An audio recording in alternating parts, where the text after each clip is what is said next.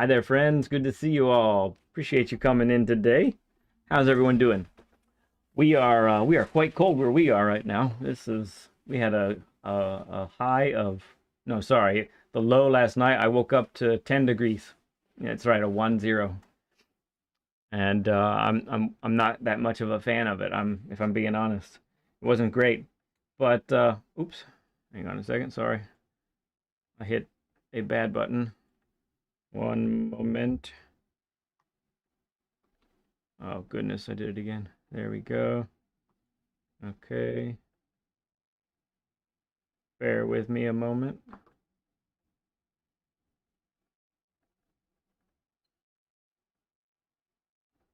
I'll get to you guys in a second. One moment. Where did you go? There it is. Okay.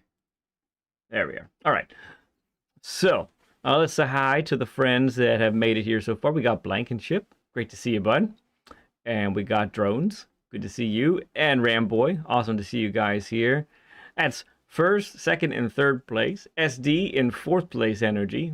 Pretty sweet. Pretty sweet. And then BL rounding out our top 5. It's cool stuff. Co-pilot, good to see you as well. And yeah, so we've got a good day planned here today. You'll see today's Learn with Lead is slightly different. We have a little bit of a different flavor going on, and we'll explain why that is here pretty soon. But before we explain all that stuff, let's go ahead and bring in our guest, shall we? Let's bring him in. JD, how are you doing today, sir? Pretty good, sir. How about you? I'm good. I'm feeling good. You hail from the West Coast, correct? Indeed, California. Yeah, so you're not experiencing any of this crazy cold weather that's like sweeping across the country. Not snow or anything, but we have dense fog that I can't see 30 feet in front of my vehicle when I gotta drive to work. Oh dear, I have heard about that over there, at different times. Yeah, that's pretty wild. All right, well let's get you lined up next to my car here. We want to see your car. You're just out of shot here. Oh, that's very nice. You got the black and the white with the racing stripes in red. It's pretty cool looking. Yeah, it's that livery's a little goal of mine. It signifies a black belt in jiu-jitsu. I'm a purple belt right now, so that's a goal. Ah, I see. Future. You're doing jiu-jitsu, and I think you mentioned that your daughter as well, right? Yes, she is. That's awesome. That's so cool. You guys can do that together. So, tell us about. I've heard of Brazilian jiu-jitsu, and then I've heard of just jiu-jitsu. I'm guessing they're a little different. No, it's pretty universal the way it's described here in the United States. It's jiu-jitsu is a blanket term. Brazilian jiu-jitsu comes from Brazil, and there's a lot of we can go on forever on it, but it's just sure. jiu-jitsu. Okay, gotcha. Is there a lot of, if I remember right, is there a lot of grappling, a lot of throws?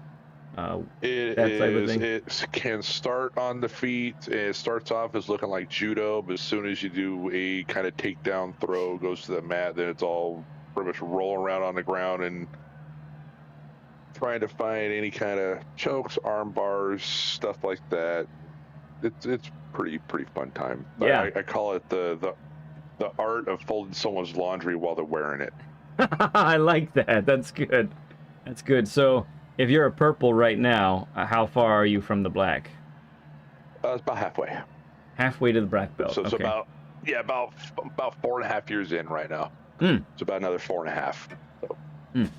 That's really cool. How far along is your daughter? Is she the same level as you, or? No, she's still got the junior ranks. The kids ranks still do that till they're about 15-ish, and then all those colored belts automatically go to blue belt. And then they'll be in the adult ranks after that. Okay, nice. Got it. Makes sense. Very cool. Okay. Love getting to know our guests. So for those who don't know, when JD is in YouTube, he shows up as John Douglas. And so you might recognize that name from YT, as he does pop in from time to time. Last time you popped in is because you ran me off the road. Remember that? Yeah, I remember that. So I was hoping I wasn't going to be on a short later. I know my sister, she titled a short very ominously. For those who don't know, I don't actually do any of the shorts. My mom BL, she will document and sort of put timestamps for certain possible shorts, and then my sister puts them all together. So I don't even see them technically before she puts them out.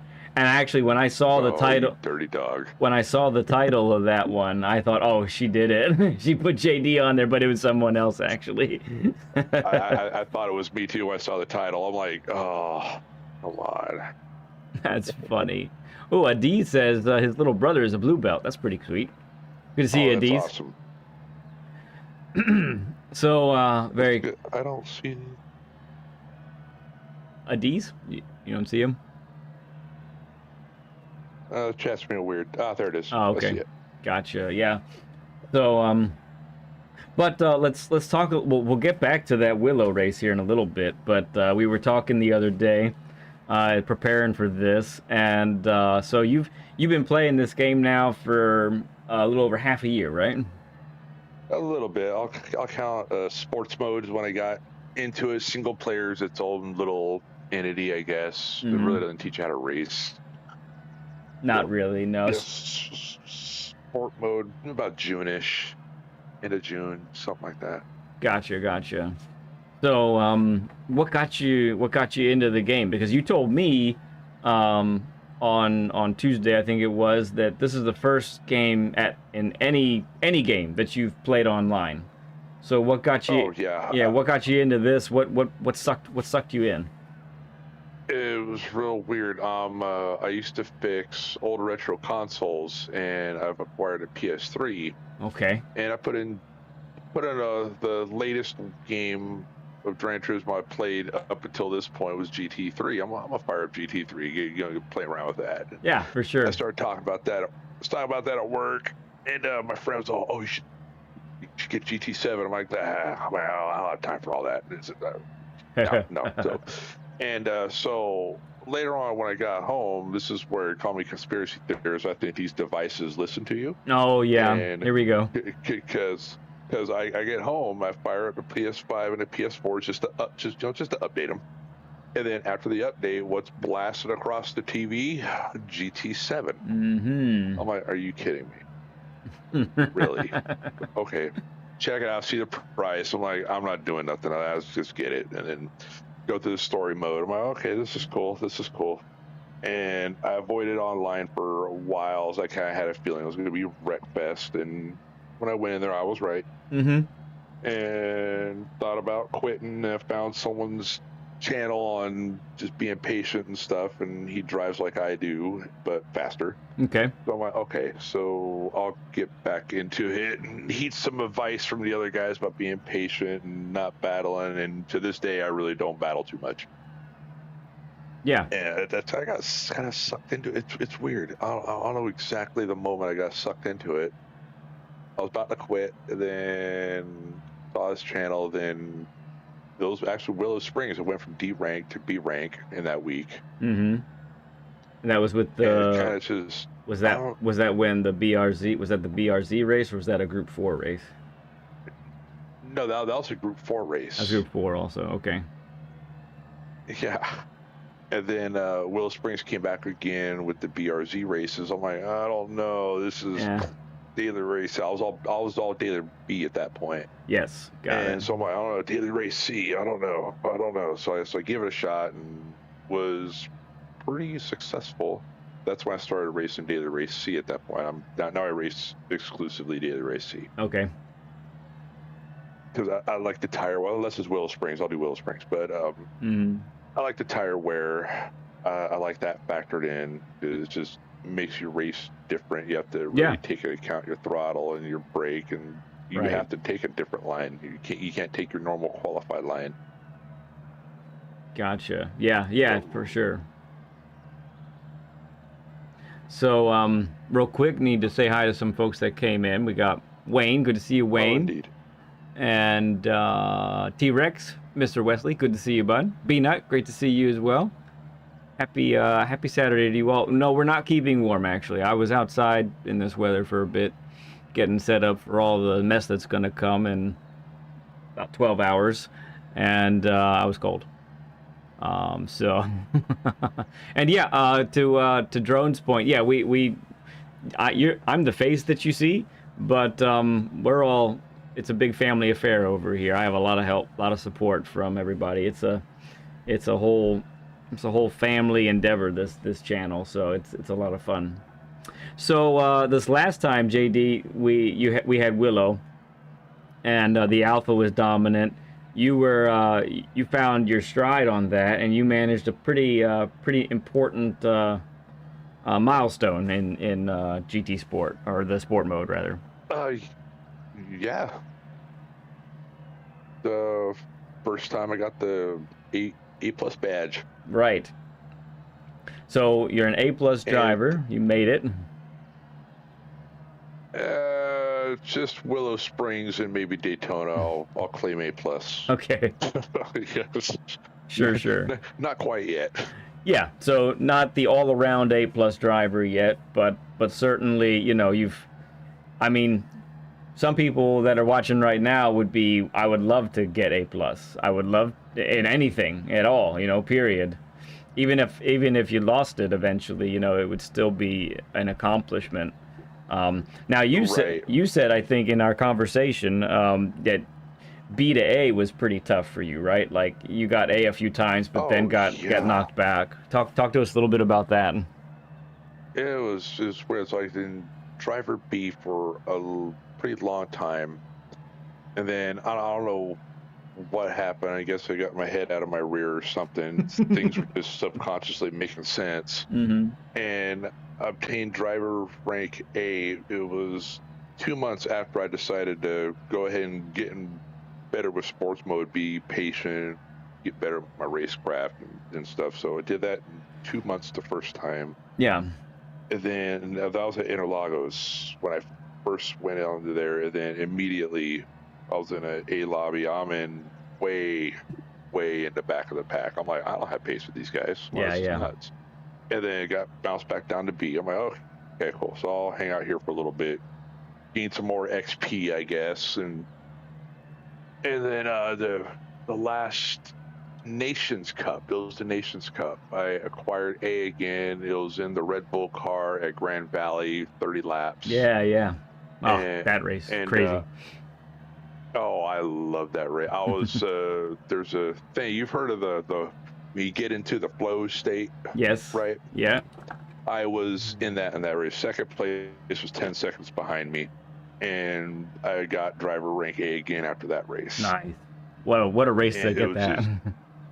Oh, it was that was a fun race. That was really fun. Yeah.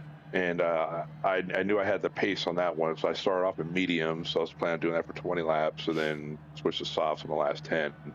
The guy in first place, I started second, and I'm tailing the first place guy. I don't know what tires he's on at this point, so I'm like, I'm just gonna hang out. And I am keeping right with them, and I see, I'm like, okay, I'm the fastest lap, but I'm also in a slipstream. Okay. And then 9 laps into it, I see him peel off for a pit. I'm like, oh, he was on softs. I'm on mediums. Wow. Oh, crap. So I'm like, all right, let's not mess this up, but just stick to lines. It's serious now. Push. Yeah. And because we gapped everyone at that point. It was 10 laps in. The guys were already 5 seconds behind. And then we get down to the last lap. I have 0 tires left. And I'm like, I don't want to mess this up. They're 10 seconds behind me. Screw it. Trash control all the way up to 5. Yeah, right. Just protect it no matter the cost. Limp that car in over the finish line. You got it. That's so awesome. That was driver A, and then the other times been in and out. I don't remember the exact circumstances of that. And then it just kind of stuck. And then I was in lower A, and then Willow Springs came around, and I used my alt account first. It's also DRA. Okay. And I'm like, okay, I'm gonna mess around with here. That way I don't damage my main account for doing something dumb. And which is a fair thing. I'm finding I'm in the same lobby as my main account is. But all right, I'll just stick with the alt account, and I'm with a bunch of A pluses. The only one I absolutely could not keep pace with was that Munoz guy. Oh yeah. That guy, he was on another planet. It's a everyone else was within reach on that track. Okay. So I'm like, okay, let's see if I could do this. I'm going to try to go from lower driver A to A plus on this track and have 4 days left. In 4 days, let's see if I can do that. And I did it. Yeah, you did it. Boom. That's fantastic. It's all right. That's all right. And you know, real quick mention to everybody watching right now. If you see a shorter track for a daily, honestly, put a sticker on it, put a star on it, something like that. Even if it's one that you don't really enjoy or you don't really like, the fact that it's shorter and fewer turns, it's just there's a higher likelihood that you'll be able to hook together your laps. Hook together your optimal sectors. You'll be able to find better rhythm because you're not having to deal with 12, 13 corners. You're dealing with say 6, 5 maybe depending on the track. So yeah, I really recommend those shorter tracks as something, especially you can get a good time likely. It builds confidence, and you feel like, yeah, I can actually race. I can do this. So I really recommend those for sure. So that's awesome, JD. So congrats on A+. It's like as you said, it's not necessarily a given that you're like A+ on all tracks forever and ever. And that even in A+, there are levels in A+ for sure. Oh yeah, absolutely. I feel like, especially because A+ has the largest DR range. It's huge. It's massive, right? And so, I feel like, I'm a lower A+. My DR is 64,000 right now. The difference between me at 64K and someone who's at like 80K, oh my goodness, it's massive difference compared to that, and then you get the guys who are even well beyond that, over 100K, and they're knocking on the door of S rank basically. So it's pretty amazing. Real quick, I need to say thank you to T-Rex, saying he's been a member for 5 months now to the Stud Club. Thank you, man. I appreciate that. It says stay safe and warm, y'all. Texas Panhandle is frozen. Yeah, your storm that you got is coming our way. Thanks for sending it over here, bud. Appreciate that. Drone says, agreed. The less corners for me to memorize, the better I've been placing. Yeah, exactly. And there's Ramboy. Good to see you, man. Daytona's there too. Yeah, Daytona is a bigger track, but it actually doesn't have that many corners. So D says, I'm lower A+, but I know I can be higher. Just need to race the account more often.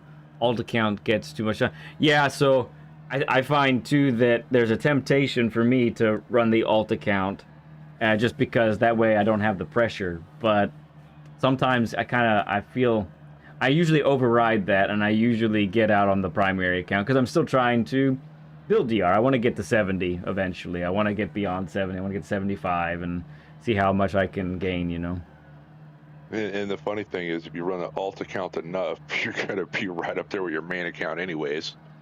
Yes, eventually. And yeah, exactly. And that's not a bad deal either. That way you are running with the same A+ guys, for example, or whatever your top rank is. Drones asks how many S rank drivers there are. There are 38. I think it's under 40, yeah. Right now on Digit's website it says 36. So that's gone down 36. Actually. Yeah, it's lower than I saw before. There are 9,700 A+ drivers and just under 30,000 A drivers currently. Adi says that's my problem. Some alt accounts are getting too high. But yeah, you're not. Ramboy makes a great point. You're not gonna improve though unless you're driving with the fast boys. You gotta get yourself out there and do that. Hey there, Mazda. Good to see you, bud. Okay, so I think it's time for us to explain why we're at Spa.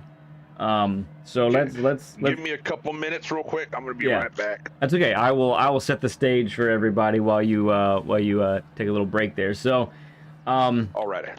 So for everyone watching right now, we're at Spa, and I'll give you the reason why. So we are going to spend more time at Blue Moon Bay today. That's going to be the primary focus. But JD, when he reached out to me, he said that out of all the classes of race cars, Group 3 is kind of the tougher one for him.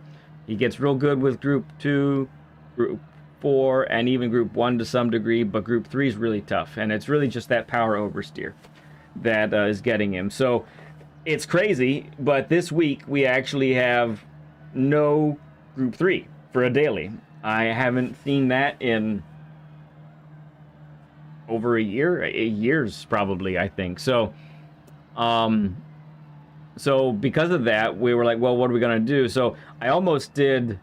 I looked at the Manufacturers Cup, and today is Nürburgring, the whole freaking 24-hour layout. It's crazy, and we can't do that. That's way too long. But Wednesday's Manufacturers is at Spa, and so that's why we've chosen Spa. And we're gonna just go around here and spend a little bit of time analyzing JD and how he handles the Porsche. And then after we've done some of that and we get some tidbits and see what we can see from him doing Spa. And by the way, Spa is cold. He really hasn't put any practice in it at all. It's just a matter of, let me see how you handle a Group 3 car on a track that you haven't, like, just getting started kind of thing. And then when we go to Blue Moon, we'll go ahead and check out, we'll do the kind of the standard procedure. JD does not like Blue Moon. He doesn't like it. He said it as much. But to be fair, at Daytona, you're back, right, JD? What was your time? What's your time at Daytona right now? Oh, It's stupid fast. I remember that. well, I don't know if it's you're talking about the daily race or the time trial. The daily race. And let me pull it up real quick. Daily race. 132.3 change. Yeah, 32.3. That sounds right. Because I have a 32.6. Global 275 right now. Yeah, so that's really quick. Not much else to really get out of that. I'm sure there is, but it's. But I think we can get more out of the struggles that we're seeing in Group 4 at Blue Moon than anything else. So, let's see. Ultra, good to see you, Salty Dan. Great to have you here, man. Thank you for the good lucks with the lesson. Okay, so our tires are ice cold at the moment there, JD. So why don't we head back to the pit? Oh yes. And then let's go ahead and have you take the lead here. Oh, great. And just take it easy. Tires are still going to warm up. Oh yeah. The talking and racing, talking and driving, I usually don't do the greatest, anyways. Mm-hmm. So the Manufacturers Cup race has racing mediums as the only tire compound available.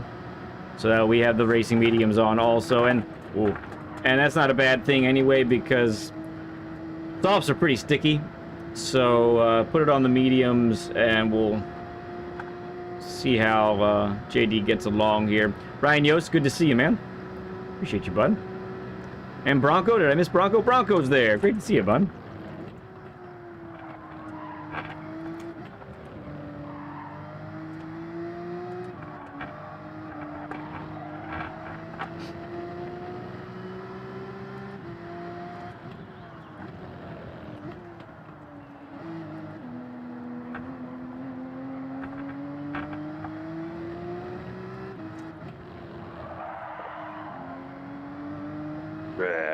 Whee! Okay.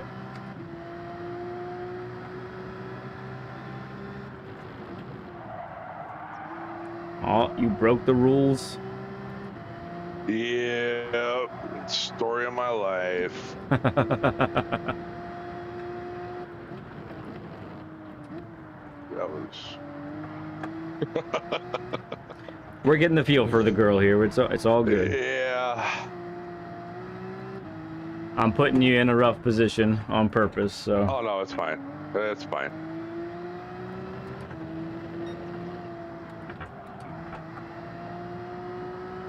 Oh, and I got nasty tires. People in chat's like, this guy's A+, what's this? Well, even Ramboy, he's lighting it up in some cases, most weeks. But the week that we had him on, there was some struggles there for sure still.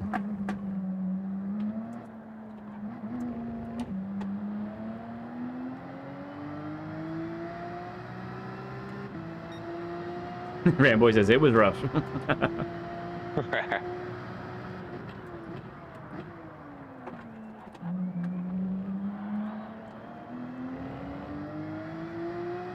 So one of the things you talked to me about, JD, is for the most part when you practice, you'll turn the TCS off, but in race, Usually, yes. You're still normally feeling just wanting that safety net, right? Right. And so you'll put it on one. It's the same thing with counter steer. Normally, I'll turn everything off. There's no worry of losing, but with the race, I'll kick it up one. Sometimes two if I'm not feeling good. I just recently Daytona, I'm like, I'm putting this puppy on strong. I'm not in the mood to play the balancing act. Yeah. Yeah, and when you have when you're fighting for your life out there with people all around you, it can be just a nice little cushion of, you know, margin for error that you might need, and I totally get that. Like if the elitists and the purists were to watch my screen, they would be appalled with everything. Absolutely appalled. I'm in chase cam for one. Oh, that's right. Fellow chase cam user. Aids, and I have even a worse blasphemy that everyone won't be too happy with. I have red braking area active too. Mm-hmm. It's fantastic. Because I just don't see. I'll forget braking markers. I just don't see them sometimes. I'm gonna take the lead here for a little bit. Oh, you're right ahead. Yeah, no, I think those are all. Look, it's in the game. It's in the game. It's available. It's like I don't use it to start to slow down. It's just my, I don't know, it's kind of like a security blanket. There you go. I was ate your butt there. Yeah, I braked kind of conservatively. Now we can move on. It's fine. So, let me take the lead for a second, and we'll try it. I'm gonna try and give you kind of a reference to follow here, and I'm gonna tick it up to about 90%. All right, here we go. Stay with me. Fair enough. Is slipstream on or off? It is on. Oh, okay. That makes it different too.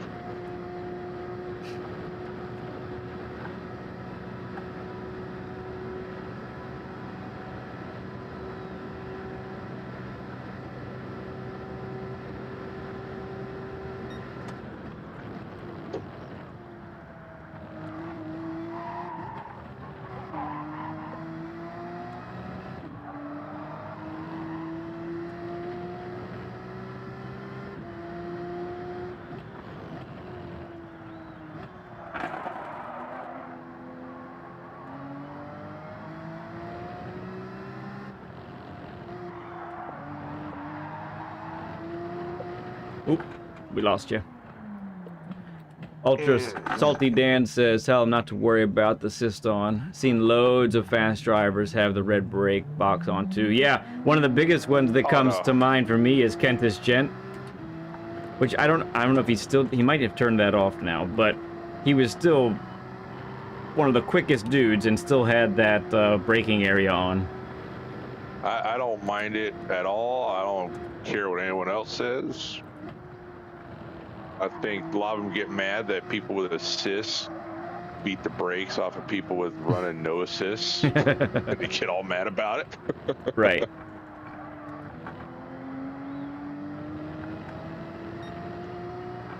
So, what brake balance are you using? You just have it on neutral right now? Right now I'm at a +5. Okay, good plan.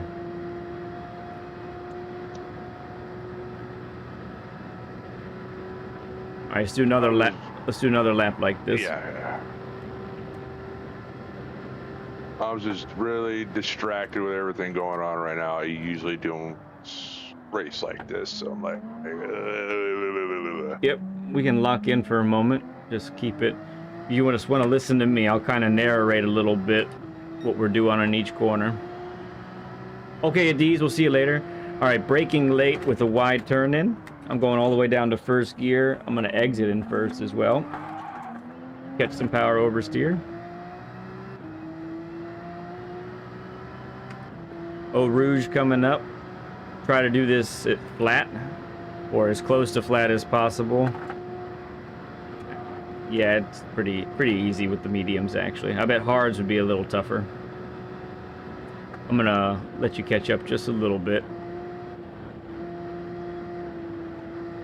All right. Late turn in, want to be at our slowest at the second apex of these 3 corners. So on the throttle, I'm gonna go down to first to keep it tight to the left. Up to third, lift, and then on the throttle, out we go. Might get penalty for that. I'm gonna get wide and then dive into the corner. Wait patiently. First tier all the way, or first, and then I exit in second. okay. All right, I'm in fourth. I'm gonna go down to third to tighten to this apex here. Let the car suck into the apex, and then out in fourth. Sequence here, 2 late apexes, braking just before the 50. Carrying speed all the way to right here, then I'm on the throttle. Lift, then back on the throttle, exit in second for added rotation on exit. Late turn in here, one of the most important corners coming up here. Exit in third, little lift if necessary, but doesn't appear to be.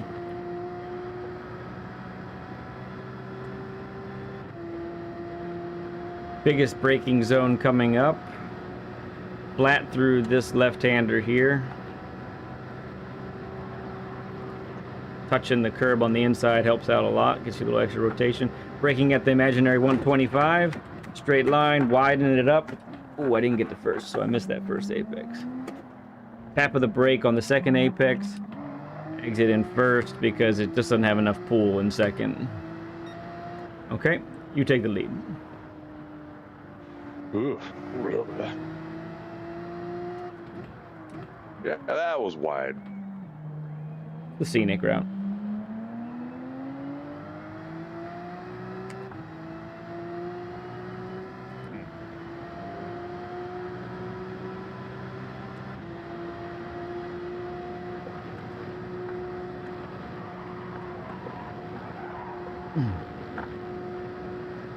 A little more interesting when there's a little bit of dirty air there. I know, right? Yeah. That's why. That's the turn I asked you, is the slip on or not? Yeah, right.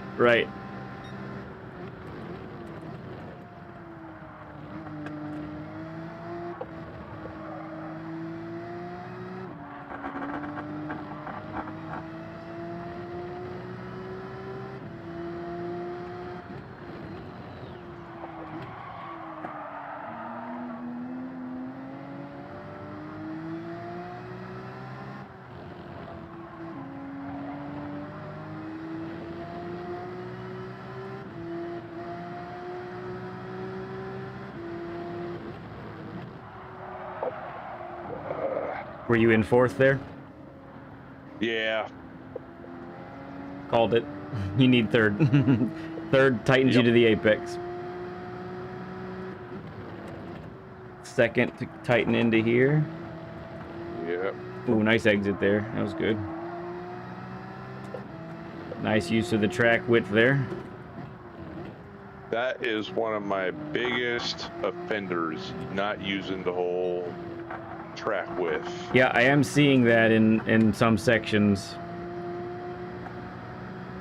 That's a habit I really need to clean up just in general. I think a lot of driver A's have that habit. It's really keeping them stagnated, stagnated, if that's a word. Which is interesting with you in chase cam, because most of the time I see folks, when they use bumper cam, they are often not using as much width, because they kind of underestimate where things are. So you keep going. We're gonna start to spectate you now. I'm gonna hop in the pit and we're gonna watch you, okay, bud? Alrighty. Tires should be nice and warmer in the 70s now, so should be looking good.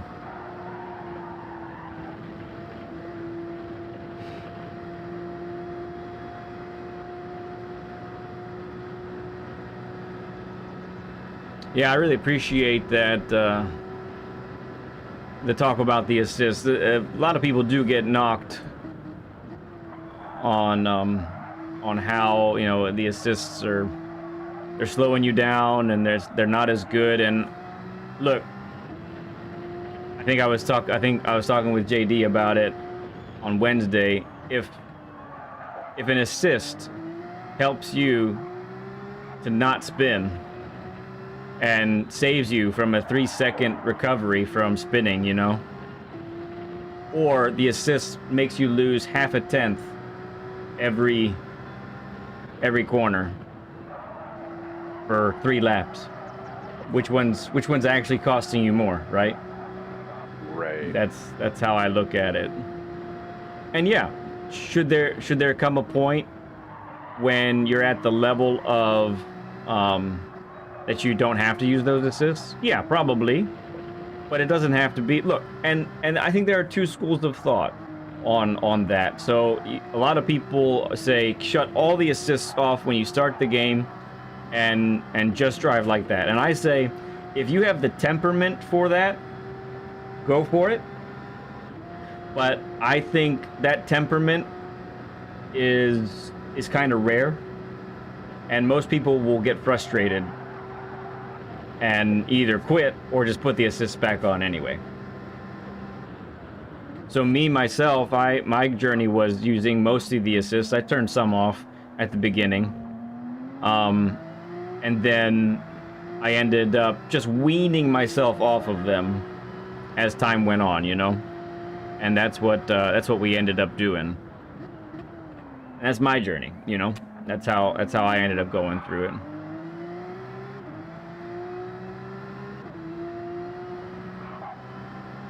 I'm over here trying to read comments too as I'm driving like a dork.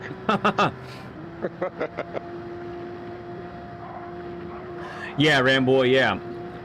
Personal mindset approach, right. So I'll give you an example of somebody who did it that way. It was Viking King Gaming, VKG, right? He started off with nothing. He got that advice and he just took it to heart and he just went for it. And you know, it was a long time. I really feel like the process of him getting up to A+ probably took a little bit longer. And now he's quite quick, but he is, you know, he's it was a lot of struggle at first, you know. It was a lot of simple mistakes that really cost him, but he did learn from it, and he can handle a lot of cars now without any assists, and that's really cool. All right, JD. So I'm seeing quite a few things here.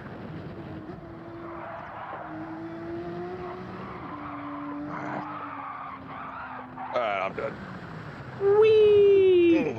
No biggie. So right now it's the audience. I already know it is. Hey, you're among friends. Nobody. Oh, I know. Yep. I know. Everybody loves you. Everybody's pulling for you. So right now you have TCS on 1. Is that what's going on? Yeah, there's 1. So, something that we didn't talk about earlier, but you and we have the same wheel, correct? For what's that now? We have the same wheel, correct? Yes. Yeah, so we both have the G923. And the G923 is a little bit light on telling us when oversteer is about to happen. Right. Not too much. So, real quick question. Do you have both sensitivity and force feedback all the way up? I have sensitivity up, force feedback about halfway. It gives me really bad pain in my arthritic fingers if I have it high. Okay, got it. I have the vibration. The vibration annoys me. I have that turned all the way down to like 40. Gotcha. The rattle and stuff. Oh yeah. She likes to be recognized. Yeah.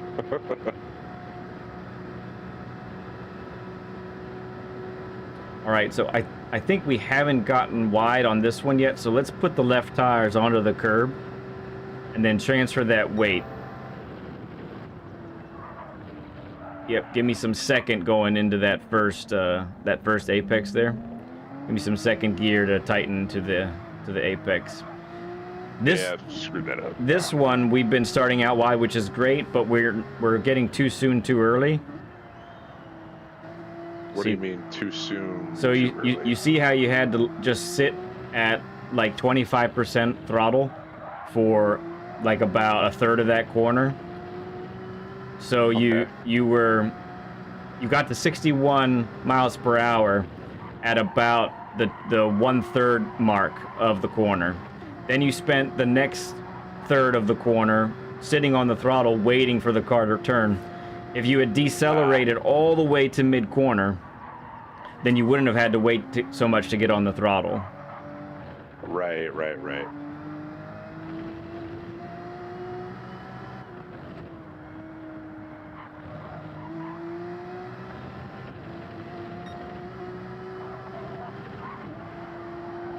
Nice. That was good.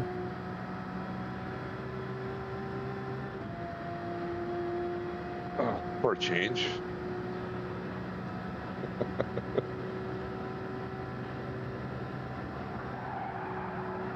Even there, putting the right tires over the line on the outside, that helps you with that turn right there. Yeah, I misjudged that one that time completely.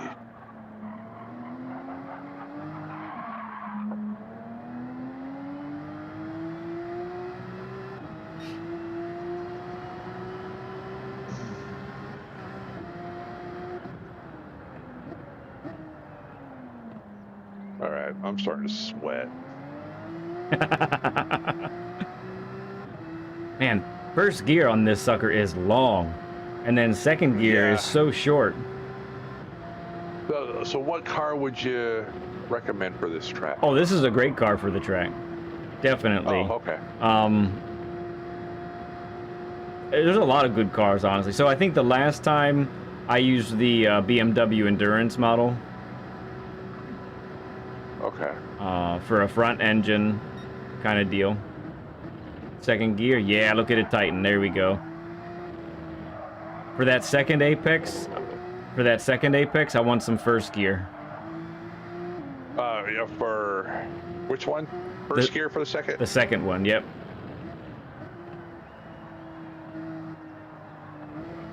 Okay. Exit in second there. Overslowed it. Yeah, a little bit.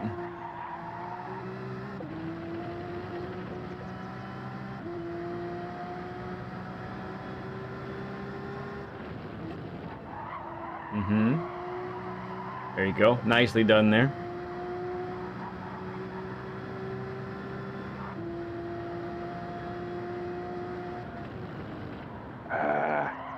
Close. We need to get all the way down to second gear for that entrance.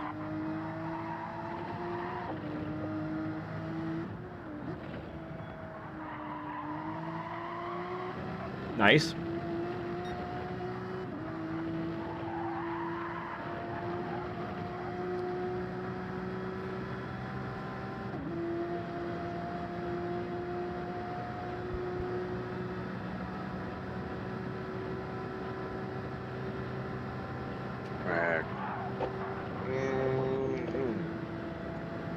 Can we hold fifth this whole? Yeah, I don't think part through here. I don't think six does anything. Okay. Doesn't gain you any speed, really.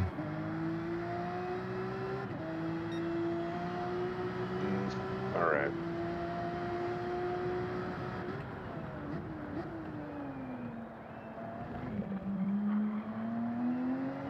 I really wish the Delta was active at the bottom. That's a nice tool I usually use. Yeah.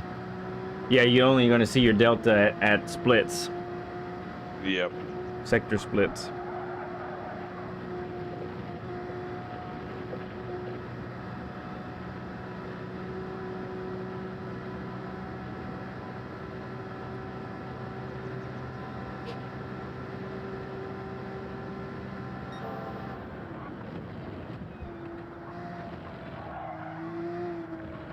So, I don't know.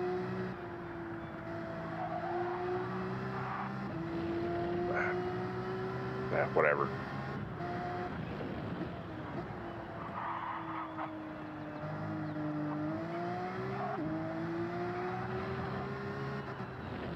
Well, I felt a little better, I guess. Yeah, it was closer. It's hard. I don't think it's probably not a hard braking turn then, isn't it? It's an initial. It's max brake or close to max brake at the very beginning, with an immediate trail brake all the way to the middle of the corner. Ah, okay. Missed that apex. There's both apexes there. Mm. Both.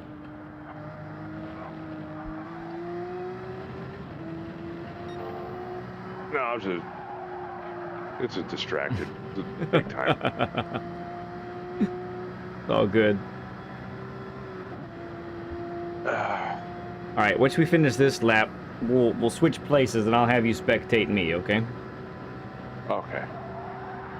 Give you a little breather, and we'll go over a couple of things. Go get a drink. Not a drink, but like a cooling beverage. Yes, cooling beverage. Good time though. You beat your previous time by several tenths. Okay, well I'm not gonna complain. Yeah, that's good. That's almost a second actually. So should I just go in? Go in? Yeah, go into Pits. the pits and then get to and just hit spectate. And then when you're watching me, just make sure you put up all the race info so you can see my miles per hour and all that. Did you want to go grab that drink real quick? Yep, I'm going to right now. Okay. I mean, you can do first lap. It's out lap, and then I'll be back by it. Okay, sounds good.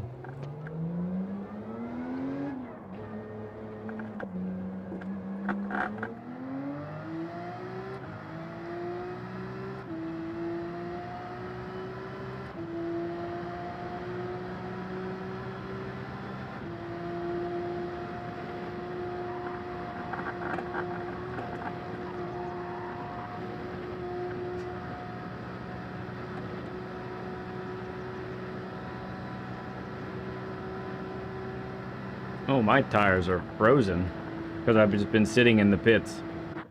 That's no good. Yeah, now we're at 70. Okay. I was wondering why I went wide in Eau Rouge and Radion, and I'm like, what in the world? It's like, oh, because my tires are in the 30s.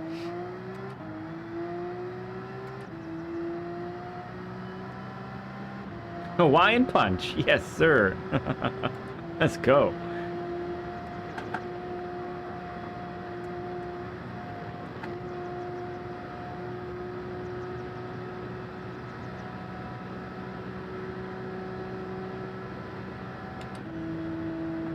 Yeah, 6th really doesn't pull any harder.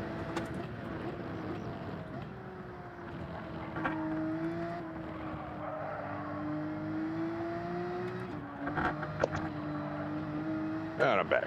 All right.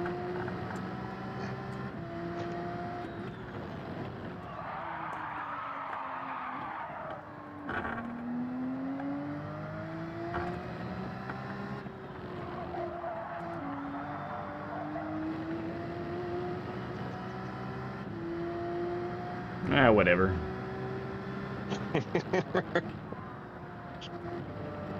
By 2 pixels, maybe. All right, so let's do a little observations here. I want you to compare what you're seeing me do with what you've been experiencing on track so far. So get your magnifying glass out and talk to me about what you're seeing, what maybe some differences are, what are some things that you could say, oh, I could do that more, or I could do this better, or something like that, okay?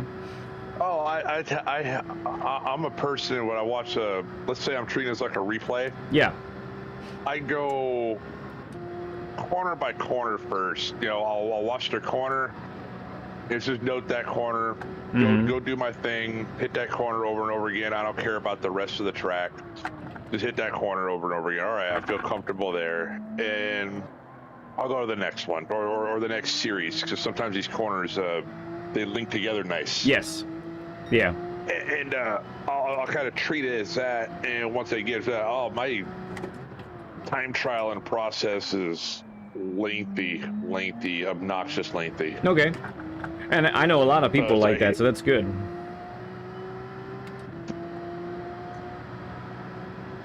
And here, I'm just going to pay attention to the corners right now after all this. Yeah, so the next set of 3 corners is big. Next set of 3, you've definitely been quite inconsistent so far. Oh, yeah. Hey, Shotgun, good to see you, man. So I'm going to try and nail this.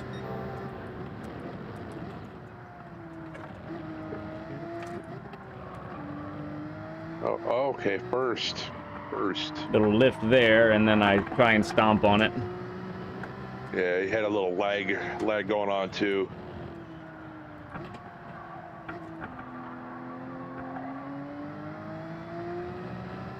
Or maybe I'm having a lag. Your car's skipping across the track right now. Oh, fun. Yeah, everything is good on my end, but you might be seeing things differently.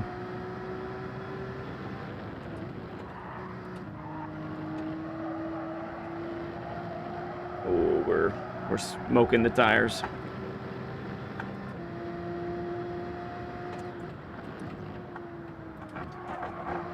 Here, I need to use more of those curbs. Yeah, on the outer part or the inner part? Yeah, well, no, on the apex part especially, I need to get up onto curbs. Okay, yeah. You know what I mean? Yep. Totally. Oh, there we go. Let's get more pens. Let's spin. Oh, yeah. Lovely tires now. Do I get more pen for that? No, maybe not. All right, let me go again. Well, this game's mean sometimes. You go and spin out or do something, then it goes, Here you go. There's a penalty too, sucker.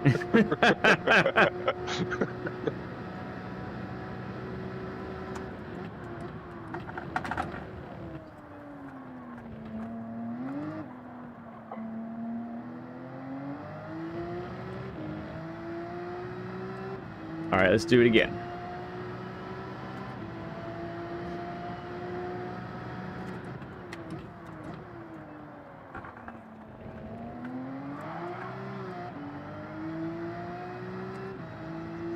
So I did experience some oversteer there, and I did feel it, and I almost didn't catch it, but I was able to grab it before she went.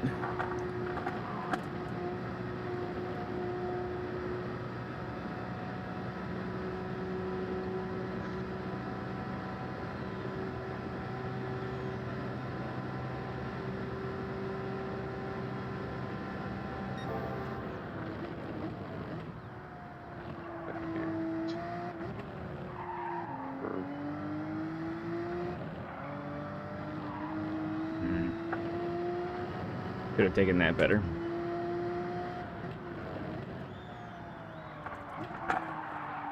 That one too, but still pretty quick. Missed that apex, that's unfortunate. So missing that apex delayed my getting on the throttle by quite a bit. Yeah. That was pretty good. And I like this track too. I just never race it at a daily for some reason. I have no idea why. Yeah.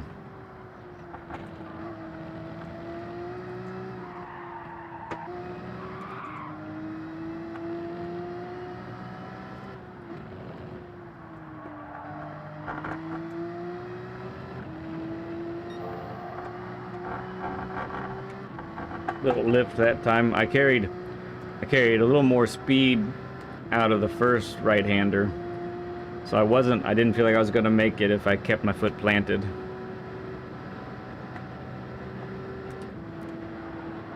No, no 6, you dummy.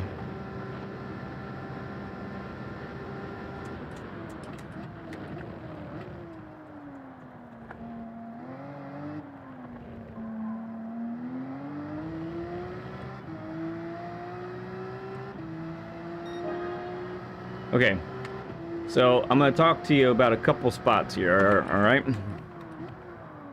So, what I'm seeing, the way I mentioned it earlier, but I'd like to go ahead and sort of slow-mo demonstrate it, okay? So, you always want to, as you are entering a corner, you always want to basically get to that apex, or get to the slowest part of the corner, and do that with two primary objectives. You want to decelerate to that corner as quickly as possible, okay? And you want to get there with the weight of the car firmly planted on the outer tires, whichever tires those are, okay? Okay. So one of the things that I've noticed, and I'm gonna make this one of the main points I think for you so far, JD, is your steering inputs so far actually are not allowing the car's weight to transfer very firmly, and that's part of why you are experiencing a lot of, in some cases, understeer going into corner and missing the apexes. Okay. And so this corner here is an example of that. Best advice from Led to me: breaking points are references, not commandments. Yeah, I came up with that on the spot, and then I was like, wow, that was pretty good. I gotta remember I said that.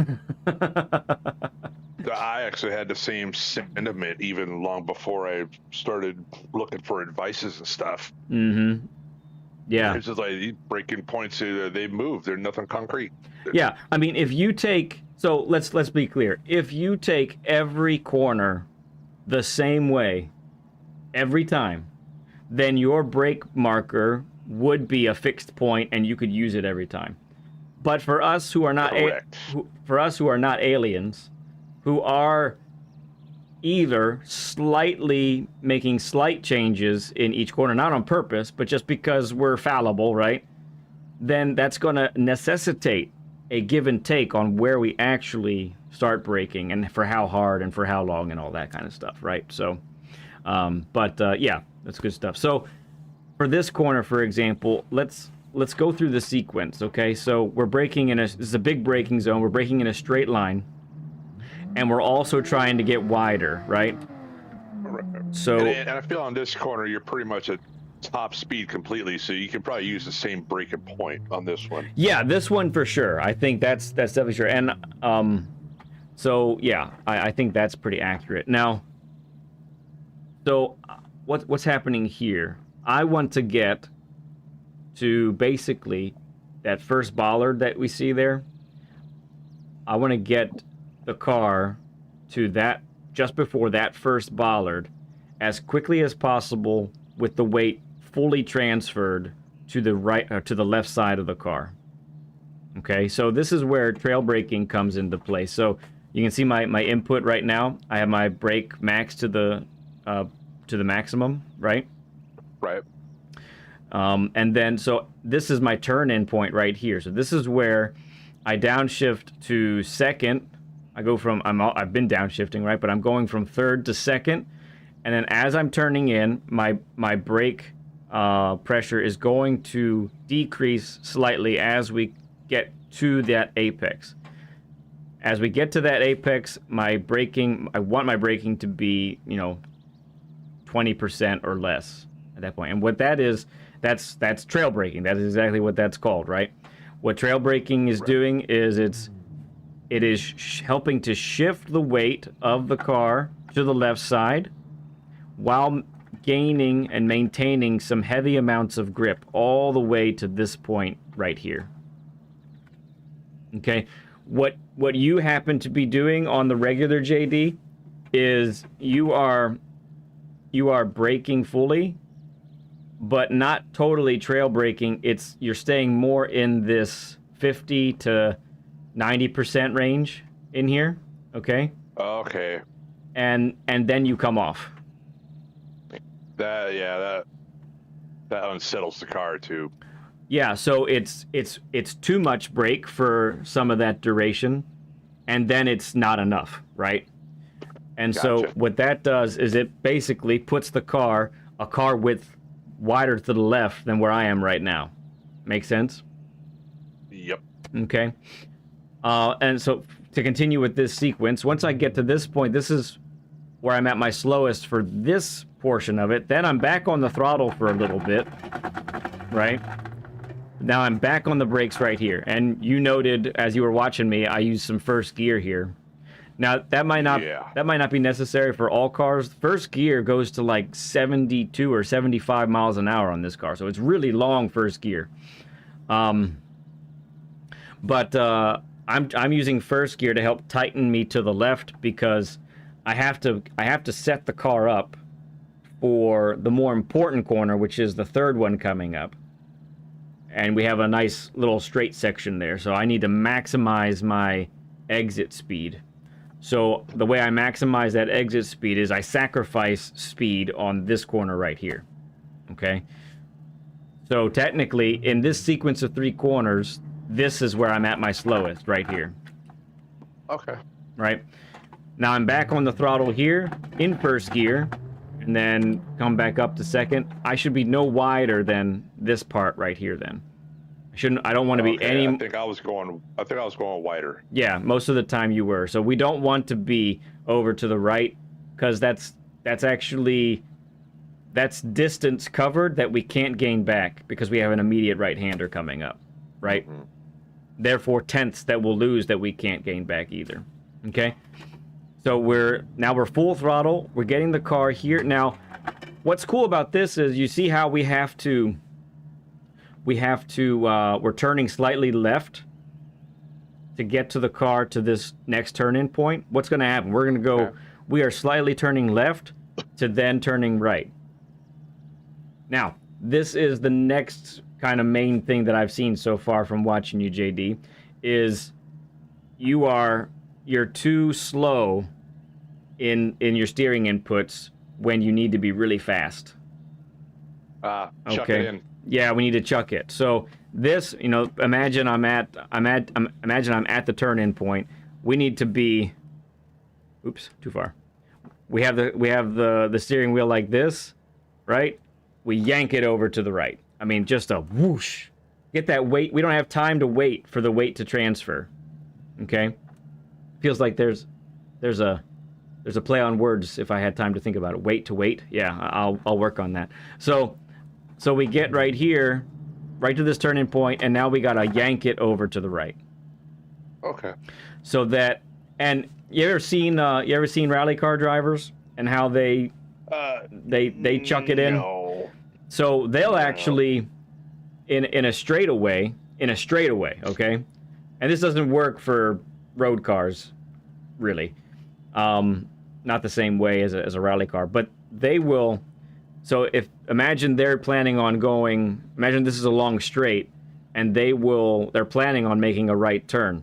They will turn left first to get a little bit of weight onto the right side, and then chuck it into the right so that the weight transfers even harder over to the left. Okay, that makes sense. To gain more traction that way.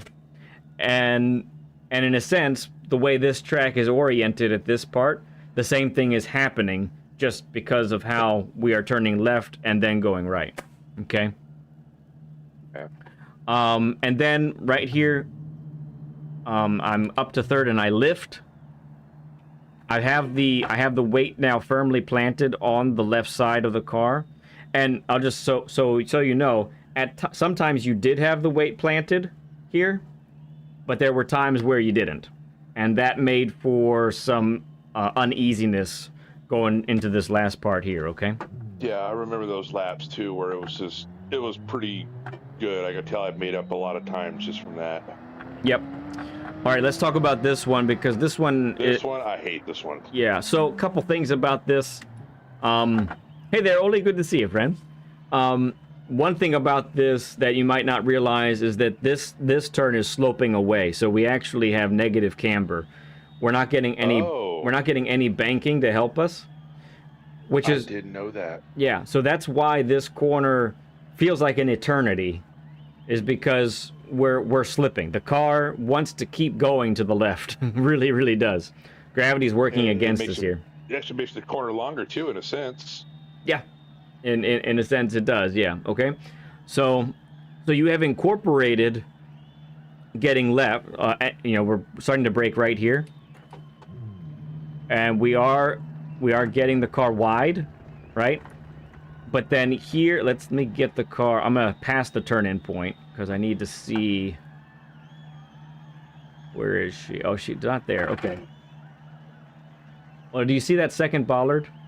You got the one that's closer, and then the one that's... It's not quite mid-corner, but it's close. You see that second bollard there? Oh, it's right there on the rim of the... The rim of the railing? Yeah. Yeah, so that... Just beyond that bollard is where you need to be, where the car needs to be out at its slowest. Okay? So, way around there. So, when you turn in, you actually can't even see it.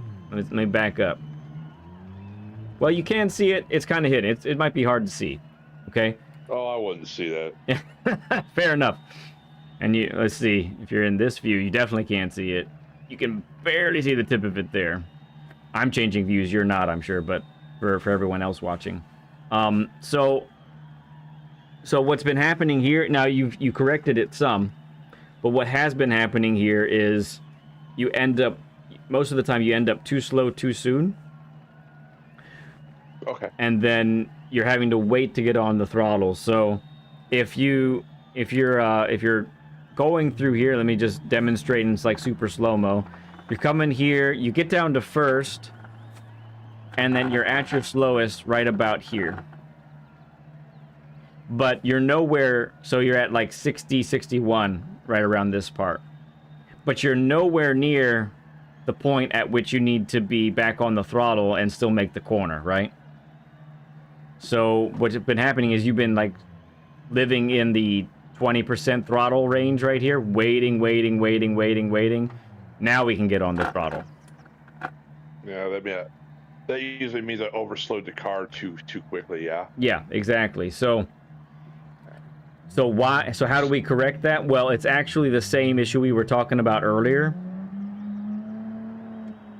which is the trail braking. So if you're hitting the brakes too hard for too long in this, let's say, first third of the corner, then you end up like in this part right here, for example, you're at 80% brake pressure when you need to be 50%.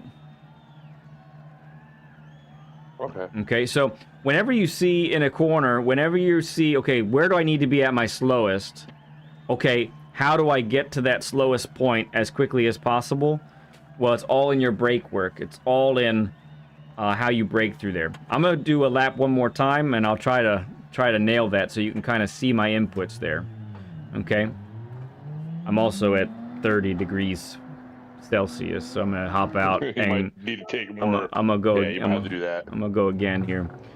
That's cool. Actually, get me to that spot sooner. So any questions in that we went over? No, this is gonna have to do it. You know. Yeah.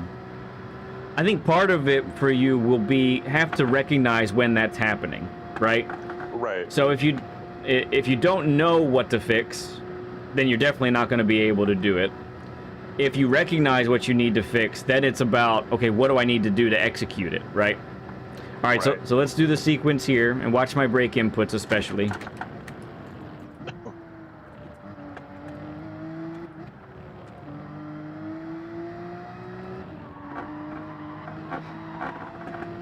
All right, here we go. See if we can do this.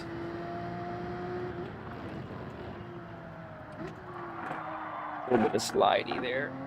But I did get slow at the right point. Tires are still a little cold too, but... And I'm gonna... So, these... Not this corner here, but the next two. Those are some that you've overshot as well. These ones are high-speed technical. Yep, but they're still the same thing, so I need to decelerate nice and consistently.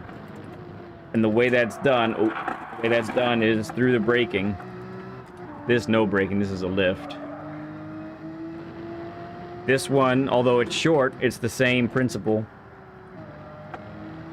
I use first to get extra tight there as well.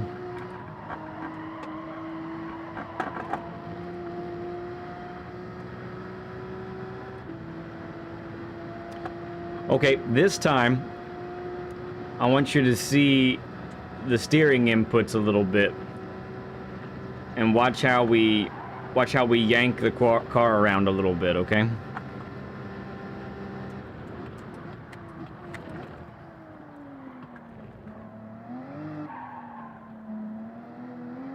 Okay.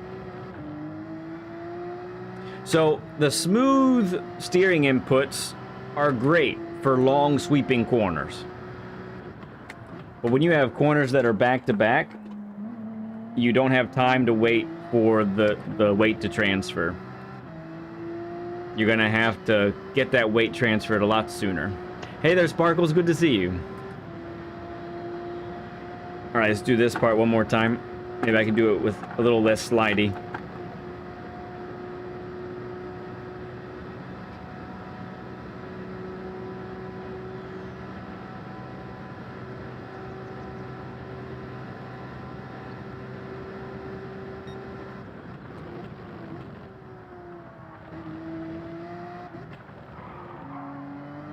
We're gonna yank it.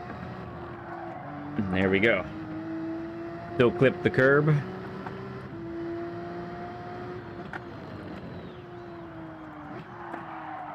So I had the brakes a little too hard there myself.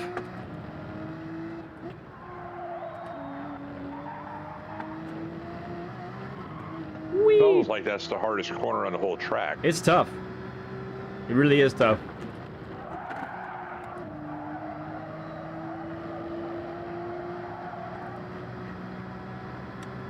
All right, let's watch. Sometimes when I see those penalties, I think of that dog off a duck hunt.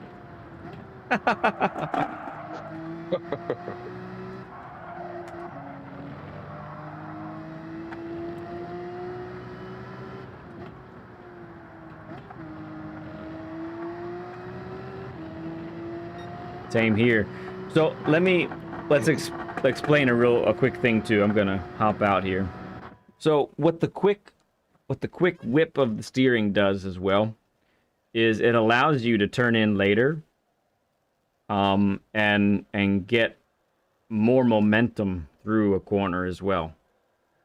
So even those last two corners there that before the penalty area, the same thing can happen there. So, all right. So, is there anything? So there's two things that we're grabbing from here, basically. Steering inputs. They need to be smooth for the long sweeping corners, but back-to-back corners, chicanes, that sort of thing, it's got to happen quicker. Because we're yanking around a little bit, huh? Yeah. And here's what might happen, JD. So as you're experimenting with that, and there are some spots for that as well in Blue Moon Bay coming up, what you might find is that when you do that, the car will surprise you at how well it grips, and you may actually cut the track or hit an inner wall, for example. And what that's telling you is, wow, the car can do that. I can turn in a few meters later and then make the corner with that same type of yanking the steering over, right? So that's some stuff to experiment, and we'll experiment with that here coming up. All right. So I'm gonna go ahead and change the track here. So give me a moment as we switch it up. Infield A reverse is what we need. turn tire wear and fuel consumption off this time. And we need group 4. And we need hard tires, unfortunately.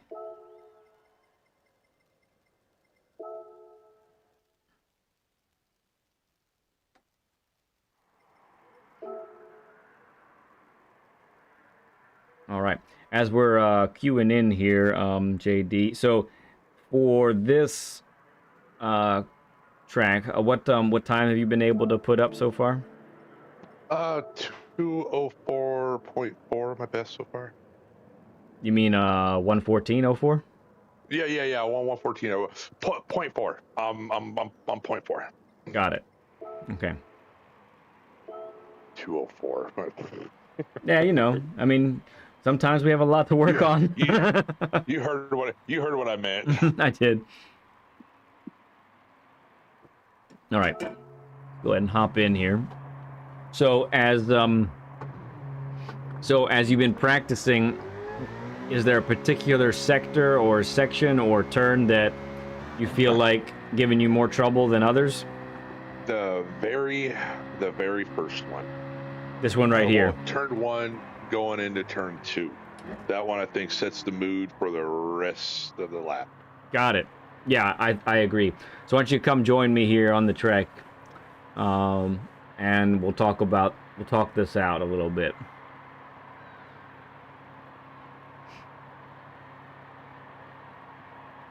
So I'm a little bit. So let me get to the.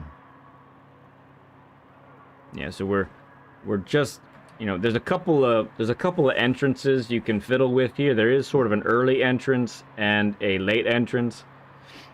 Actually, where we are right now, you're kind of demonstrating the inner, the earlier entrance. I'm more on the outer part. Either one works pretty well.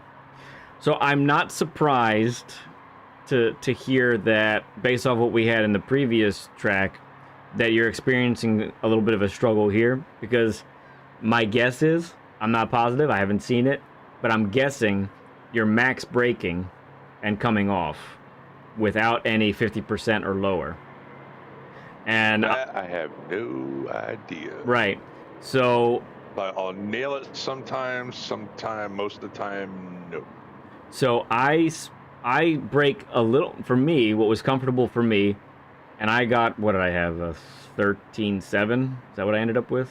13, yeah, so 13, yeah, something like that. 13.6 or 13.7. I never hit max brake on this braking zone. I stay at about 50-ish% and less. Get the car turned and then punch it out of there. So, like you're saying, there is a lot of time here. Let's go ahead and get to that braking marker. I don't think I did max braking at all here. Okay. Well, we will find out. Close. I was always worried about, as soon as I come off the brakes, hitting that wall. Yes, that is the scary part. Interesting that my lobby looks a lot different on the wall there than... the wall looks gray in the daily. This looks actually blue. Maybe it's the lighting. I'm not sure. I don't see it's the time of day. Yeah, I don't see my my little mark for my brake marker, but my braking point is right about here, right? And this is where I would start to be at 50% braking, and I'll take 50% all the way to the big turn-in point later. Yeah, I want to say it was between the 200 and the 100 board, closer to the 100 board. Closer to the 100? Okay. 200. Yeah, well, not from where you're at, but I think we're at that spot. Do you, entering this part of the track, do you, on the banked section of the turn, do you lift at all, or do you keep it planted the whole way? On which part? Right before where we are right now, on the banked part. I'm usually trying to keep it planted unless I'm somehow swinging wide.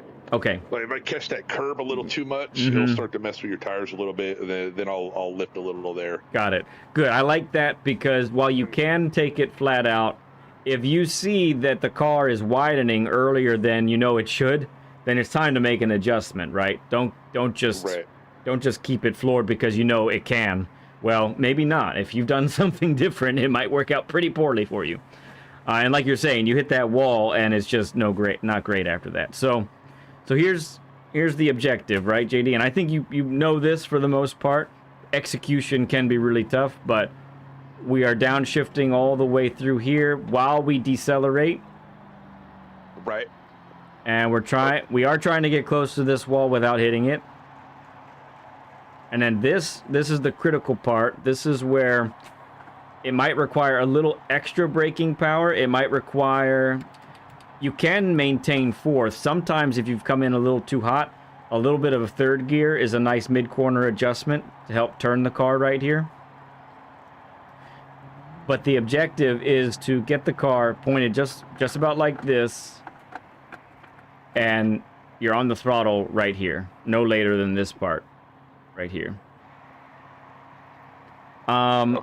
I have been able to maintain 90, 91, 92 to this apex on my best laps. Most of the time I'm 88, 89, but I'm trying to get 90 or above right at this apex here. And if you had a nice... Like I said, this is one of those chuck it in corners too, isn't it? It is. Well, it's interesting because you've had to... That's what makes the corner so tough, is you have to steer while braking. So... Right. Right there, when you're at the wall, that's where you got to give the steering a little extra kick to the right to try and get that chuck feeling, to get that weight extra transferred so that you can really push through this apex right here. Okay? And then you're right. So if you have a wide enough entrance, you can mash the throttle right here and not have to lift after the apex. If you're too narrow, then you'll have to lift after the apex because you're going to end up going too wide. And then you're right. The next part is pretty critical as well. So I've been braking at about the imaginary 70 board right here. That's where I've been hitting it too. Yeah. And this is where this turn and the next turn is where the Citroen's at its weakest. It'll do slow corners, but it's not going to pull out of a slow corner like an all-wheel drive car will, right? So no.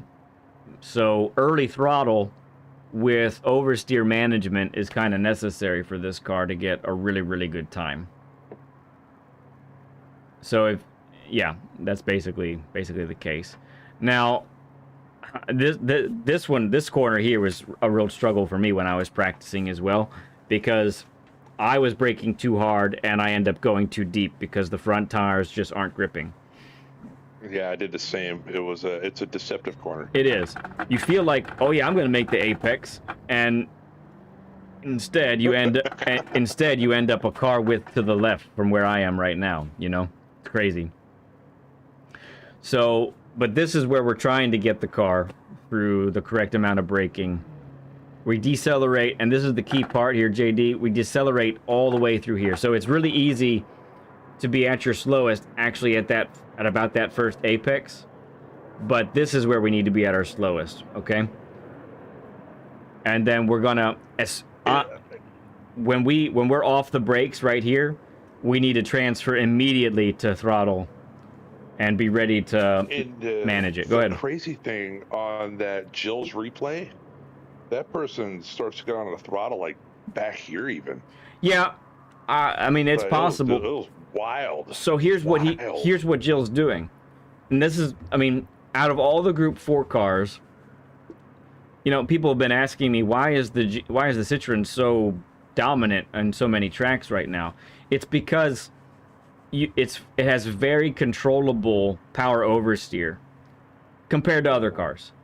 So you can rotate the car on exit without over rotating it. You follow me? So you engage an amount of slip angle, and that's why the car is such a weapon, because you put brake balance all the way to the rear. You can gain rotation on entrance, and then if you're good, you can continue to gain rotation on exit, and that's magic right there. And that's, I mean, technically that's what we're trying to do. That's what we want to do with all cars. But some cars are easier to do that than others, basically, is the idea, right? So, yeah. But regardless of that, you know, regular humans, this is where you want to be at your slowest, and this is where you want to be on the throttle as well. And then your momentum should carry you all the way out here. Same thing here. I'm braking at the marshals right here, okay? Same here. Yep, so I'm planning on this nice wide exit. I do get down to first. This is a late apex. Yeah, super late. Also? Yeah. So that line that I just did is pretty much the line I'm trying to do. I use first gear to suck in. I'm trying to stay above 40 miles an hour at this apex, and I'm on the throttle right here. And out we go. I'm always managing some oversteer there. I've noticed that too when I had the better laps. Yep. Okay, so we talked about chuck it in. So these two corners are chuck in corners, okay? I've noticed that. Yeah, so this is a late brake, late turn in to make that happen. And this car is at its best when the back end is sliding out on this corner right here. And when you nail it, it's honestly a lot of fun too. It's really a lot of fun. No, it is. Yeah. It is. Yeah, so I'm braking right at this yellow part right here. Okay. Braking briefly, turning after the 50. I think after the 50, maybe at the 50. This in third or fourth? I like me some fourth. Okay. And then here is no brakes, it's just a lift. So just as I pass the 100 there, I'm lifting. I'm getting the car wide, although it's really easy to just clip this grass, and I've done that multiple times. But if I've kept up my speed really good, I actually go back up to fifth and power out of this. And the game allows you to cut the crap out of this, so I'm aiming to get the car all the way over to that wall there. Okay. Now this part is annoying to me. It's annoying to a lot of people. Yes, it is. But I find that if I want to be wide, I'm starting to brake right here in between these two sets of lines. I max brake or I close max to brake all the way down this hill. But then the key to not spinning while decelerating is to make sure you're not max braking at this bump right here. Right. So either it's minimal braking at this part, or it is a full lift and nothing. And it's helpful to actually straighten the steering as well, just a little bit, and then let the car settle. I always look down to see at what speed I'm at, so I'm trying to hover around 90 miles an hour, maybe a little bit lower, and then I punch it right about mid-corner and wait for the car to do its thing. Straighten a little bit on this bump too, and then out we go. Okay? Alrighty. So that's the idea. Let's head back to the pit and then hop back out, so our tires are chilly once again. And we'll play a little follow the leader here, so I'll get us going.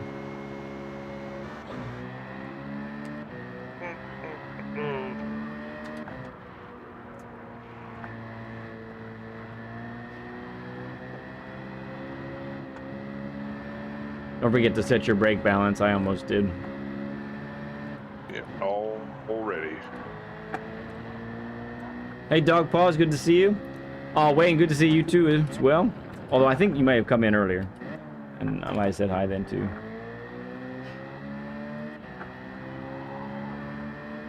Oh dear. I heard noise from you and I looked back and that was a mistake. I had a little slidey, a little slidey. All right, some dirty tires. Everyone loves it.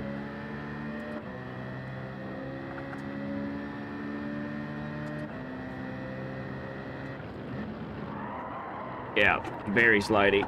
Get them dirtier again. Let's do it.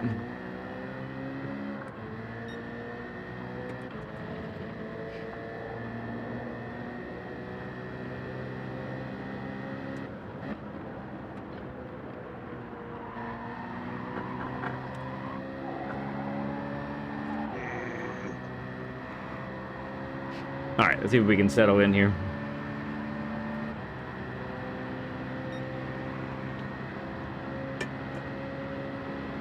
DG Jason, good to see you, man. How you doing today?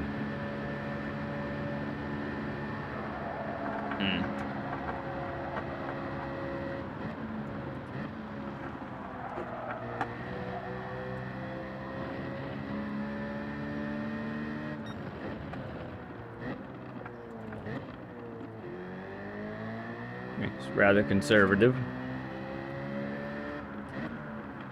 I hear in about a week's time there, Jason, we're gonna be facing off. I'm excited. It's gonna be fun.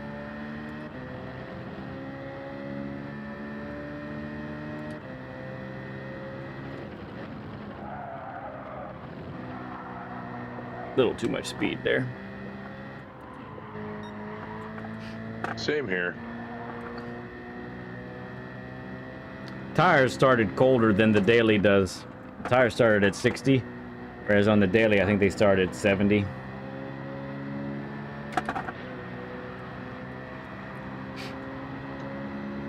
We're never going to get the track conditions match perfectly anyways. In a lobby for sure. But we can get things rolling now, here. In your lobby, in this lobby, is the fuel tank full or is it empty like the qualify and the dailies? It should be empty because I turned it off. Okay.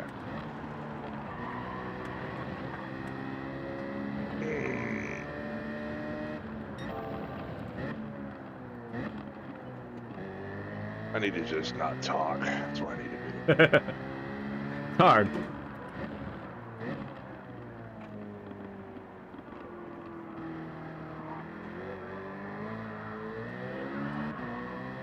Okay, here we go.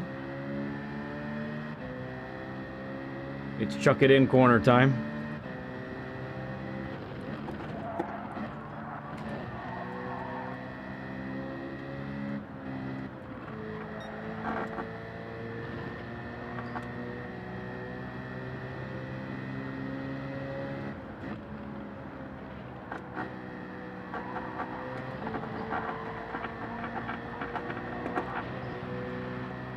Nice. All right, let's do it again. Nice thing about the laps, they come quick. That's true.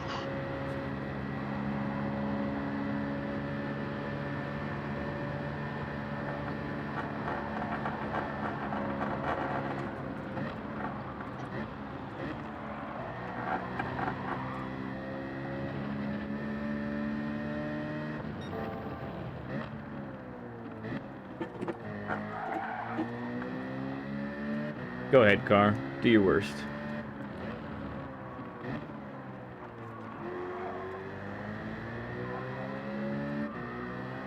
Very nice. By the way, I use a little bit of third on this left-hander to keep it tight to the left. You might find that helps you as well. It does. I've experimented with both. Okay. I like the third better. Yeah.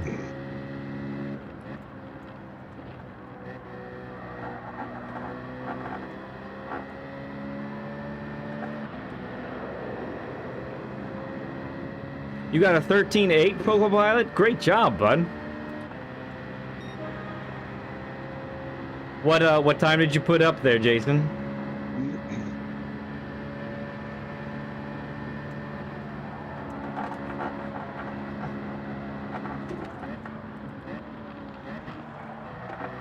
Ooh, that's a lot better.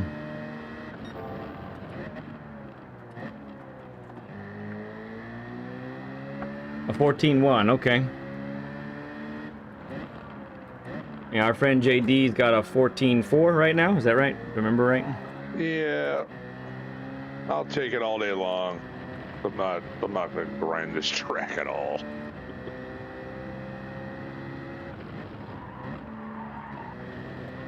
Well, who knows, Jason? Maybe as you're watching us talk about it,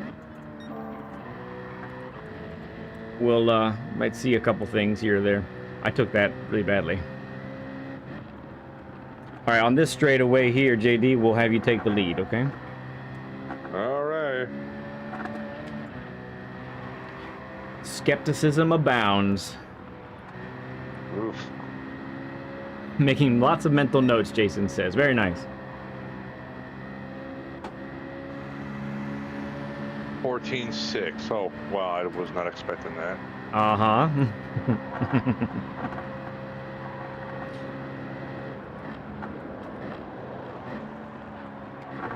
Ooh, now you're lagging a little bit in front of me.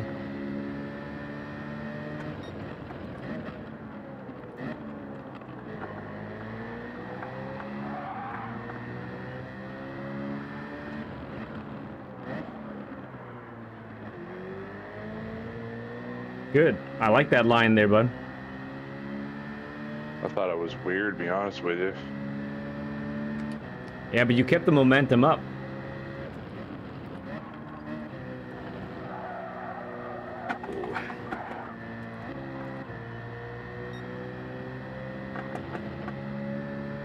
Yeah, heck of a line through there. Good job.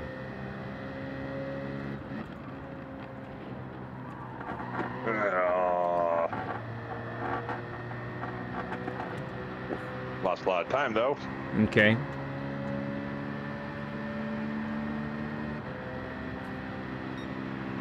Yeah, last one I was a little wide. I was like, oh, I'm going to hit the wall. Gotcha. What is, when you get a chance to look, what does your optimum say? I'll tell you right after this annoying part. 14.484. Okay. Yuck.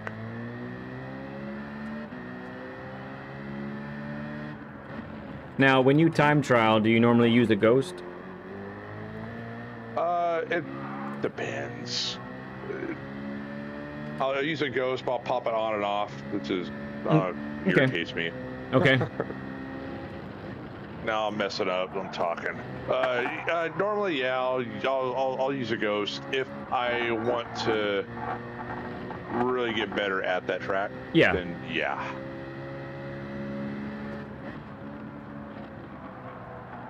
And if they're too far ahead, I'll reset the sectors. Yes. That is the best way to go. If they're like finishing like Daytona, the guy is finishing only a second ahead of me, I'll just keep it flat out. Mm-hmm. Got it. Co-pilot and blank. So likely your steering input is you're steering too hard to the right, and or it's a combination of that and you're braking too hard when you hit the bump. Or the berm, or yeah, on the way down in the braking zone on the final corner. Okay, that was a crap line right there.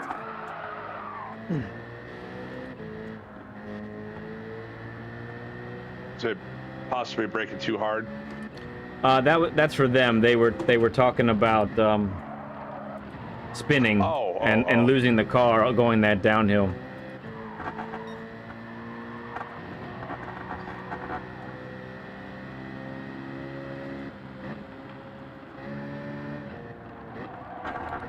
Dirty tires. Whee! Nice. Let me give you a little bump. There you go. Oh, thank you. Okay, pretty soon here we'll move to me spectating you.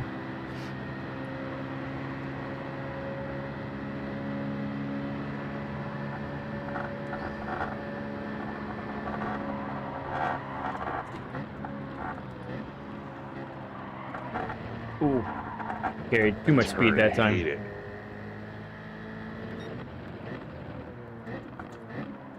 And there too. I mean, it's a wider line, but if the miles per hour can stay high, it's not awful. Now, if you did that line in a race, I mean, you'd get overtaken by 3 people probably. Oh yeah. But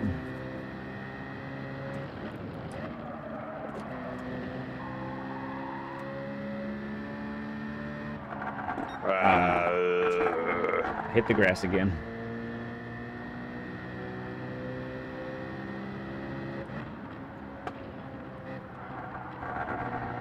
All right. Let's go one more time around like this. All right.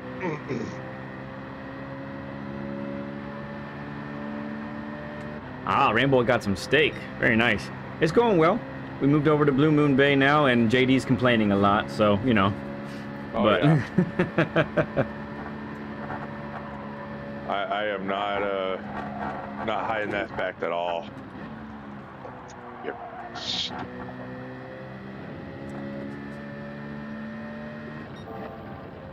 Yeah, it's kind of funny. Like, we complain about a track in a corner, but it really boils down to is, oh, that stupid corner. That corner's dumb. No, it's us. Let's just suck at that corner. Right. But it's the prerogative of all sim racers. We can blame anything we want. Blame shifting is the name of the game. It's the equipment, it's the car, it's the track. It's oh, dude, you're not going to hold me accountable. Yeah, it's not us. Oh, I took that exactly how I wanted that time. I did not. I'm all over the place now. Oh yeah, I'll catch you fast.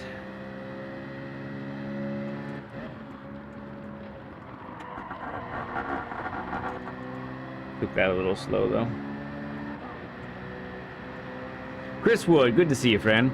I don't think we said cake, but we did now, so. All right, if you want to take one more. I'm gonna do one more. Oh yeah, you're gonna spectate me. That's right. Yeah, we'll do one more. I'll be driving regardless. Yeah.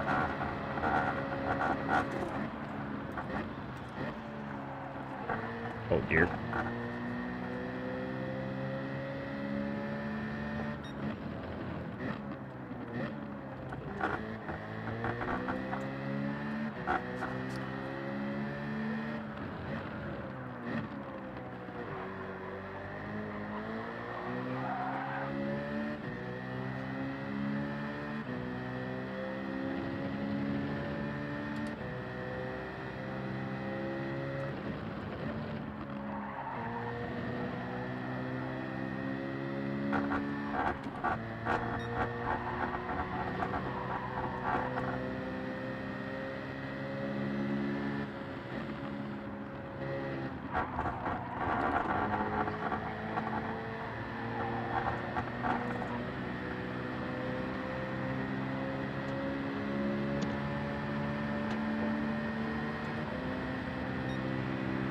All right, go ahead and take a little breather.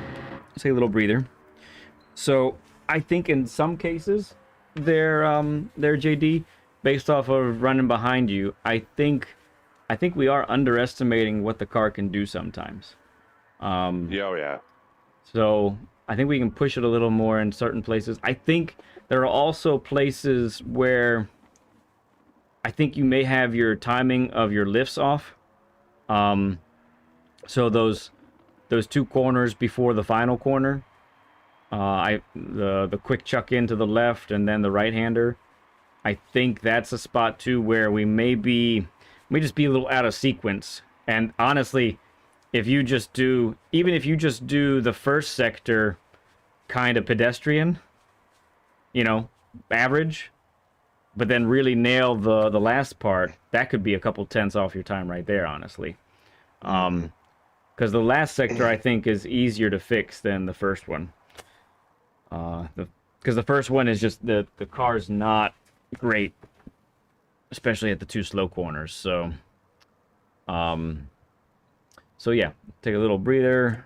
Gonna get a little drink. So what I plan to do also, JD, so we'll do this spectating. We'll put in another block of time where you put in some work. Then we'll take a break from that, and we'll watch my replay for a little bit, okay, and dissect that a little bit so you can see what the car can do. And then we'll give you a shot at breaking your time, at beating your time at the daily, okay? That's how we'll yeah, well, we gotta try. We gotta try. Even if you don't, that's fine. Plenty of times people aren't able to break their time, but I always want to give my guests a chance. Like, let's put some of this into practice and see. It's fine. It's like, really, it's like I hate this track. I'm not gonna race it. I'm already within 2% of the tippy top time. I'm already content. So anything more is a bonus. Gotcha. All right. So, like, until we're gonna do this live together. I'm like, yeah, I'm not even gonna qualify on it. I'm just gonna be all Daytona this week. Screw that track. All right, whenever you're ready, JD, go ahead and hit it. I'm gonna go to the restroom real quick, and I'll be right back. Okay, We'll get to it. Sounds good.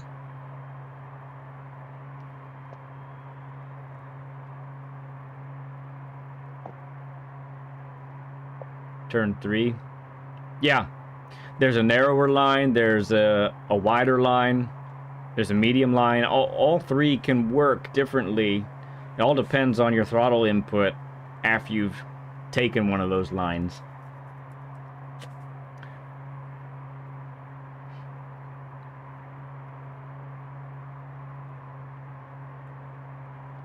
So if anyone's watching right now, while we're waiting for our good buddy JD to come back. So right now the list for the waiting list is growing ever longer for the Learn with Leads here. We do this just about every Saturday. Haven't missed a Saturday in quite a while, actually. But we do end up, this list does get long, and we're looking into maybe having to double up sessions, which can be good. Can be rough too. Hang on, I need to plug my headset in. It doesn't want to go in.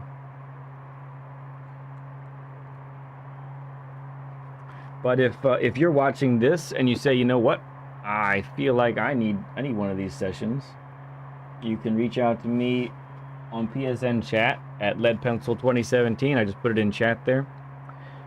You can reach out to me there. You can friend request me and message me that you want a session. Do both of those.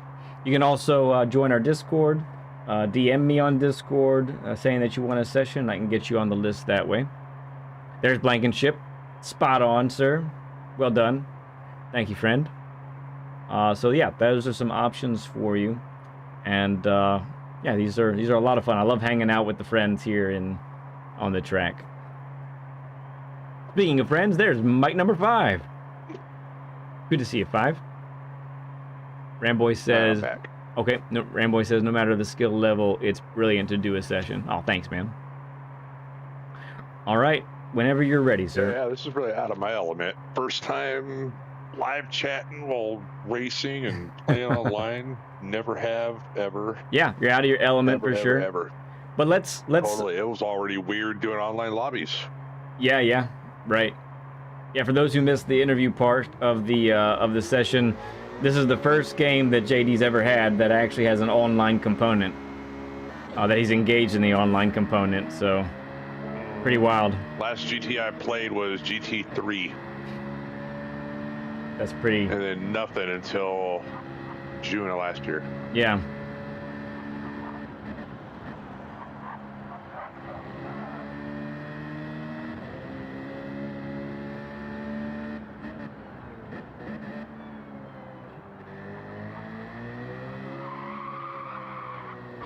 Tires are chilly. Tires are chilly. Good thing it's an outlap. Ah, you put my my emblem on your car. That's cool. I sure did. That's fun. There's nothing over the top. I just wanted one little thing. I got the Edge emblem on the other side, and autism awareness on the left side there too. Oh, very nice. What am I doing? Where am I at? You need to make a left turn. Okay. We got you talking again. All right, let's lock in. Yeah. Let's lock in. Dude, ADHD sucks. I will tell you that much right now. Yeah.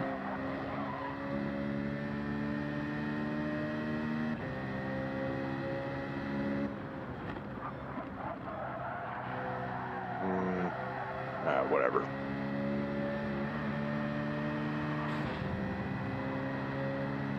Hate that wall. We smashed that wall. So one of the things, don't let the shifter go off, don't let the revs like blink at you. Shift just before it starts to blink at you. Yeah. Yep. I always catch myself doing that. I was late. You say you broke late? That was just late all around. Yeah, it definitely was a late break for sure.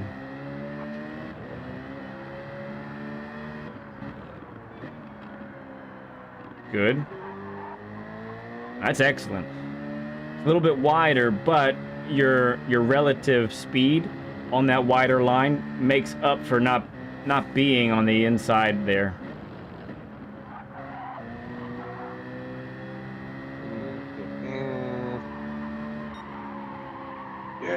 Yeah, so we're going to take this one little corner at a time. I'm going to focus on the back half of the course first, okay?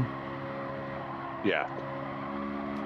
So right now, we're not going to worry too much about turn 1, turn 2, or turn 3. So for the left-hander where we chuck it in, yeah, I need more chuck, okay?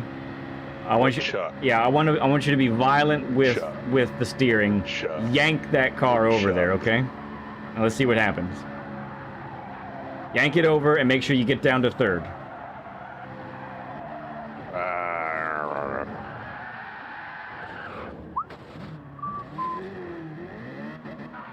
All right, let's just get to that turn first.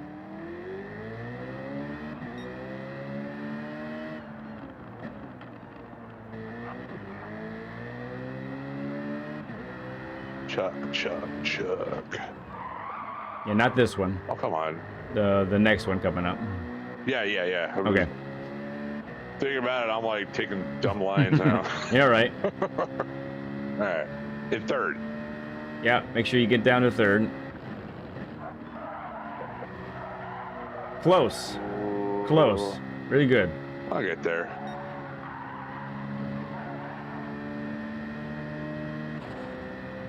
Thank you.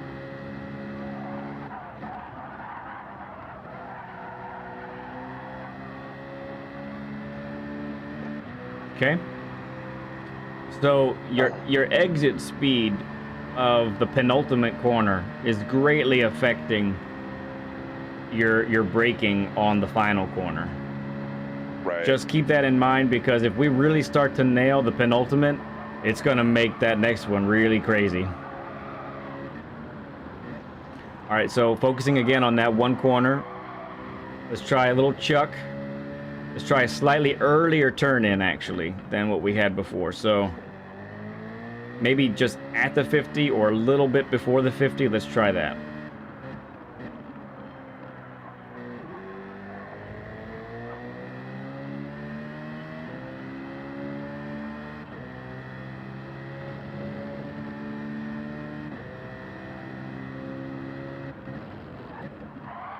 Punch it. Nice. Very good. And that was better too. Felt better. You're carrying more speed this time. Okay. All right, this time we need to gather the same lift point every time on the penultimate right-hander. Okay, so I want you to be lifting at the 100. You're lifting actually closer to the 50. Okay. And what that's going to do is going to help rotate the car, and it's going to help you get on the throttle earlier. Closer to the 100, you said. Yes, I'll remind you as well when we get there. So again, let's try to duplicate the chucking for this corner coming up here. That last harder now. I got dirty tires. Yeah, a little bit. Car might get a little slidey. Let's see what happens. No third, but still managed. Okay, see, spot the 100. A lift. I don't even know where I'm at. Okay. I can't even see the signs. All right, let's go again. No problem.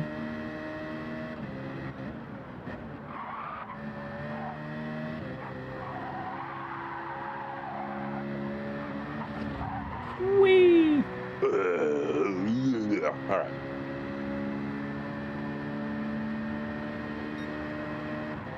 Okay. Shift.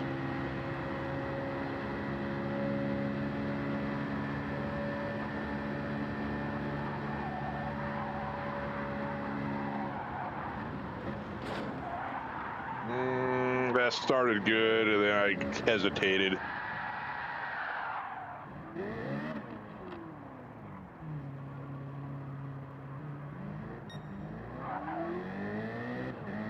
right, I'm just going to get to that turn. Yep. You said at the 100, and I've been doing it at the 50. Yes. The lift that we're talking about. Yep. All right,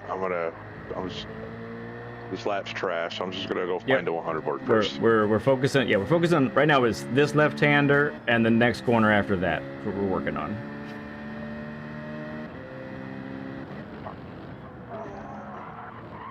Okay. A little conservative. Where is that board at? Right. Okay. Okay. Yep. So you ended up taking a lot less speed to that corner that time, which is fine. No. I was trying to find the board. Got it. Okay. So you slowed down to find it. I got you. Yeah. Again, one of the benefits of being on a short track, you know, it's just a minute 15 lap. You know, we can get to those corners really fast, which is fun. Yeah. The North Slide, forget it.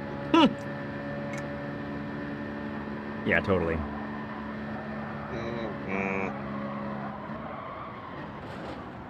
Yep. A little tappy.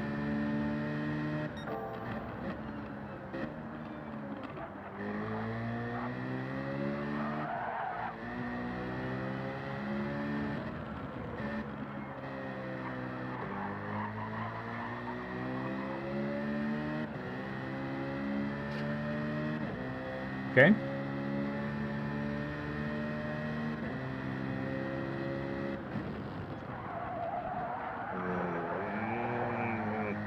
Yeah, we didn't get to wrong year. Yeah, we didn't get to third that time for the left-hander, so that kind of it knocked out the chronology of things.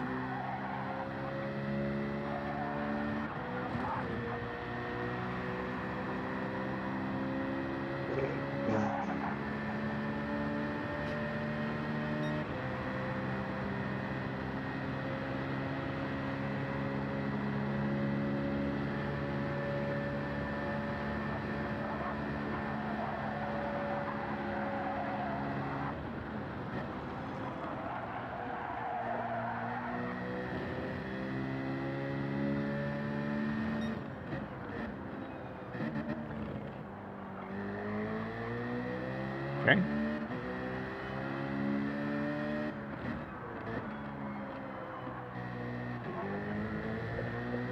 Good. Honestly, turn 3, I really like how you take it. It's really good. It's actually my favorite turn this track. Okay, there you are. Punch it, yeah. All right, spot it, lifty. All right, the grass got you. Okay. Yep. Which that's gotten me multiple times too, so no shame there. Well, but it's not our fault. No, it's the grass's fault. Yeah, that's what we've been talking about. Yeah, so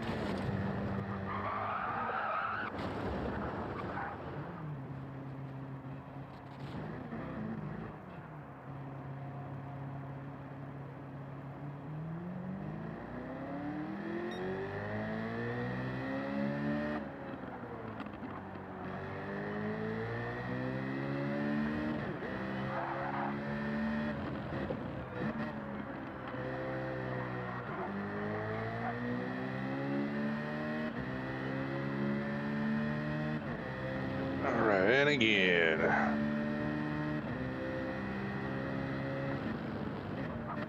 That was weird. yeah, the car really did well there. Lift it. Yes. Oh, I think you might have made it. I don't know. I had a little bit of a lag spike there. I might not have been seeing the same thing. So that is between those two corners, the left and the right. That's the best you've taken that sequence so far. That's really good. One time out of 20. Yeah, that's all right. we're not keeping count in that regard.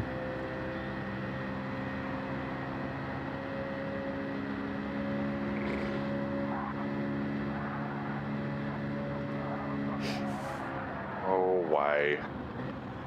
Oh, I liked it.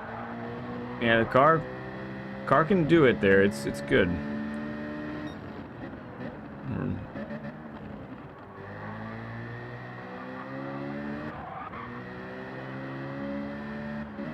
No, so drones, I would say if you want to do a quick drop to third for the entrance. Can't be there long because it'll cut too much speed.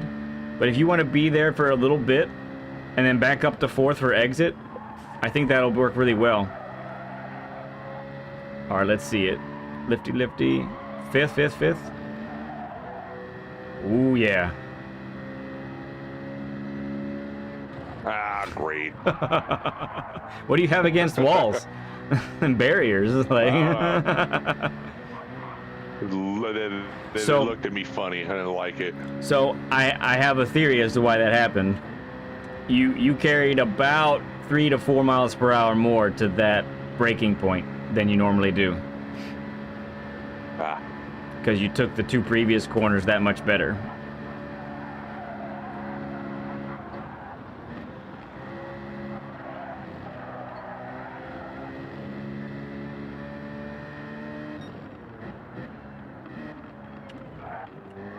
Nice.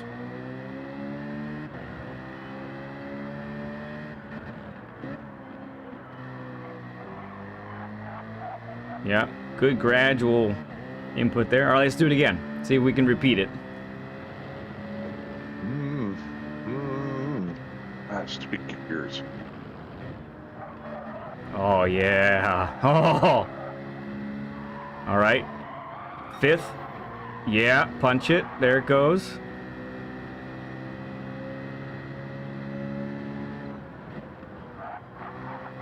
Easy, easy. Now do it.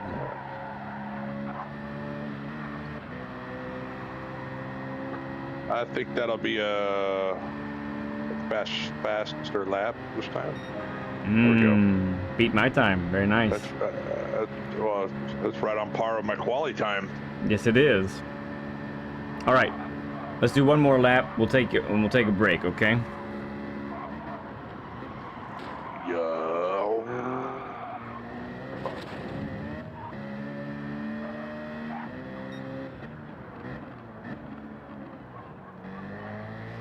Now, tell me something. Those 2 corners, are they a little fun? Are they a little fun right now with the way you were just doing those? Had to be. First. The left-hander. Which ones? The left and the right up ahead coming up. Oh yeah, A little fun. Oh right? no, I've always didn't mind those 2. It's those first 2. That okay. Drove me crazy. Yeah. And then now it's kind of funny, where the first 2 drove me crazy. I haven't been having too much of an issue with them, and I'm having my issues over here. All right, one more lap. One more lap? Okay, I like it. Yeah. Yeah. That was dumb. Yeah, so we're carrying more speed now to that final corner, and you've been braking actually after the bump or just before the bump. And that's a recipe for a lot of inconsistencies as far as how the car's going to react.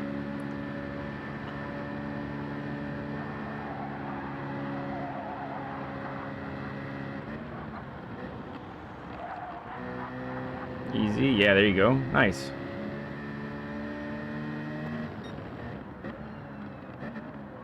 Uh-huh. Yeah. Hey, player. Good to see you, man. How you doing?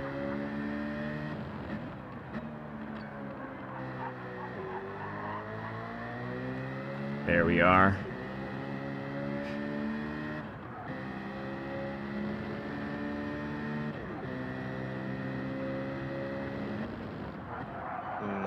Ooh, we missed it a little bit. Left. Yeah. Okay. Yeah. All good.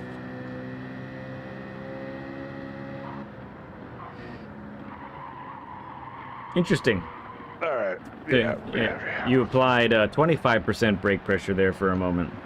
I know. I got on the lace late. I realized it. I'm like, crap. Yep. Okay, let's take a little breather. I'll do a little bit of work now instead of you. You can watch here for a moment. All right. So I'm gonna close this lobby. Okay. And I'm gonna start a share screen with you. Okay, so this is where the invite will come at the top right, and all you'll need to do is hit the PlayStation button. Okay, and then join in full screen. So you should see that here shortly.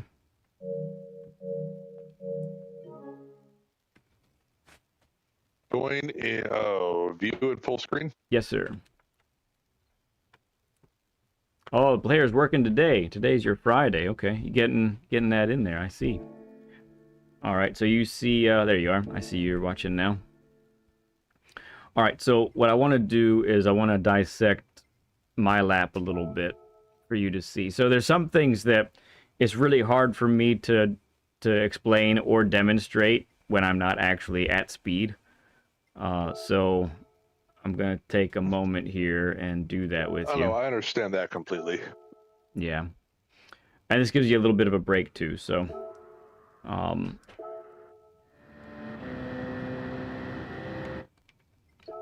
right. This video is grainy looking. Sometimes it can do that. It might get better. It usually, that's how it works for me when I'm watching someone else. Oh, that's fine. Oh, I'm just gonna watch most of the inputs anyways. All right, I'm just gonna let it go full speed to start.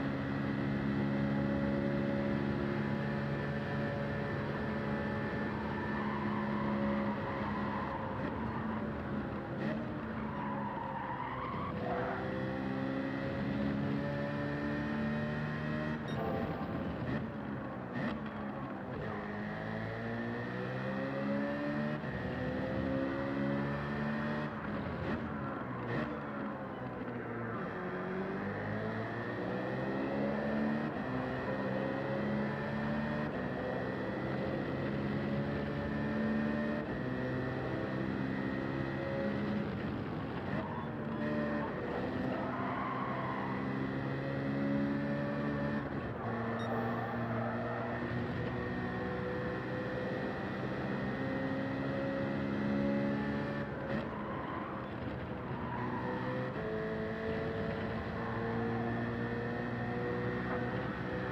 Okay. Anything you notice there, just observationally, anything you see there that, like, okay, that's very different, or that's what I'm trying to do but can't do, that sort of thing? Yeah, it's that last little bit. You were up to fifth much sooner than I'm really able to go up to fifth. Uh-huh. And probably it's just because of the chuck it in moments and the appropriate lift moment. Yeah. Yep. Got it. Okay. A 30 burger. Thank you for the 30 plus likes, everybody. Appreciate you all. Okay, so really quick, I'm gonna go. Let's see. There's two places where the braking between you and I is exceptionally different. Okay. So one of them is the first corner. I notice you're not on the brakes a lot at all.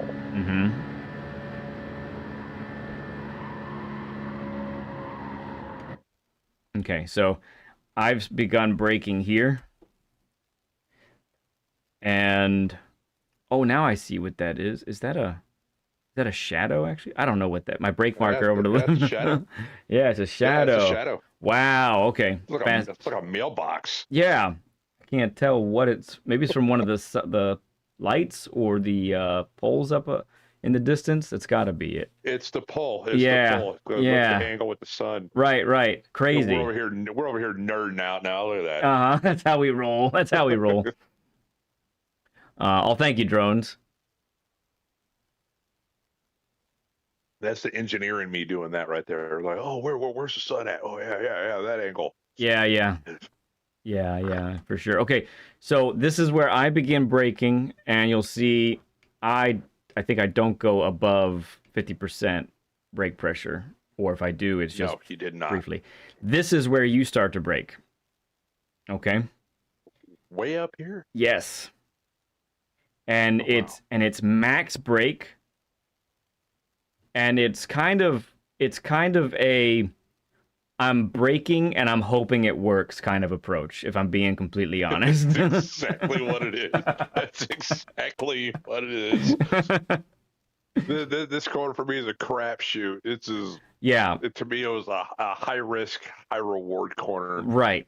That's why I hated it I'm so much. I'm feeling that you hope it works out, and if it does, Yep. wow, fantastic. And if I'm doing Jesus takes the wheel moment. yeah, yeah, right. So here's why. Now I'm not saying this can't work. I think it can work, and it does. But man, you have to be so super precise and on time for everything this way.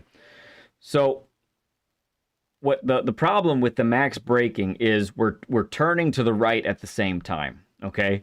Right. And what that's doing is you're yeah, the wheels are helping you to slow down, but they're also locking up. ABS is activating like a huge amount, and you just never really know how much you're really going to slow down and how much you're really going to and where you're going to be by the time you get to the last turn-in point up by that flag, right?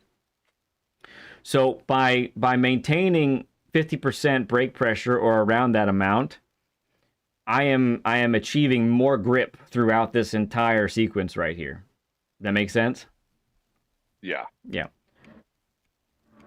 And then here, honestly, I'm really great. I can't believe this worked. Honestly, I look at this and I'm going, you kidding me? 90 right there, 89, and then I'm on the throttle. Now I'm on the throttle a little bit late, but I carried so much speed through here that it kind of offsets. So that's a huge difference for me.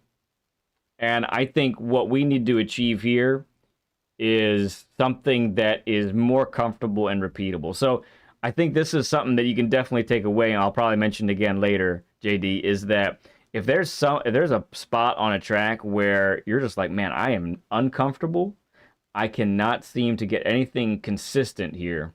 That means you need to find something super consistent that you can do, right? And build off of that. Okay? All right, let's come through here. Anything to say here? So I think you've been doing really well through here, honestly. I mean, not bad. I think once I got the meat and potatoes down, it's like, okay, every now and then I'll overshoot this part. But Yeah. Yeah, I didn't even realize I'm on the throttle at this first apex. I'm really surprised that that's happening. And that's probably me just following the ghost and recognizing what's happening there. But even if you're not, and I'm not full yet. I'm not full until here. So there's that. And that ghost was pretty much the same right there. They weren't full to about halfway through that corner, but they had that weight transfer grip already for them too. Yes, exactly. This one is your best corner for sure. So whereas I get to 42, sometimes you're a little bit wider and actually 43, 44. And you're still making the corner. And so I think that's viable. You might actually, if we were, front to back or back to front here, I think you might pull away from me on this one.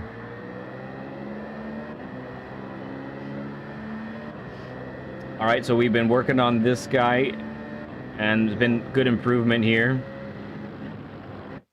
So you can see, so sometimes you're in third a bit later than this. So you're losing a little bit of, we'll call it suction to the apex because of being late to third. Losing a little bit of the chuck, it looks like. Mm-hmm. Yeah. So I get down as low as 87, up to fourth. My goodness, I almost crashed into that wall. And then we go, okay? Sometimes you lift a little bit. So you mentioned here when in your observation, I was up to fifth a lot sooner than you. And that's because you're still lifting a little bit later than I would. So I've lifted Right. there. Yeah, there. Now I'm full lift, basically. I think by the time I'm on the lift, you're already on the throttle. Yes, correct. Right here is when you're lifting, and Right. now I'm up to fifth and beginning to get to full throttle, right there. I'm still in milliseconds. I'm gauging whether I'm gonna make the corner or crash. So I'm not positive yet, but once I see it, which is right here, now I know I'm gonna make the corner. Okay, that's been good. So this is the other one where we have a really different approach, and I think yours is causing again inconsistencies here. And part of that is because I think you're taking the previous corners so much faster that what was working for you here before now isn't working because you're taking about 5-6 miles per hour more to this braking point, which is pretty wild to think about, right? So my brake point is right in here. See that? I'm just on it there. Okay, you're not braking until here. There, yeah. Or even like just after the bounce. So one time, you see how I'm at 103 right here? One time you were like 114, 115 at this spot. Oh crap. And the car bounced like like it was on a trampoline, but you ended up like in the 80s, like low 80s, at the wide point. So I would say brake earlier on the downhill slope of this part, and then either minimal braking or no braking as you hit this bump. That way it settles the car, and then you can gauge and see. And with that bump, there's still a little bit, you might end up wider than this, narrower than this, whatever.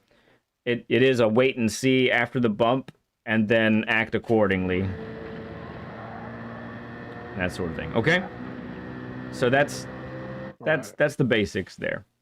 So going over some of the contrasts, some of the differences, but let's go ahead and I'm going to stop this share screen now. And we'll give you a shot at the daily here. Okay. All right, you need me to guide you to the share screen part again, or do you remember how to get there? Miss.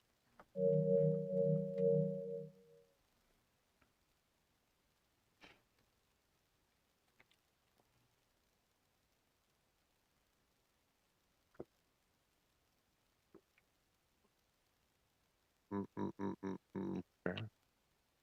Worky? Yes, sir. View in full screen, we see what you see, sir. All right. Well, now, what do I do now? Okay, so go ahead and circle? Go ahead and head to the actual daily and get into time trial, and do what you would normally do. I know you don't like this track very much. I know there's some animosity there, but let's say that you really in this track, we're definitely not going to have a beer later. That's for sure. Right, not gonna have. But let's pretend that you really want a better time. It's not working out in the dailies, so you gotta improve your quality. I do. I'm gonna put myself through punishment later because I'm just like that. But yeah, I'm not gonna race this track. That's a fact. You can watch me race it after our session if you want. Because I plan to do it. I see all the carnage too. I'm like, some of it daily B, nope. Yeah, some of it's been bad for sure. All right, and do what you would normally do. If you want to throw up a ghost, everything that you would normally do for it, go for it. I don't even think I have my own stuff activated. Okay. Go fix that. So for anyone watching right now, this is where we do a share screen. The game sound is affected when we do this, so you don't normally hear much as far as game audio goes. However, we do get to see his inputs, and since he's in the daily this way, we also get to see, he's got a chance at beating his time. And again, we love it when our guests are able to beat their time on track, live. But even if that doesn't happen, it's pretty much okay. It's not a deal breaker for us. What's more important for one of these sessions is the things that we learn. Are they gonna translate to next week's dailies, right? And can we take what we learn and go? So.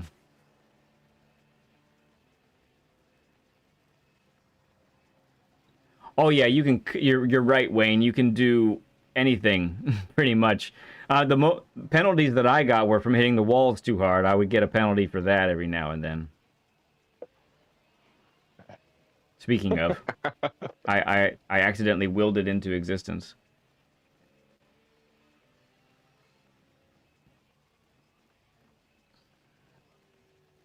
Oh, I missed what Drones said earlier.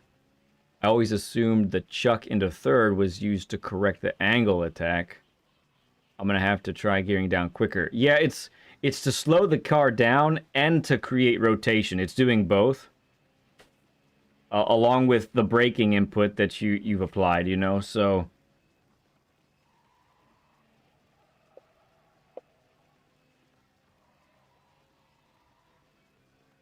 Ooh, yeah, almost clipped that inner wall. All right, let's go. Good. I like that a lot better. We just needed to let the car slow up a little bit more before getting on the throttle. But how did that feel? How did that corner feel there? Neither here nor there. Okay.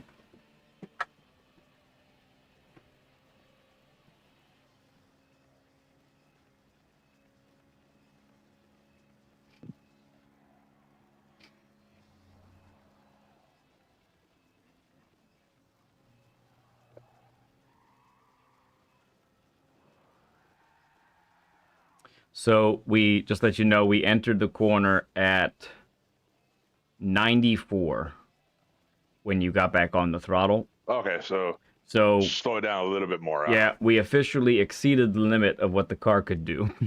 That's good. We now know that's the limit.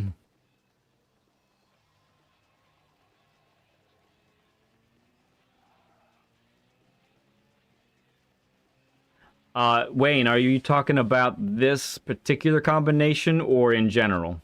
It's a great question. So, as JD goes, I'll read the questions. I see so many A-class racers upshifting the moment they hit the apex. Can you speak about that?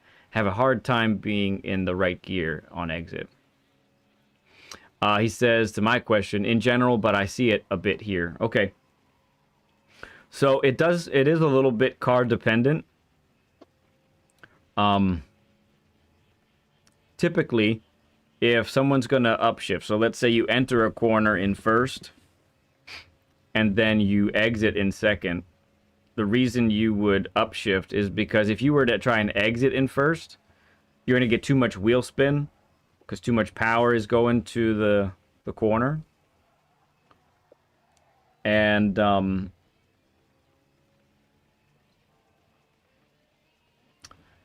so putting it into second gear in a slow corner situation like that actually gains you more traction to the rear wheels, and that supplies extra grip. So while the initial takeoff feels a little bit slower, perhaps, in the end you're actually gonna have greater overall exit speed. Nice entrance there. That had to have felt good. Oh, just clipped it. That was looking real nice. That was good. Yeah, it's true, Wayne. A lot of the things that you do to actually be fast feels slow until finally you cross the start-finish line and you beat your time by 0.2. Like that's honestly how it goes quite a bit.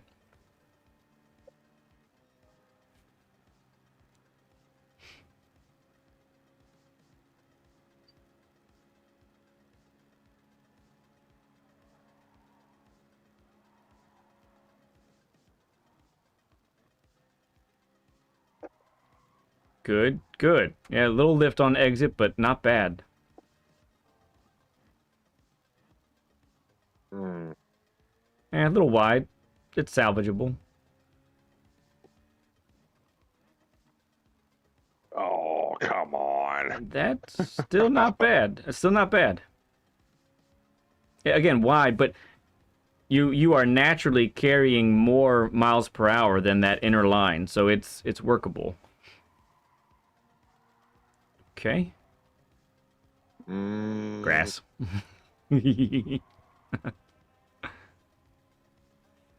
All right. No biggie, no biggie. Good. Yes. Really great speed on entrance there. You were at 92. 91, 92.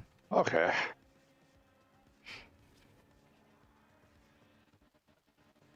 Ugh, 116. Yuck. Blech. Yeah, there were problems in the infield, so it's not a big deal. Not my fault, though. No. No, of course not.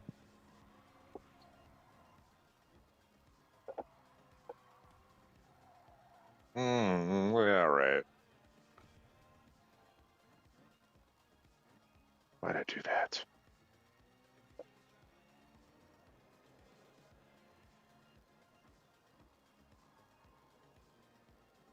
Yeah, good angle there. You could punch it a lot sooner. It shows in your delta.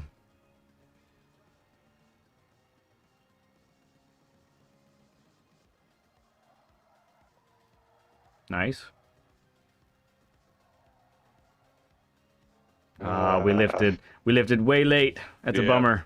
Way late. I didn't even lift at all until I realized what was going on.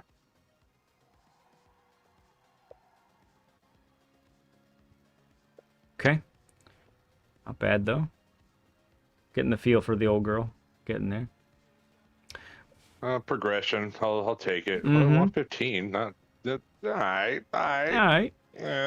Yeah. Is that right, Wayne? Yeah, I faced Brown Beast on Tuesday, I think it was, who always runs in the Bugatti, pretty much. And he was making that thing work like he usually does. I think he has a 13 something in the Bugatti.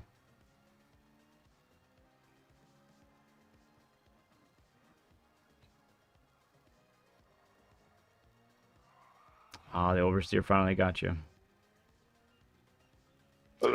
I will say too, actually, at this point, you're at lap 5. The tires are cooked. They're pretty. Oh, are they? Yeah, they're pretty much done. So, even if you hooked up everything really well, the tires aren't gonna behave like they should anymore. So, anytime you want to reset, yeah, you get about 4 laps. I wish I knew that sooner. Yeah, I wish they would show the tire temps. Why did I get out of there? Why did I exit? Goodness, SD, go be done. Yeah, Wayne, that's cool, man. Bugatti's one of my favorites as well. I love that car.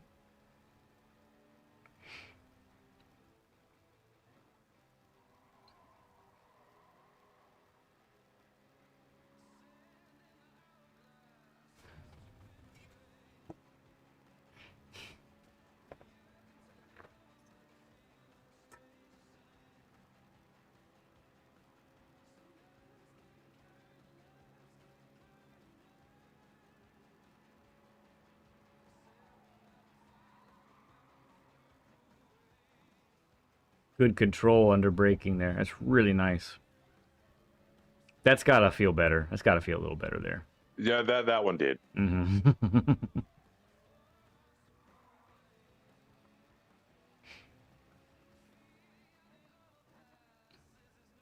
Nice, Bronco. Swifty power.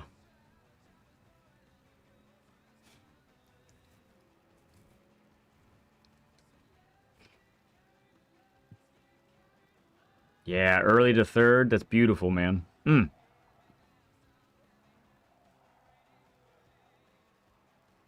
grass didn't kill you that time. You did have to check up, though, which makes sense. Nice, yeah. Good.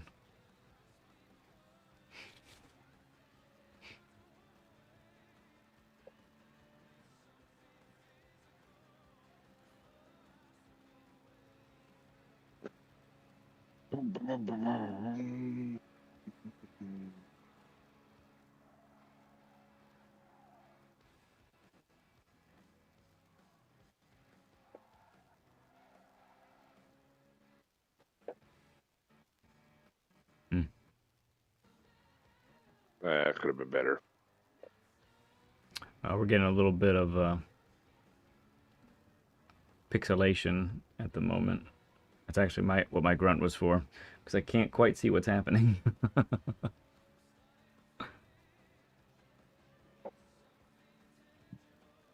right, starting to get better. A little better. Nice. Yeah. Good. Grass again. Ugh. It's deceptive. I have found the same thing. Like, I feel like, oh, I'm fine. My line's spot on. But it's just, you're actually just turning a little bit late is all that is.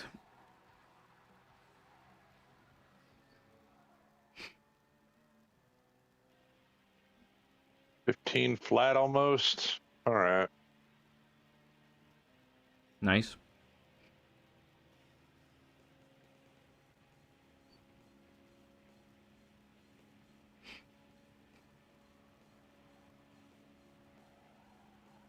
Did it again.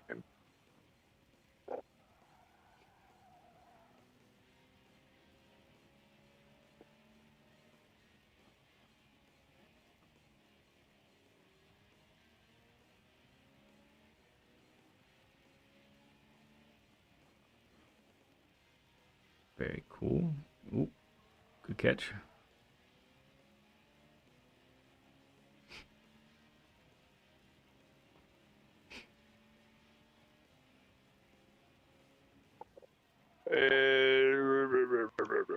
Slight miss. Slight miss.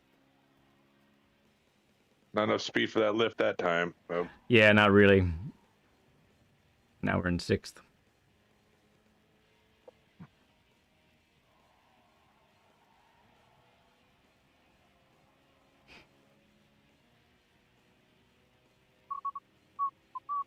Yeah, Blankenship is saying turn 1 is looking so much more consistent. Oh, thank you. I agree.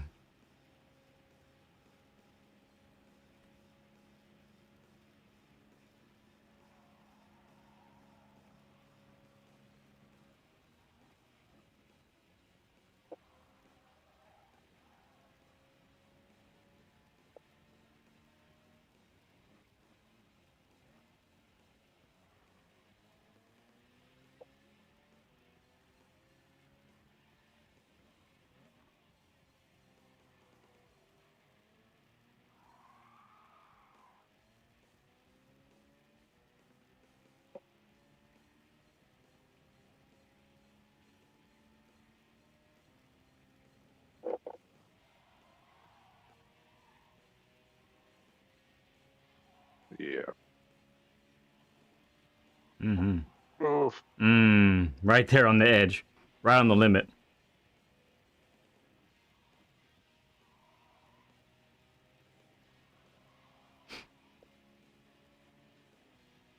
All right, once you, or you could hit retry now. Yeah, because your tires are they're already. tires are done. Yep. Yeah. Yeah, you start out in 70s. The next 2 laps are they get into the 80s, and then by the end of the 4th lap, your left front is in the 90s, and it's given up. They need to display that for us. That'd be nice. Wouldn't it be nice? Yeah, it would be great. It would be great, especially since the values are already there, because you could hook up an app to display all that for you. So the values are there. The game is calculating it. Yeah. All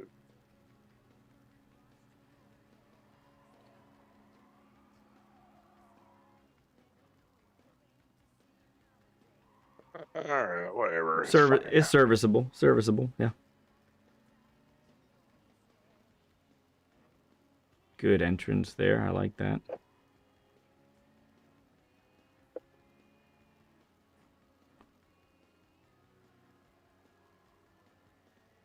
Great patience there on those turns. It's really good.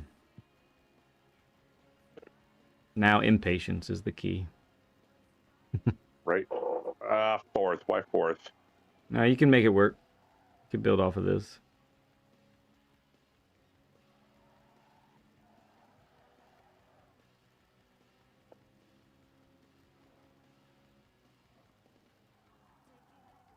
Ooh, it's gonna be tight. Woo. Okay. We had to scrub some speed though. I heard a lot of steering, a lot of tire squeal.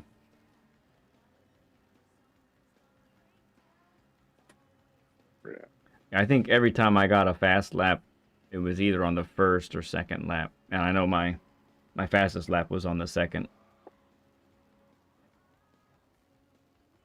That's beautiful.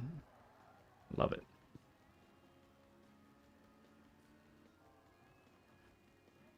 Yeah. Catch it, catch it. Mm-hmm.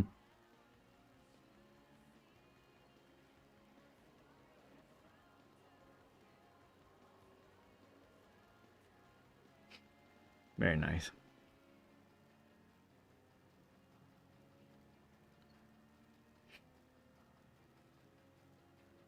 Yeah, look at that. Look at the car just tighten up. Yes! Oh, that was awesome. Wait for it. Okay. Yeah. Open up. Yes. Good. Well, there you are. That's the flat, though. Progression. Yep. Progression.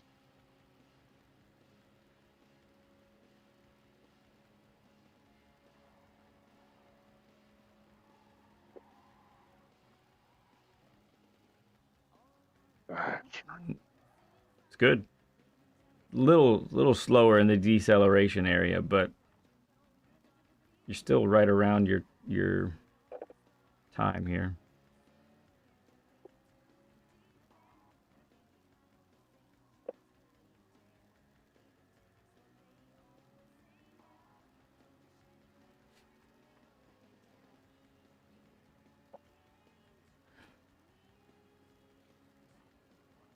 Mm-hmm. Watch the grass. Yep.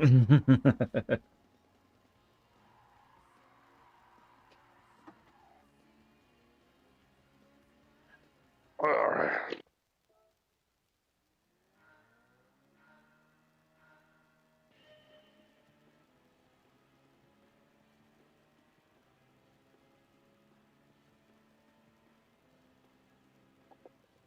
Really?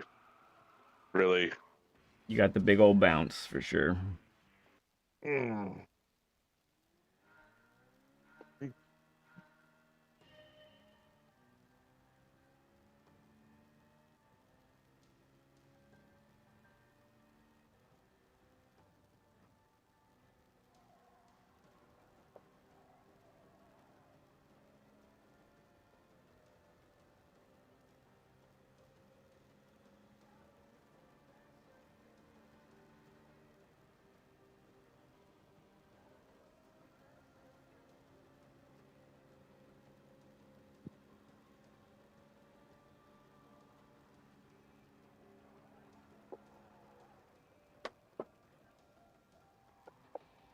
Beautiful. 91 at the apex. Is that about where supposed to be at, roughly? Yes. I actually Okay. I dipped down to 89. Oh, come on. Now we're exiting in third. Oh, I'm in third. That's why. That's why I did that. Stupid gears. Gears fault. Yep. Mm-hmm. Yeah, good chuckage. Yeah, punch it. Mm-hmm.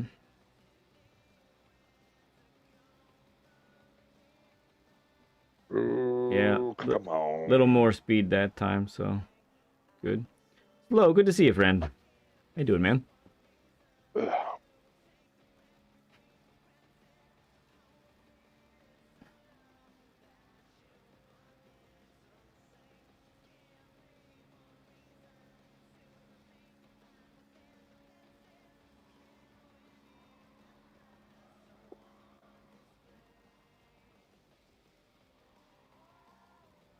Yeah, really nice again.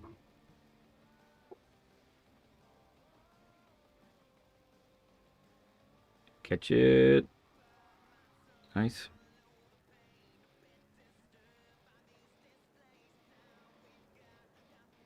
Well, I turned that like crap. Yeah. That was rough. Doing good too. Stupid car. Stupid car, stupid track, stupid game. Yeah. I'm gonna quit for 30 minutes and come back to it. Yeah. Reset. All right. Yeah. Little refresh. Yep, did it again. All good. I'm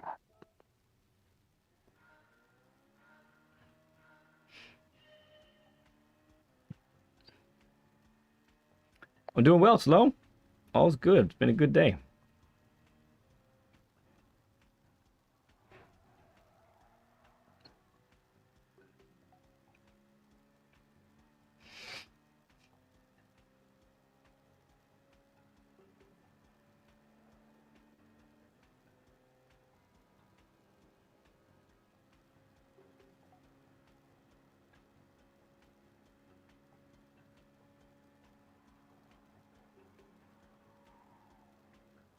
Why?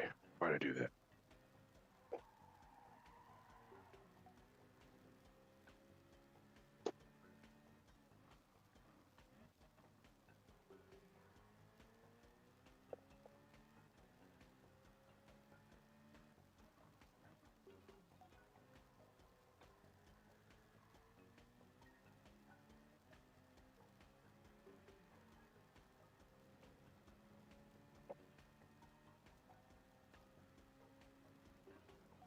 Nice. Oh, that was quick.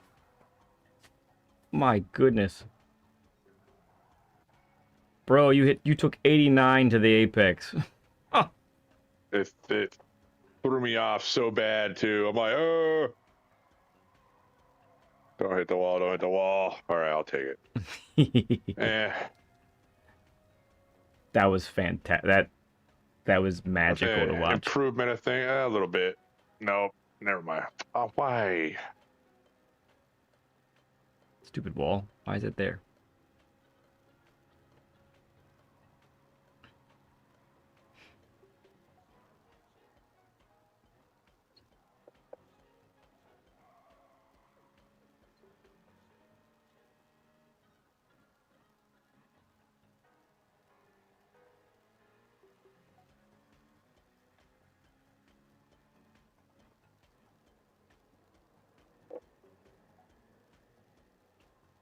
Nice. A little bit of grass, but serviceable. A little bit. Dirty tires now. Yay.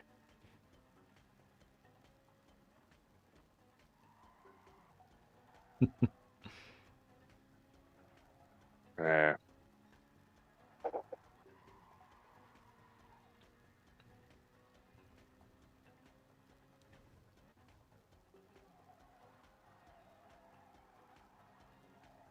Tires don't feel good. Yeah, we're getting on the throttle a little too soon, and you're not able to open up the steering on both the penultimate corner and the last corner. And so they're just scrubbing like crazy.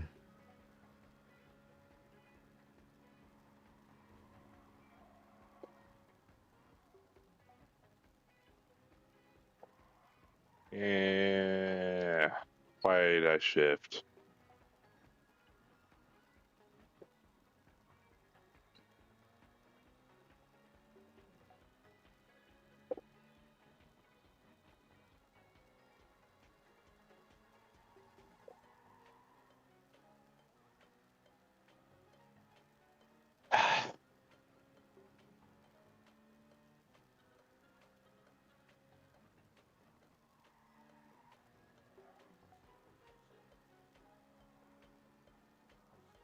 That looked a lot smoother there. That's good. Yeah, and you could open up the steering. Let's try and It was slower because of dirty tires, you know, but yeah. It felt better.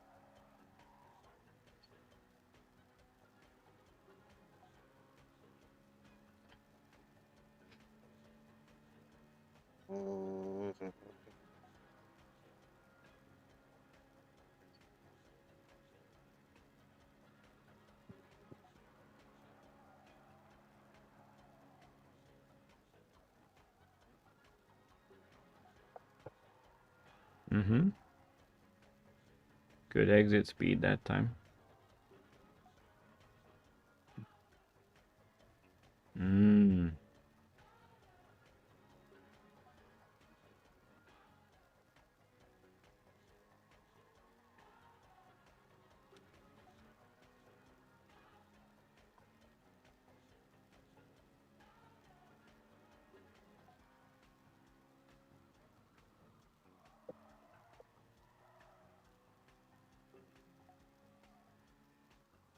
Why?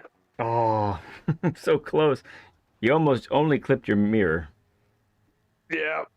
It's almost just a It threw mirror. me off. I went into grass, dirty tires. I'm like, okay, well, Mm-hmm. Mm-hmm. try again. You might, yeah, might as well hit retry. All right, we'll give it a. I think we'll give it a like one more set of 4 laps, okay, bud? All right, that's fine. No big deal.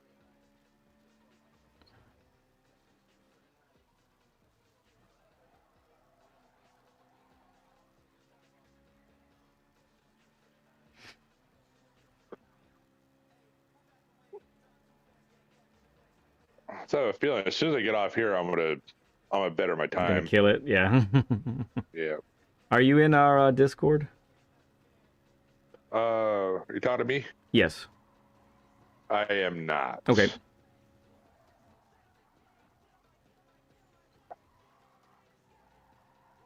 I hit retry. Yeah, retry. I distracted you. It's my fault. Oh no! It ain't your fault. Well, I'm just it's The part car's of. fault. Oh, okay. Car's fault. Got it.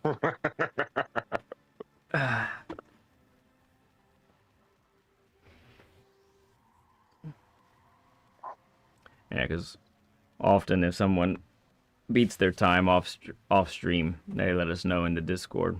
But you can let me know on the PSN chat too. Give me a screenshot or something.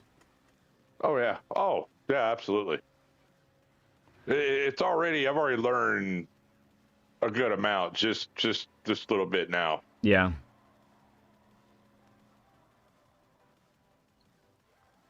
Wait for it. Yep. Okay. Really. Hey, the crawler, how's it going, friend? You fast boy. Good to see you, man. Yeah. Right. Daytona was out of control a couple days ago, dude. Right? Coming from the back, destroying everybody. God. Really. Yeah, saw it coming up behind me. I'm just like, nah, I'm just gonna move. No point. No point. You just overtook everybody to get to me in 3 laps, so yeah, I'll just let you go. Nonsense, what that was. All right, carrying I'm good. just jealous. I know, right? Good speed through there. Good. Yeah, a little lift probably. All right. Yeah, just getting on that final corner. We're often getting on the throttle just a little too soon. Too soon? Yeah, on the throttle a little too soon. Too soon? Okay. Yeah, because 2 things are happening. Either you're having to lift or you're having to max rotate the wheel to make sure you don't hit the wall, and neither is fast. Nice controlled entrance there. Beautiful. I love how turn 1 is looking now. It's much better. I'm liking turn 1 more now. Come on.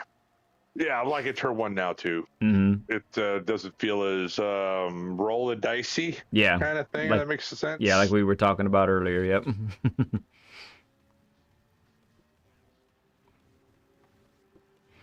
Yeah, Crawler's saying he's glad to see us guys putting in the work. That's what we're doing, for sure. Right now, JD's putting in more work than me, though, to be fair. Why'd I do that? Oh, decent, I guess. Did you clip the grass, I think? Yeah, a little bit. Yeah, it actually gave you that last bit of rotation, and it helped you out. Yeah, again, we're on the throttle too soon. You shouldn't... On exit there, you shouldn't have to, keep the wheel locked at 90 degrees just to make the corner. You should be able to open the steering up. And you can hear the tires, they're screaming at you. Because you're understeering like crazy.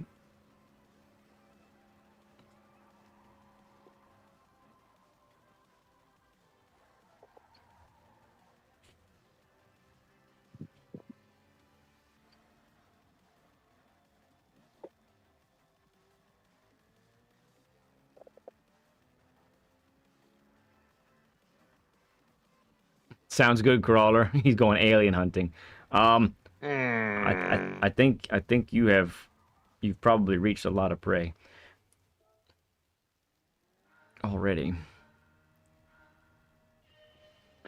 Did he say alien hunting? Yeah, he said alien hunting. Hey, really, dude? Get out of here.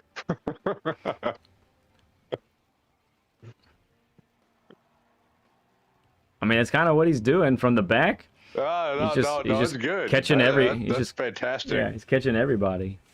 I would love to be able to do that. Due time, got to put in the work for it, but that'd be a good feeling. Start from the back and just slither. He slithered his way up front.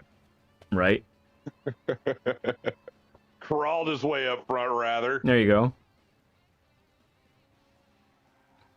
No, you. Blank says it right. Blank says, hunting your own species, I say. Yeah, right. That's awesome. It's well put. Hey, Captain Daly, good to see you. Oh. He's saying good luck to JD. That's cool. Thank you. Gonna need it. Sad times when aliens are hunting aliens, Blank says. But Crawler says he's the black sheep of that species. I could see that.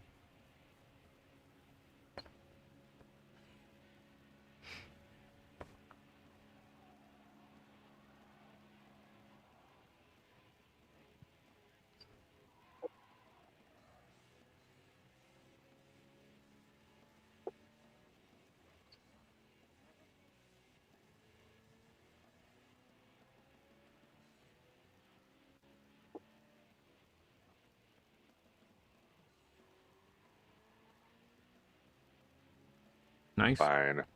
It works. It works.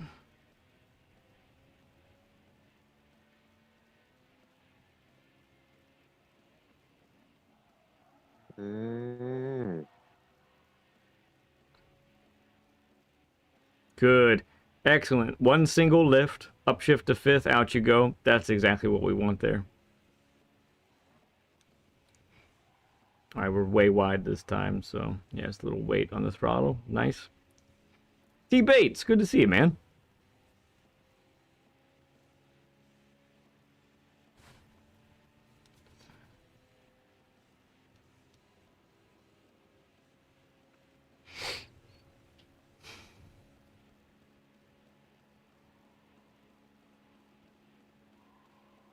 I did it again. Whatever.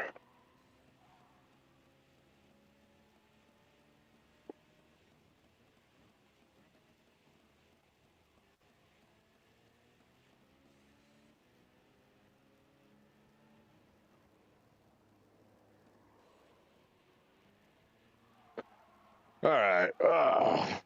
Yeah, I think we've reached a limit here for right now. My butt's hurting. Yeah, I think we're there. I think we're at the limit. All right, I'm gonna exit the share screen. But hey, good effort there. It's all good. I think that it really is. It comes down to just. I think you got it. I really do. It's just a matter of linking those sectors up. Oops. It's just the work. I'm gonna, like, when I'm by myself, go in a intensely slower approach, then gradually increase the speed. Yeah. Until I'm okay with it, I think. Yeah. You did that with turn one, and you gradually started to increase the speed, and turn one looks really comfy now, and it's quick. Sometimes it's not as quick as others. You know, the braking you're making a little bit differences as far as the entrances go, but it's minimal compared to, stabbing the brake at the last possible moment and then just hoping that it all works out. So, all right. So I have 4 takeaways for you, Mr. JD. So when you're ready, I'm gonna give them to you. Okay. You gotta hit. Where's my phone? Oh, there it is. Go ahead. All right. So first off, specifically with when we looked at Group 3 in the Porsche, okay? So, um, we talked about wider entrances there. And so really, especially with group, I mean, it's technically with all cars across the board, but a narrow entrance with Group 3, Group 3 is going to punish you if you do that. More so than others. So get that wider entrance. Make sure you're being as wide as you possibly can on the entrances of corners. And what that's going to do is it's going to give you straighter exits, right? So wider entrances lead to straighter exits, which minimize the possibility for power oversteer. Okay, if you do that on the regular, just that alone, honestly, and you're really habitually doing that well, you'll eventually just I believe you'll kick the TCS permanently eventually, and it's not a rush. I didn't finally get comfy without it on Group 3 cars until probably after 2 years of playing the game, honestly. So it could take a while, but the less dependent you are on it, the better it's going to be. Okay. All right. So that's specifically with Group 3. That's what we saw in that session. And then now the next three are, pretty much really across the board stuff that I saw that just needs to be tightened up a bit, okay? So you got to recognize when you need a gradual increase of steering input versus a quick yank of the steering to get the weight transferred quicker, right? So we talked about that. So when you're practicing a course, be mentally aware of, okay, what do I need to do for this corner? Okay, this sequence of corners, what do I need to do for there? That sort of thing, right? That's really critical, and you're going to see your times drop, and the corners are going to become much more comfortable that way as well. And we saw that, with the left-hander here at Blue Moon. That made a huge difference in how you were able to attack that corner, and so forth. Okay. Mm-hmm. All right. Third thing is we need to work on our 50% brake pressure and below. Yeah. Yeah. Okay. So, you said you have the stock pedal setup, correct, for the GT923? Yeah. It's like I've got the mod sitting on the desk. Got it like a month ago. Oh, really? Too lazy to tear it apart, throw it in. It is like 150 screws, so you do have to like set aside some time. I know. I know. I need a tool to take off O-rings and stuff too. No O-rings. I don't think. No, you have there's no. You have the True Brake mod, is what you're talking about? Yeah, the True Brake mod. Yeah, the True Brake mod, it will because that's what I have for those who are watching and maybe don't know. So you got to disassemble the whole system. And you're basically swapping the innards of the brake pedal. So there is a different connection going from the solenoid to the cable. But other than that, you really don't need any special tools for it. You just need the patience of a saint to unscrew everything and then screw it all back in. And the biggest thing for me was there's a frightening aspect of it to where, you can set all the wires back where they need to go, but you're just not totally sure if they've stayed put when you finally get everything back clamped on, because you can't see it. That feeling. Yeah. With my electronics career, that's an annoying feeling. Yeah, got it. Yeah. So, but that's up to you. If you do that modification, there's definitely a learning curve. The first 2 to 3 weeks are going to be like, man, this is terrible. I'm terrible.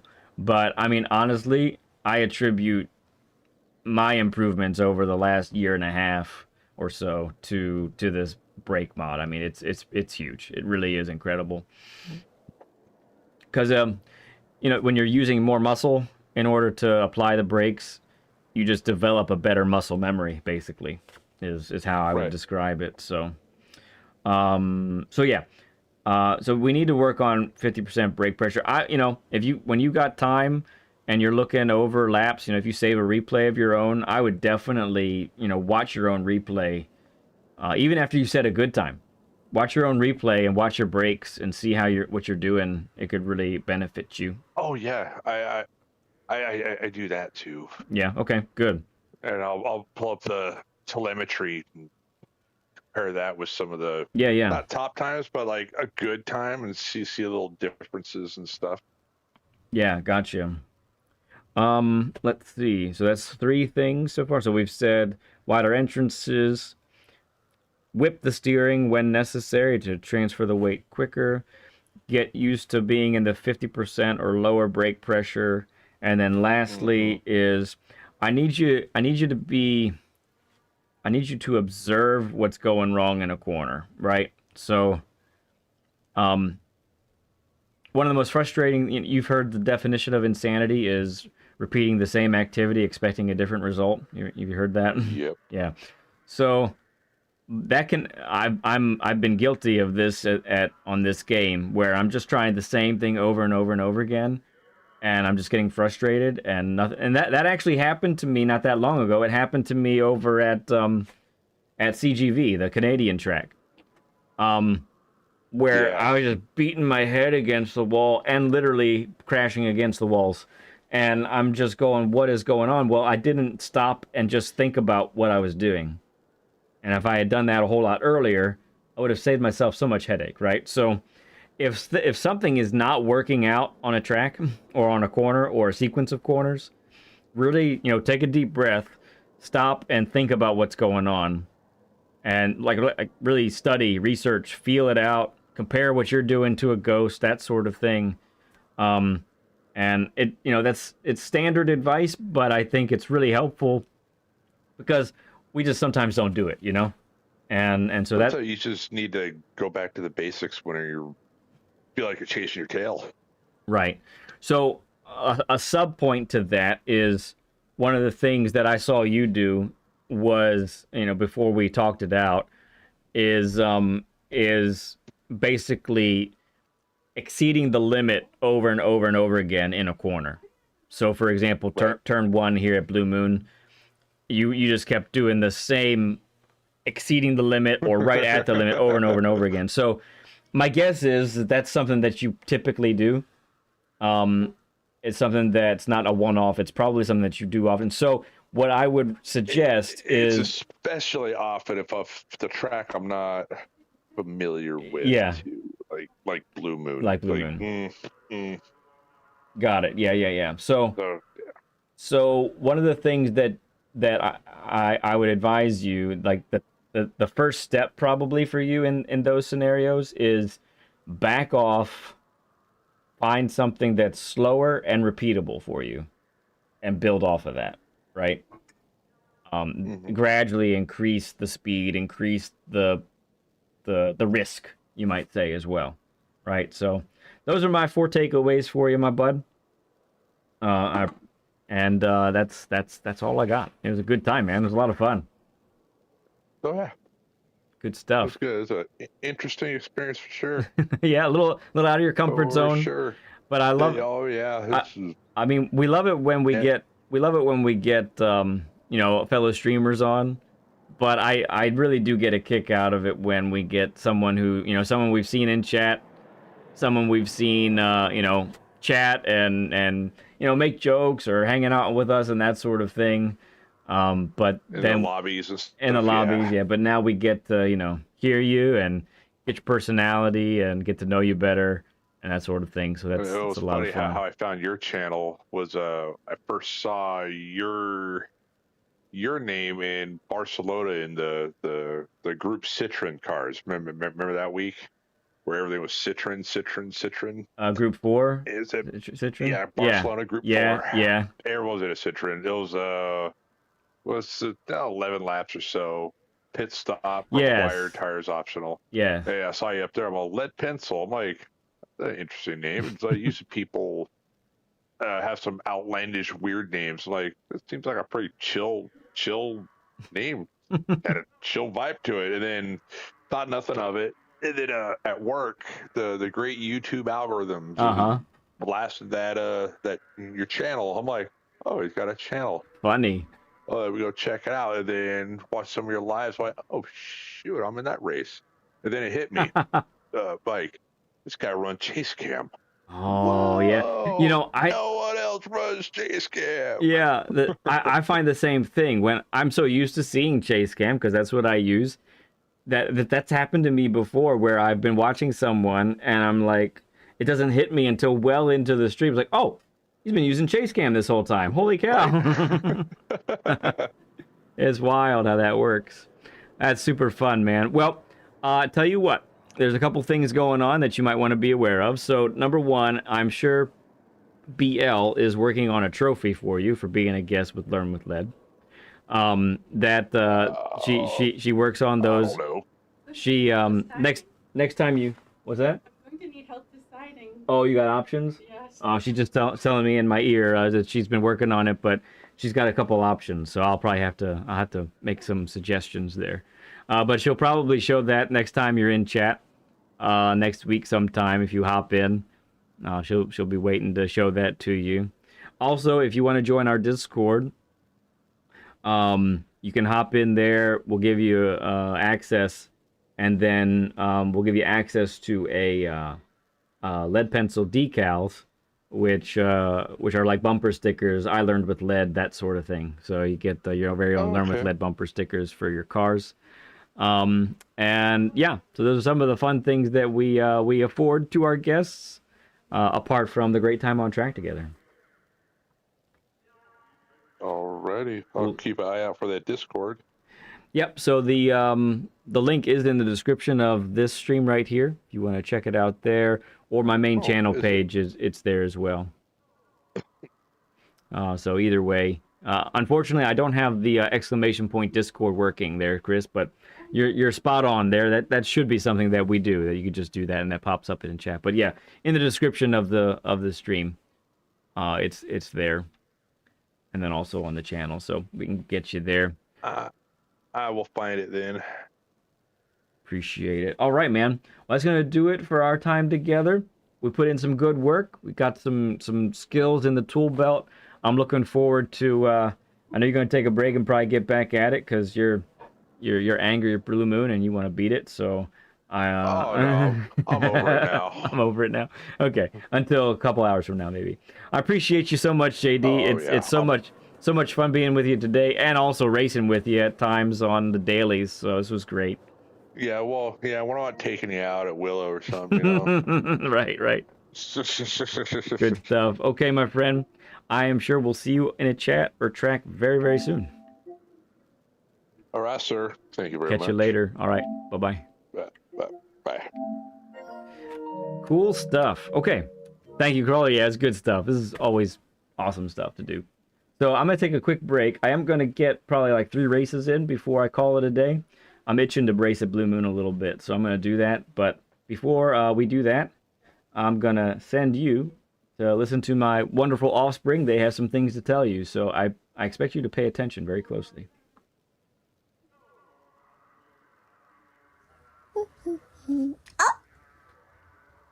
Where's that do? Where's that do? The pencil is my dad. I'm looking for him. Yeah! Oh! Oh! Dadu is probably racing.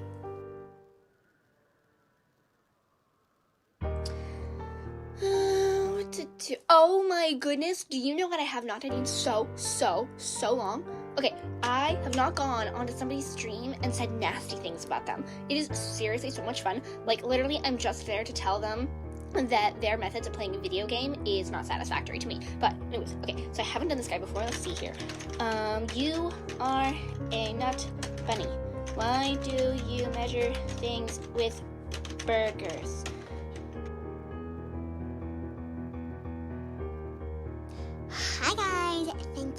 so much for hanging out with us.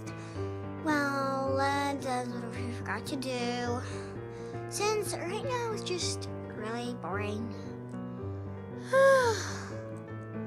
And you're just waiting for Mr. Leadhead to come back. You should absolutely subscribe to him. And hit the like button because it makes him so happy. Also, look at my mane. I use peach shampoo.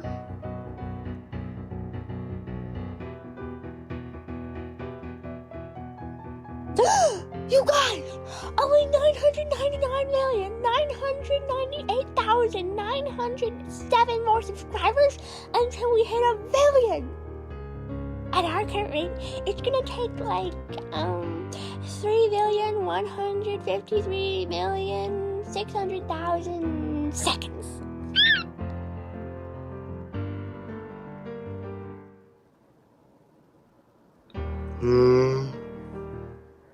Oh, hi. I was watching Lead Pencil, but it looks like he's not on right now. We gotta wait.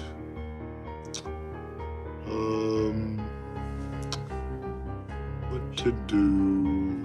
Oh, I'll take a nap.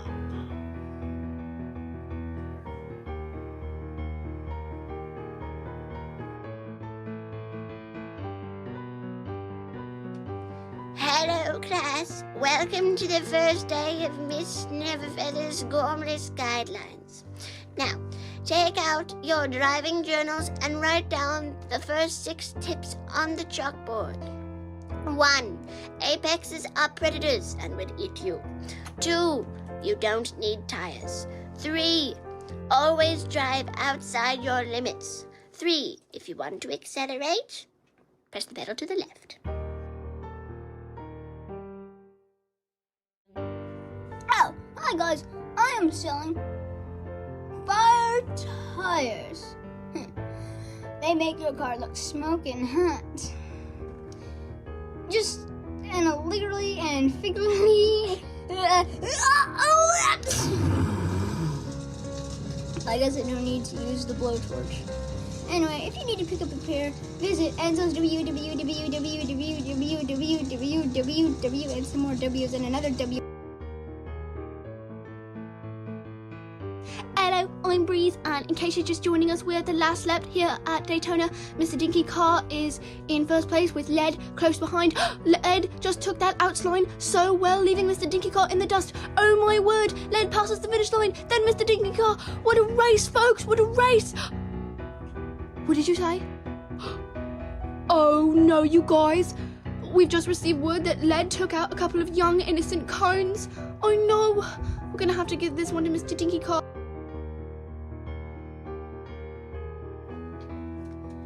Okay, so Lead Pencil asked me to get a book by, I don't know what his name is. Well, what's his face? So it's on the 15th shelf. Okay. Okay.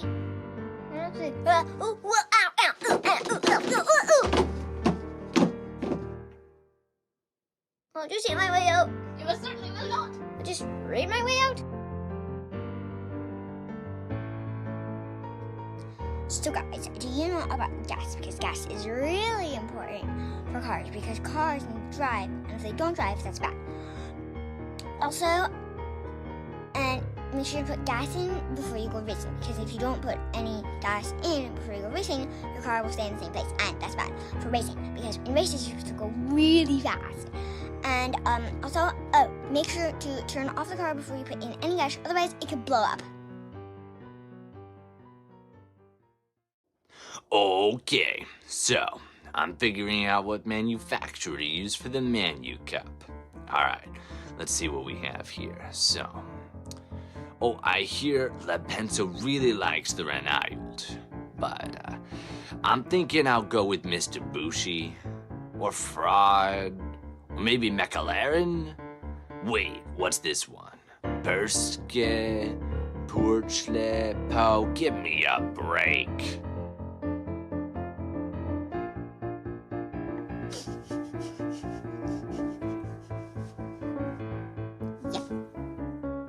smell of tires.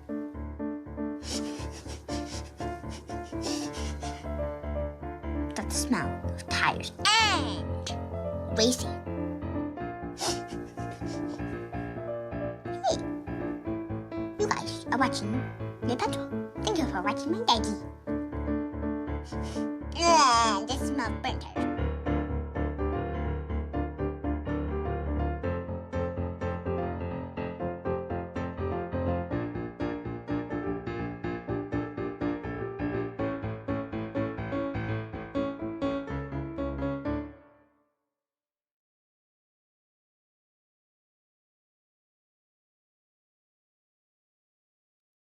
All right, we are back.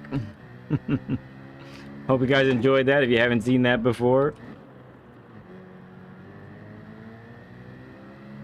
Getting ready to get into the first of what I assume to be 3 races here. Gonna get 3 races in before the end of the day.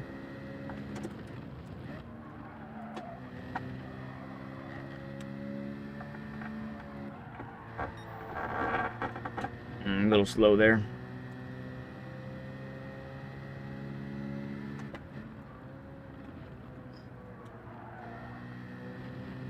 Steven Sills, great to see you, man. Kevin Grimm's best setting for controller steering sensitivity for belt. So I put it up to max. For a belt-driven wheel, you know, there's not a lot of feedback there, so I take it all the way up to max. That's a wall.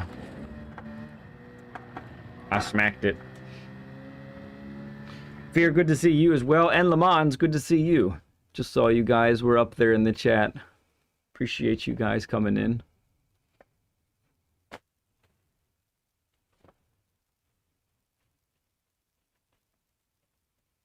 Okay, let's see how we do.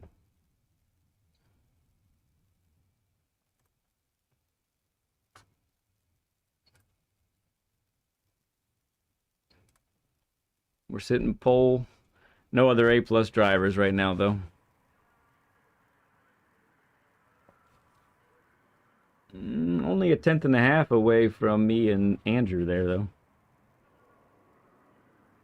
Wow. Jose has a 14 000, like flat.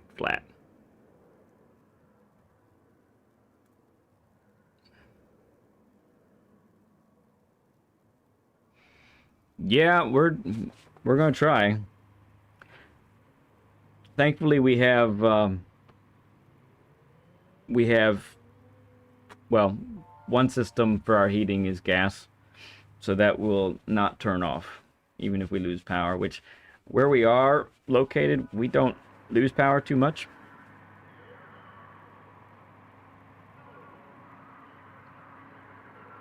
Yeah, Blank, it's a good move.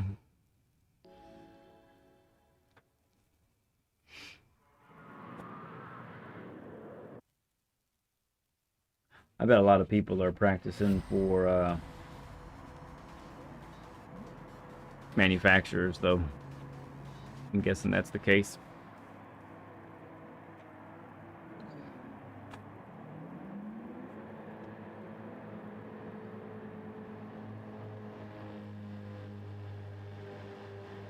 Oh yeah, you're a little bit more north.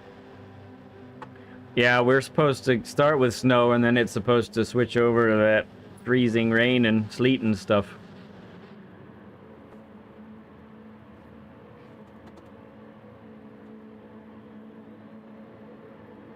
Thanks, Fear.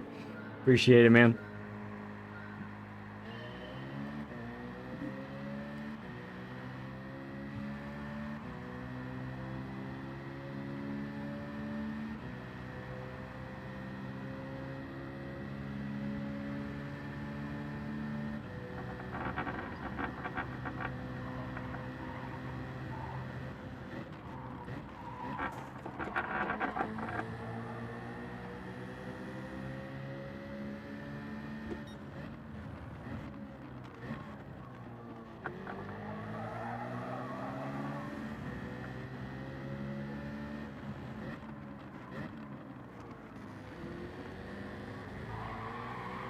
Yeah, I mean, I left the door wide open.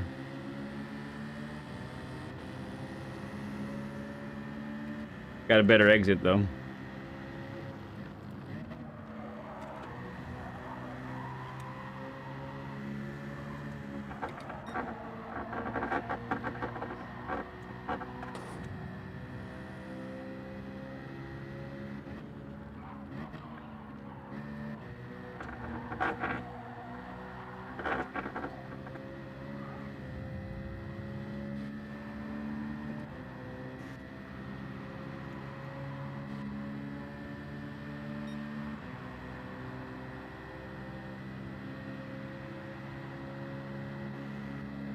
The Jenny. Video pros, hang on.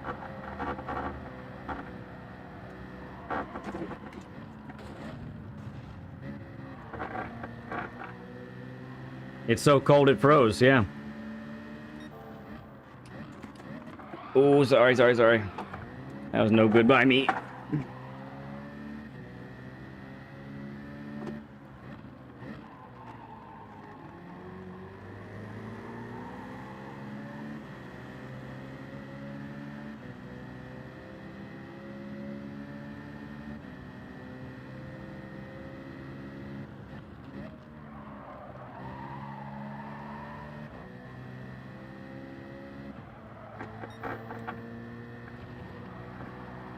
All right, got a little bit of work cut out for us.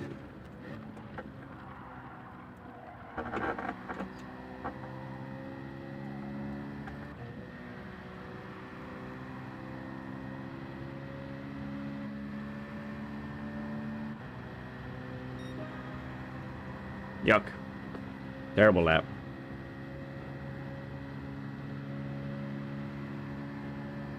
Hey, Nando, what's up, bud?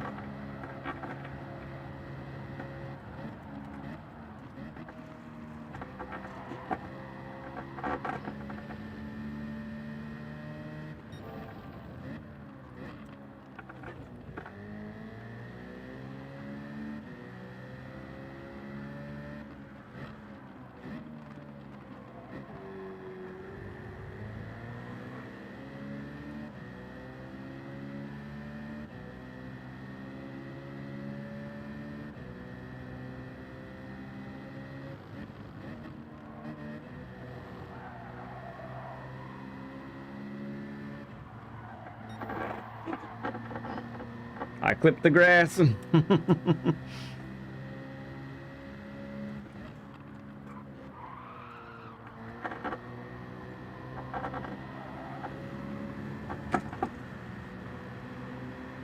Come on, Slipstream.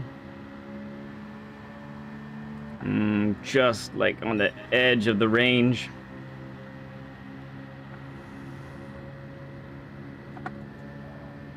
Dude, you can't do that, man.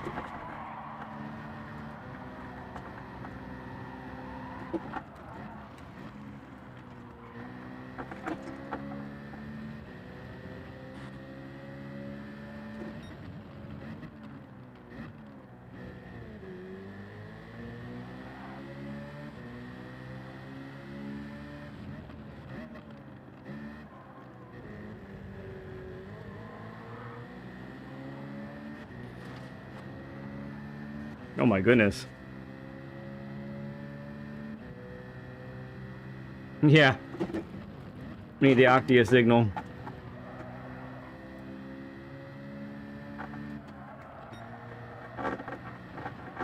Oh, no good.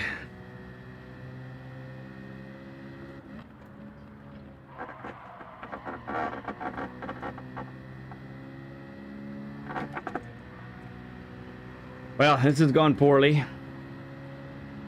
I think we'll go to the alt account on the next race because there's just no other A+ers here. There's almost no chance to gain any DR.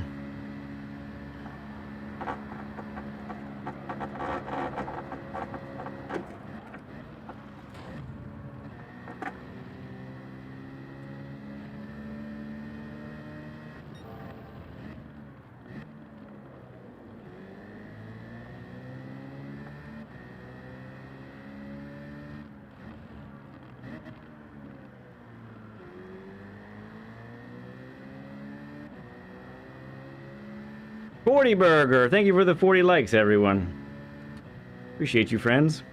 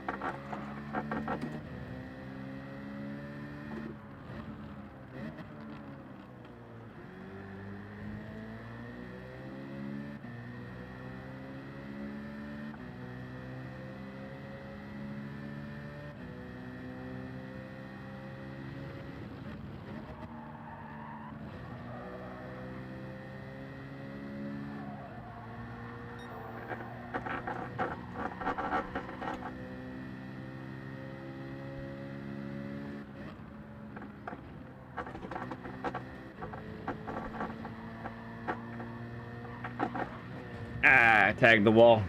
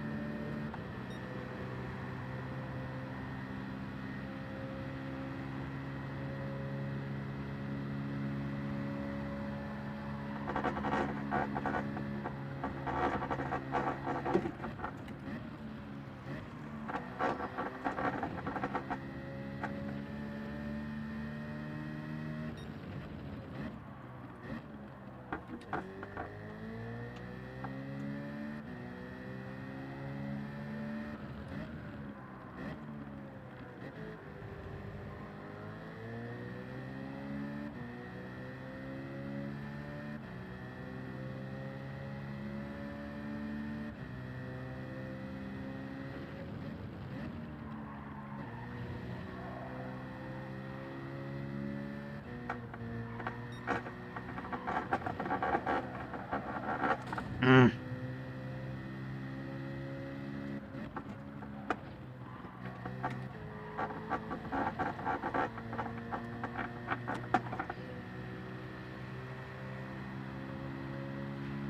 Whew.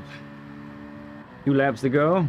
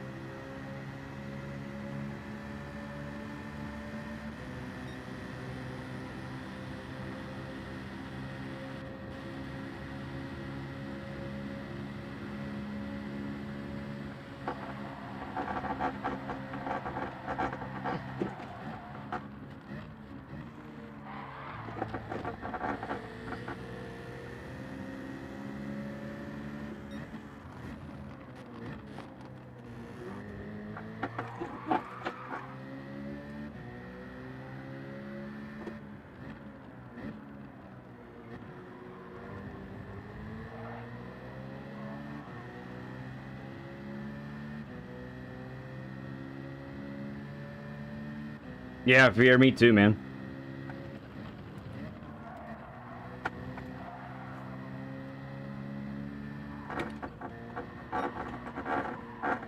Ah, man, I can't quite get that how I want it.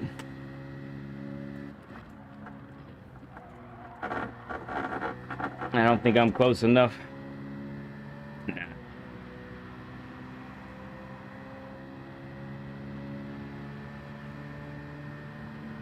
Yeah, it's good stuff. Good race.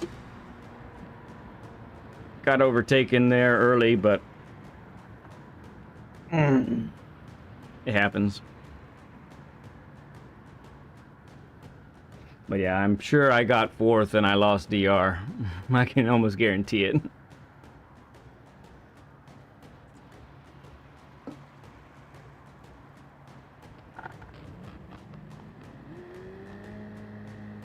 Hey, Steven.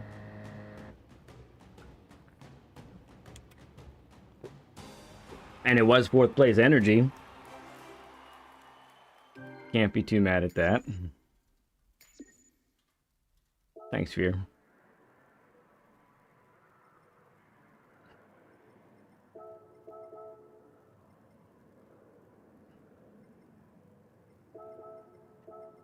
No, I enjoyed it. No sorry necessary.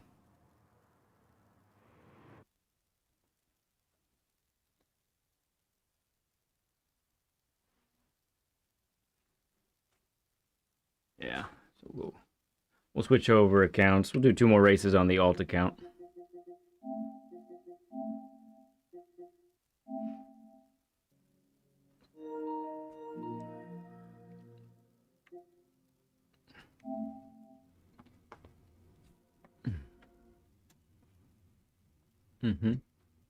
Oh, the voice of it is still there on this one.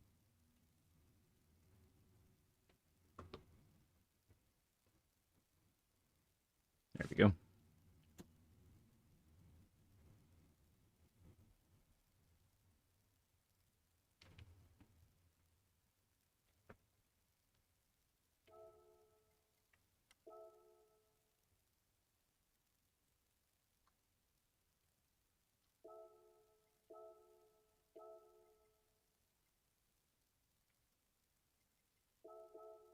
Yeah, I have set a time. It's nothing special.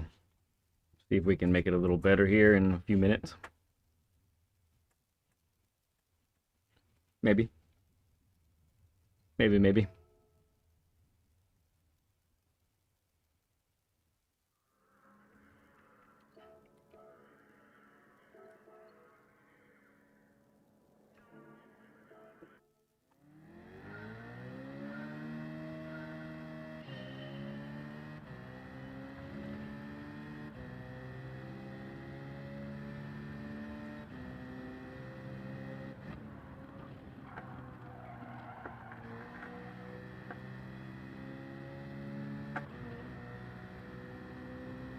All right, let's go.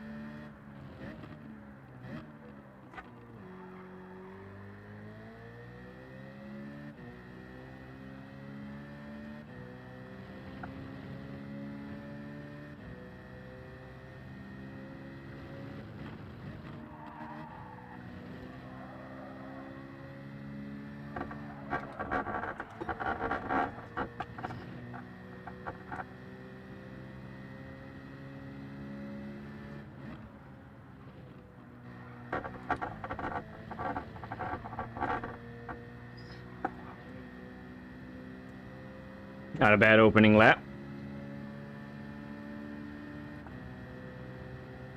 Yeah, there you go. 3/10 better.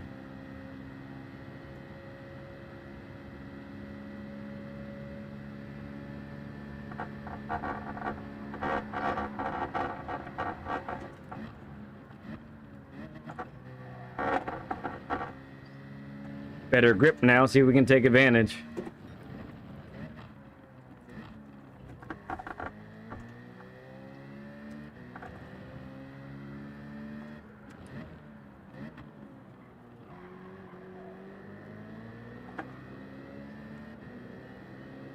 Okay, not bad, not bad.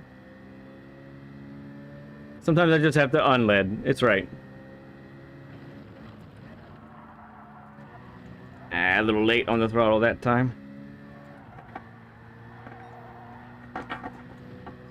But a little better on that part.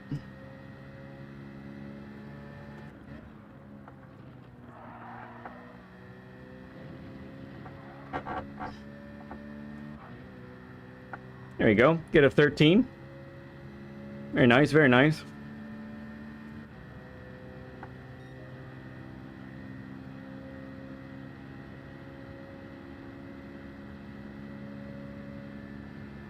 Not enough time for one more lap, but we'll just practice.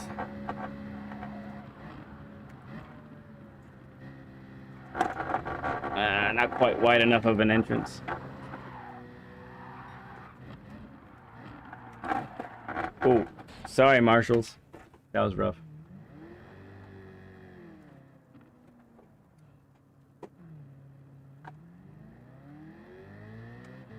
Ignoring the track limit.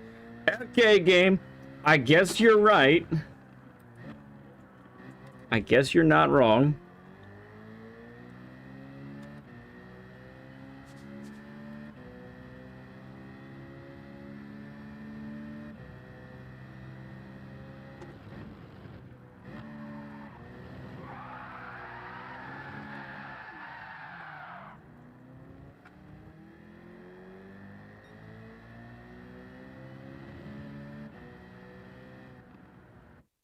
All right. I should put us top 4, top 5, I think, on the grid. There you go. Oh, there's an A+ guy. Oh, a couple of people. Oh, Fear just came in. Nice. Good to see you, Fear. Now the A+ers show up. We got Lars. PR. All right.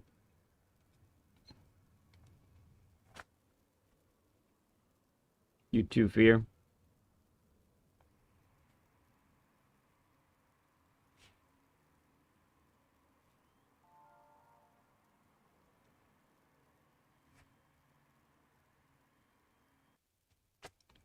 You don't get into a race? No, I think the only time you don't get into a race is if something crashes. But in that case, everybody doesn't make it.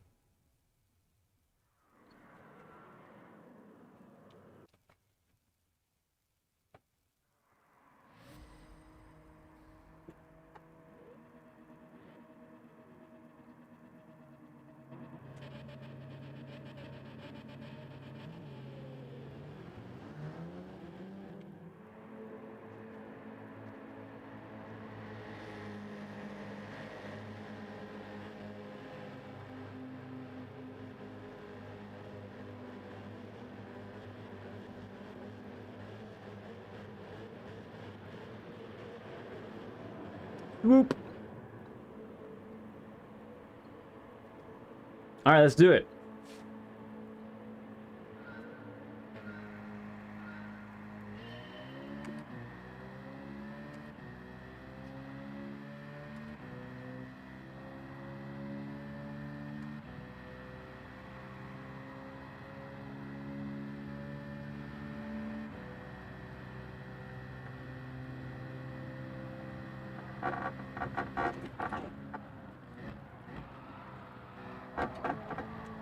Yeah, that wasn't cool.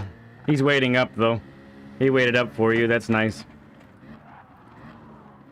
Oh, it's a horde back there. Look at that radar. Oh my goodness gracious.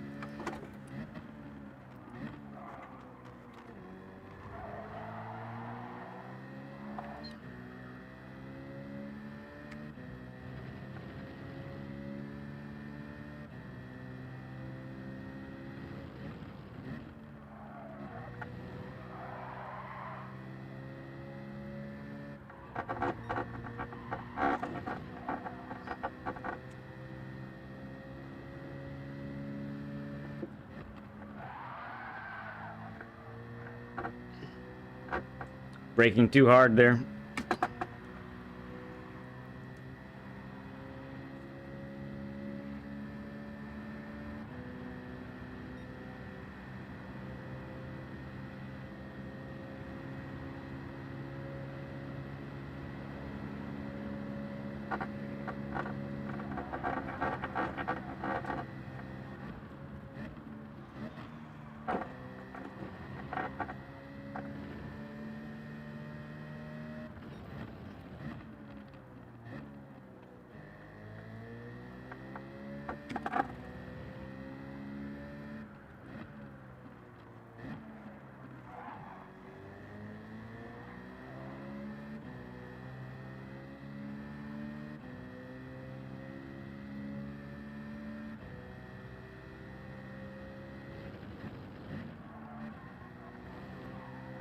Ooh.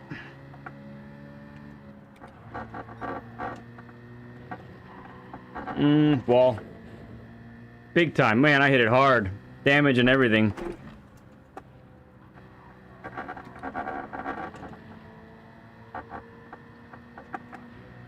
Will it be fixed by the time we get to the next corner? I don't know.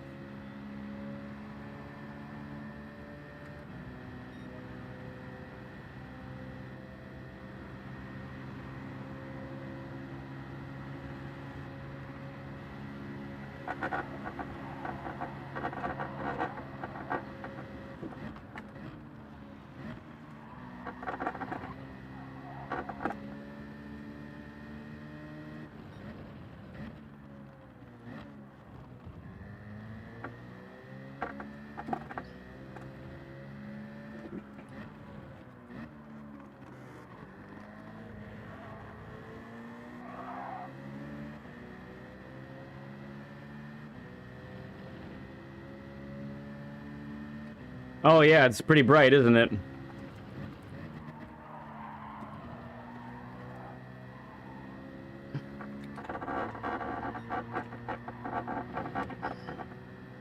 That's more like it. No wall crashing that time.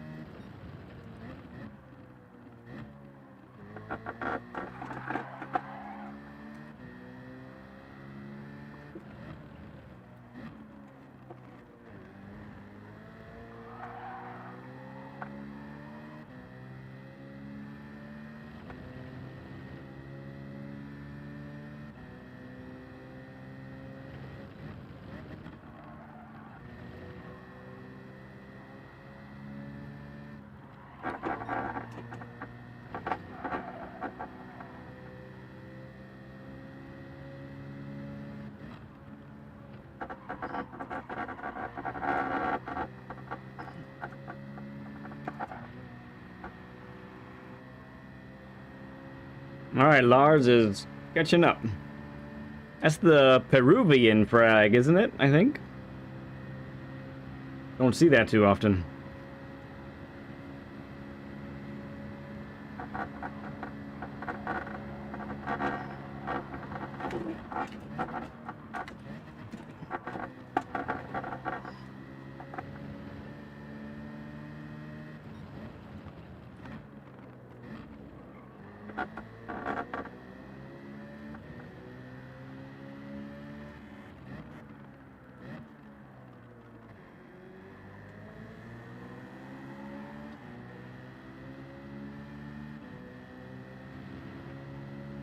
He's a quick boy.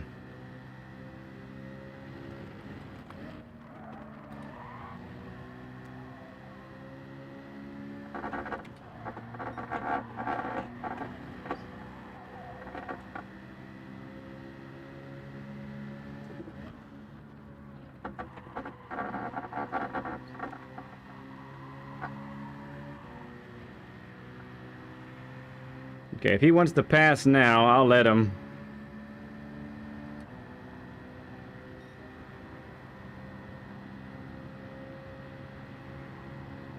Oh, okay. There you go. The more you know.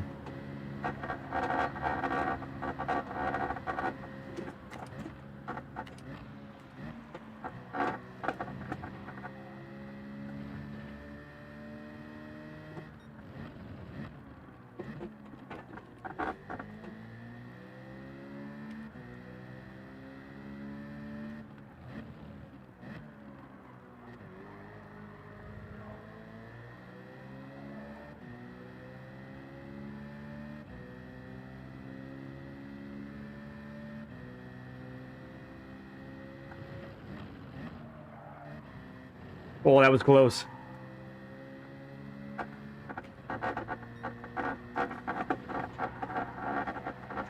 Nah.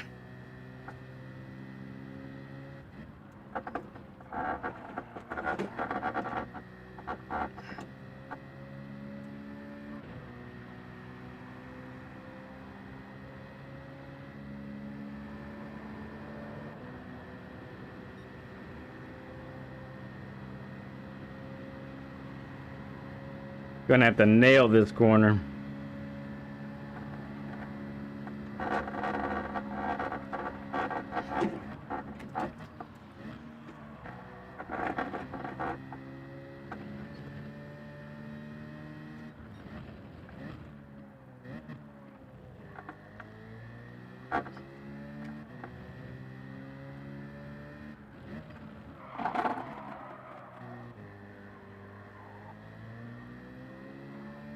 No, he kept it nice and wide, kept his momentum up.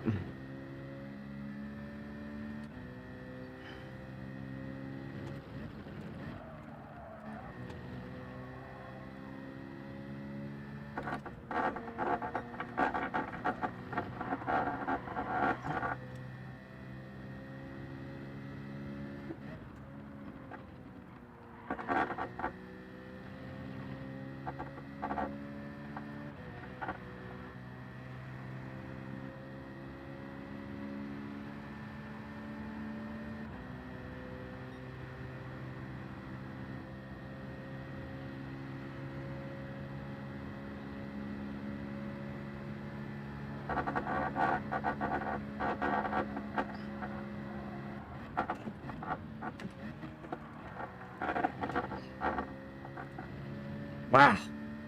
Incredible pace by this dude.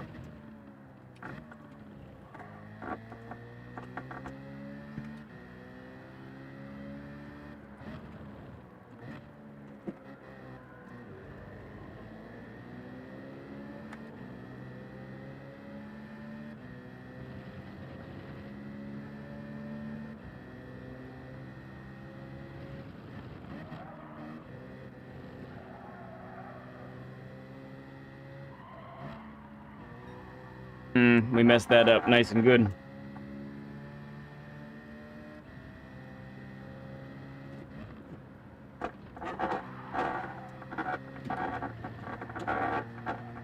Oh. Come on over, Fears. I can't stop hitting the wall, so let's go. Let's battle it out for the last lap. Oh, okay.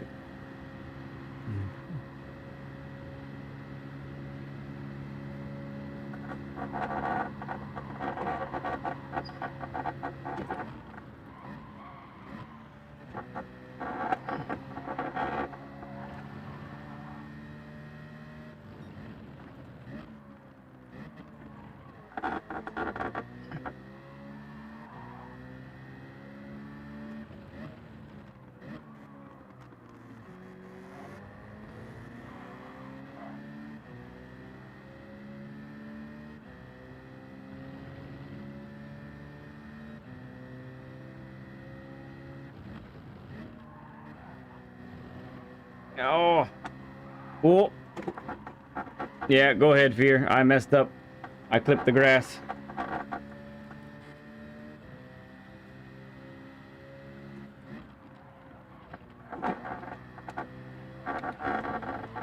I don't know. It's gonna be close. No slip. Nice run, Fear. Great race.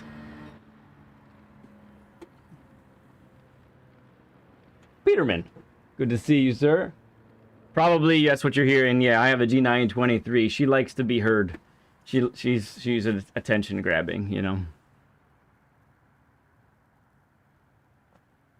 Okay, Steven, thanks, man. Appreciate you, bud.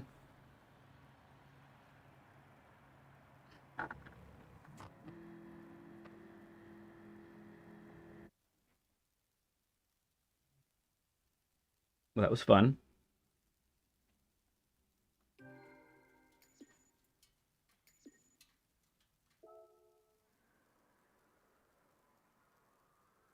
Talkative little minx. Great race by Lars and Fear. That was fun stuff. What should we do? Should we do primary or secondary account?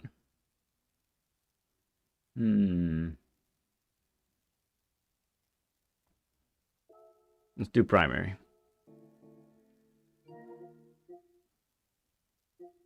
Go primary one more time. If the fast boys are going to come out, I'll do it.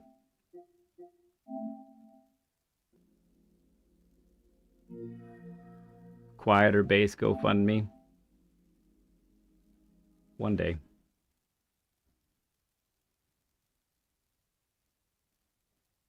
Yeah, it was good stuff, man. Lars came from like P9 or P10 too. I saw on there. That was cool.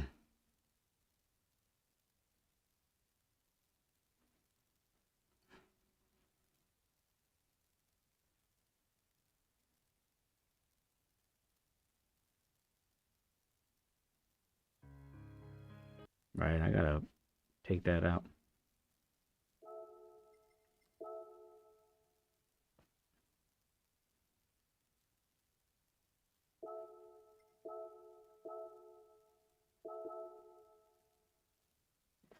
Oh. Yeah, that was kind of me. It honestly, it's hard. It's hard starting from the front in this race. It really is. You take turn one just a little bit rough. Oh, but that one guy bumped you too, Fear, didn't he? He gave you a little bump. I mean, he waited up, but the bump still happened, so it sent you out. I remember now. At least he waited up. 20 pounds for the Fanatec fund. Hey, thank you, friend. I appreciate that. Everyone, throw up a stud emoji for Peterman, please. It's a stud if I ever saw one. All right, one more race before we call it a day. Just a reminder, too, we'll be back on Monday. Check out the new dailies. We'll practice together. We'll do some lap guides. All the good stuff.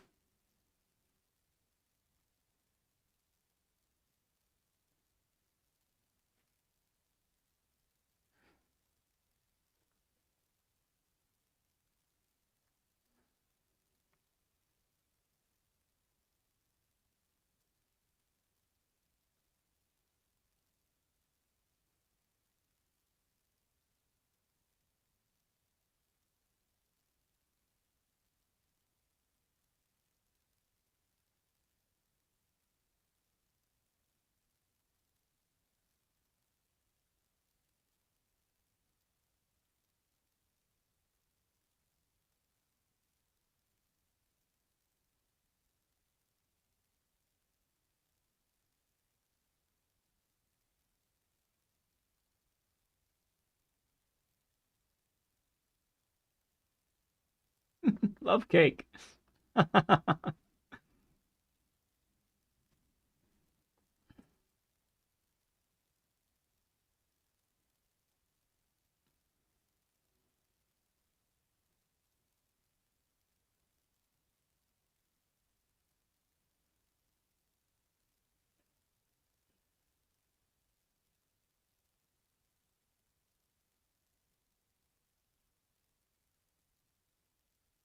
You're on a controller. Absolutely. Yeah.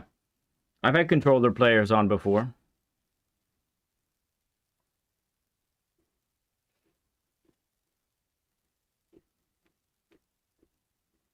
Yeah, officially message me in Discord or PSN. If you really want to do it, I'll put you on the list. For sure, for sure.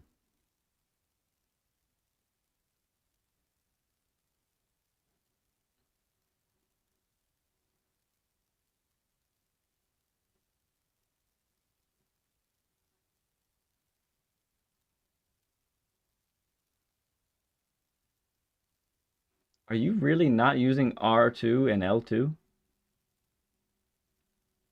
I just read that for what it actually meant. No R2, no L2? No way. Thank you, BL.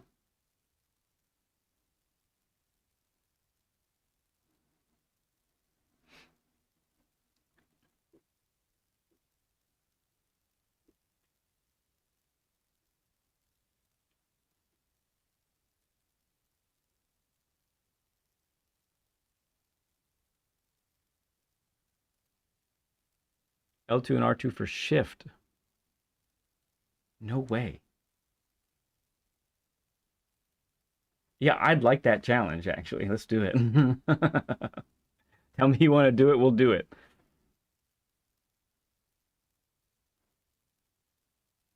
You must tap a lot. It's gotta be. You gotta be tapping a lot.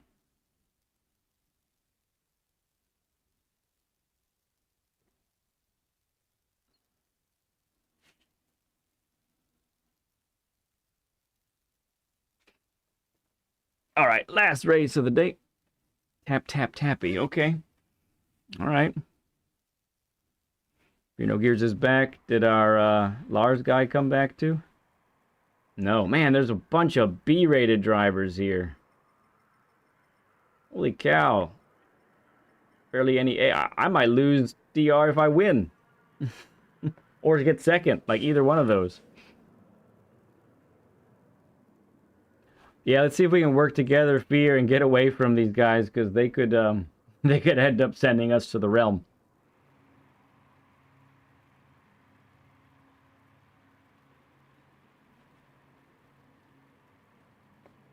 Where is everybody? Doing Nate or manufacturers. We discussed this already.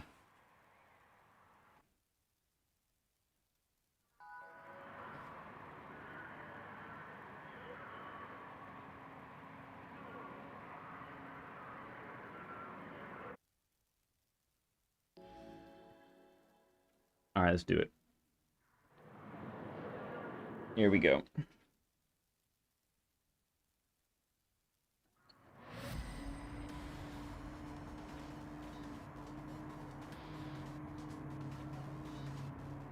Okay. Be that wall. Be that barrier for us. Good luck with that. Although Ghost Squadron, he's in a G70. He might actually hold up people behind him. We'll see. But I'm sure we're gonna have some tryhards behind us. Let's see what happens.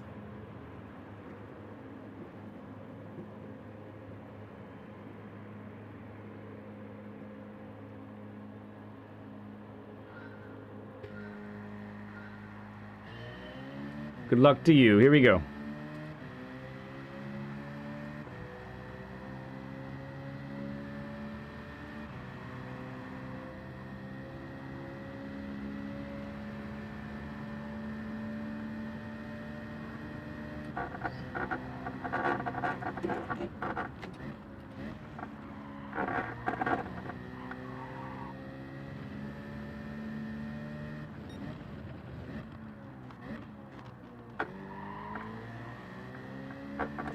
Some grass.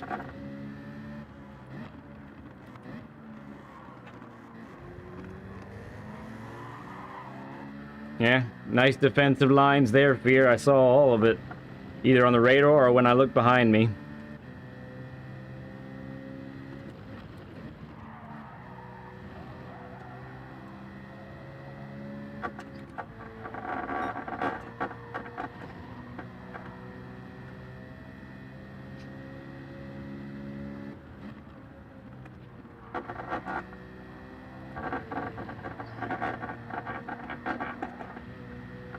just stayed off the wall. That's good.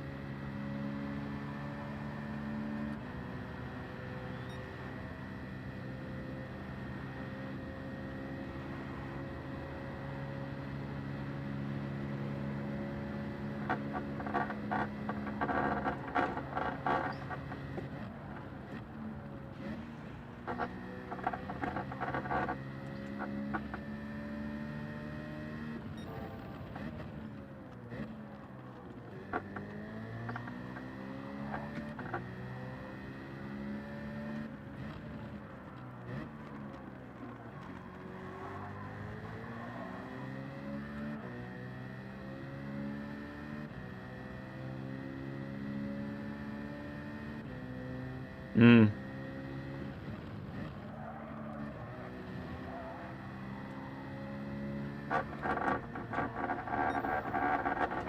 Ah, missed it. Missed it.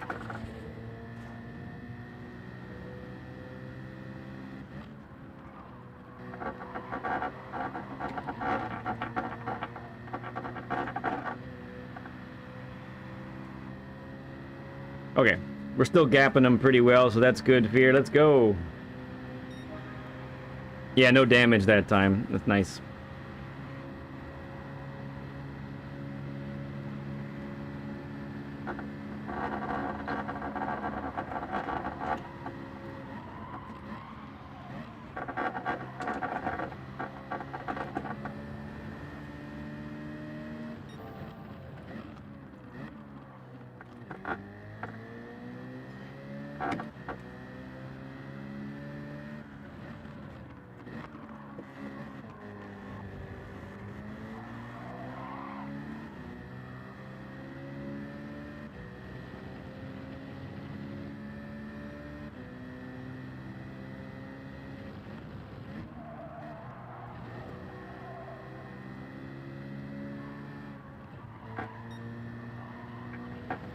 There's the line I've been looking for.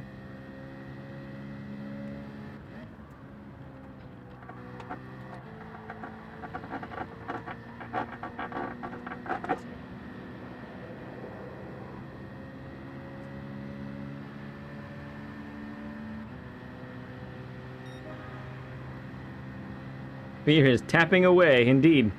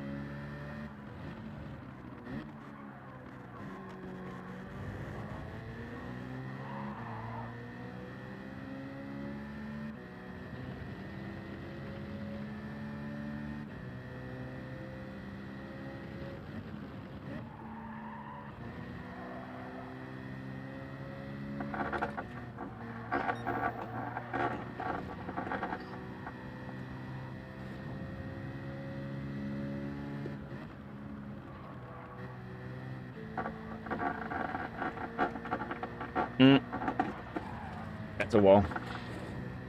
Woo.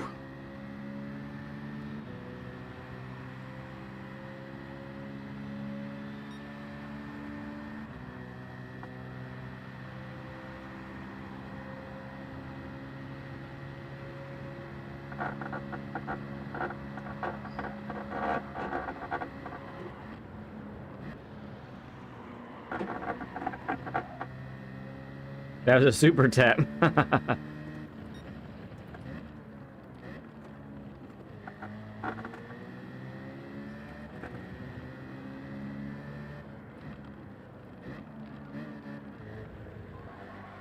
Oh, goodness, that was awful. PMR? What's PMR?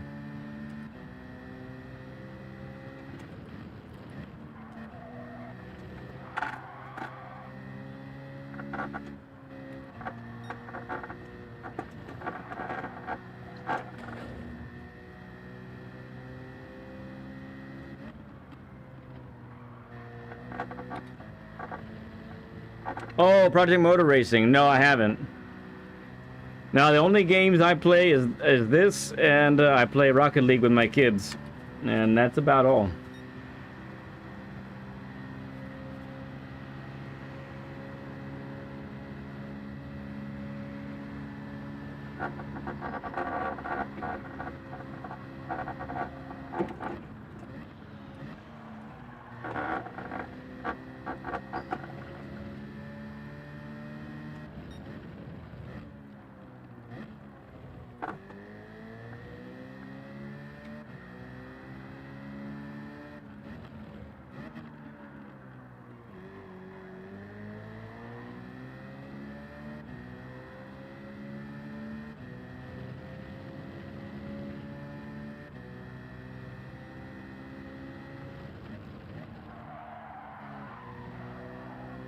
Oh, fear's off. Oh, good save. Man. Well saved. Well held there.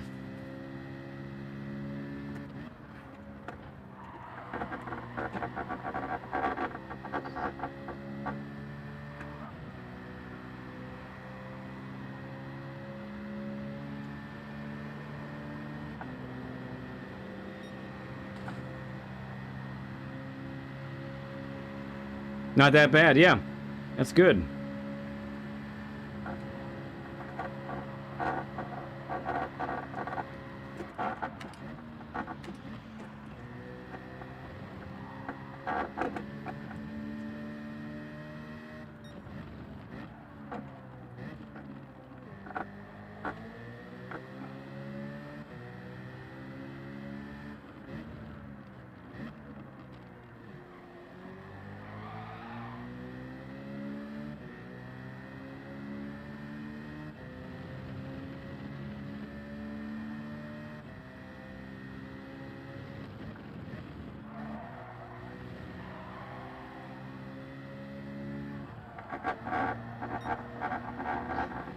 Oh, I clipped the wall and clipped me. Are you okay, bud?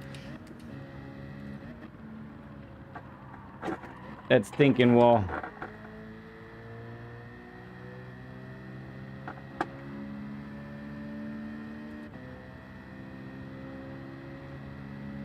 Okay.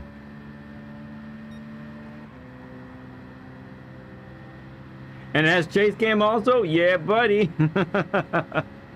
Yeah, buddy.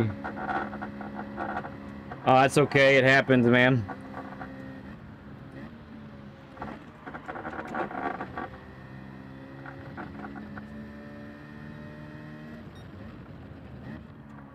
It's crazy though. The game ghosted you after we hit.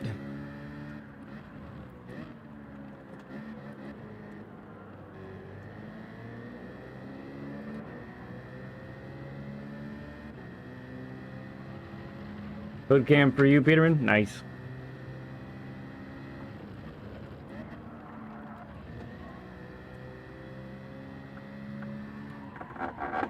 Yeah.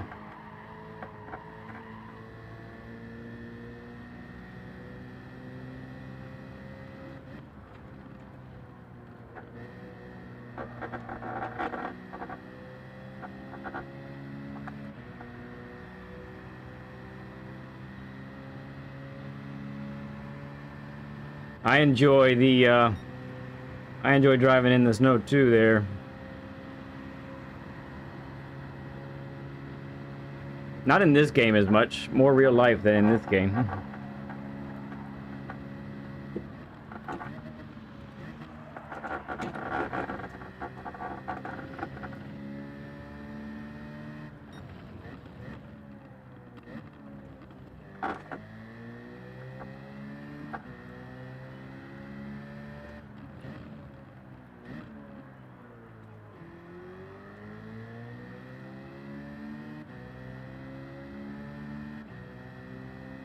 Grind you to a halt, huh, there, Peterman?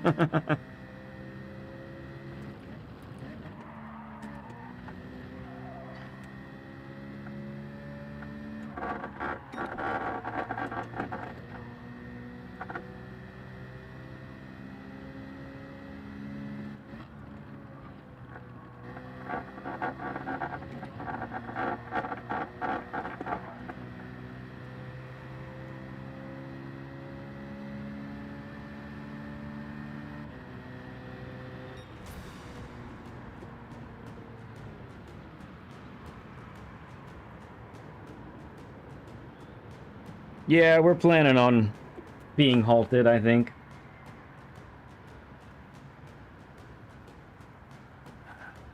Man, Fear, that inner wall has gotten me a couple times too, for sure.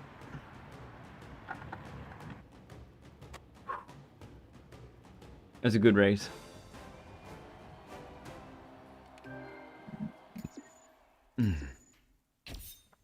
Okay, yeah. Fear still gained some DR. That's good. Alright, quick checky.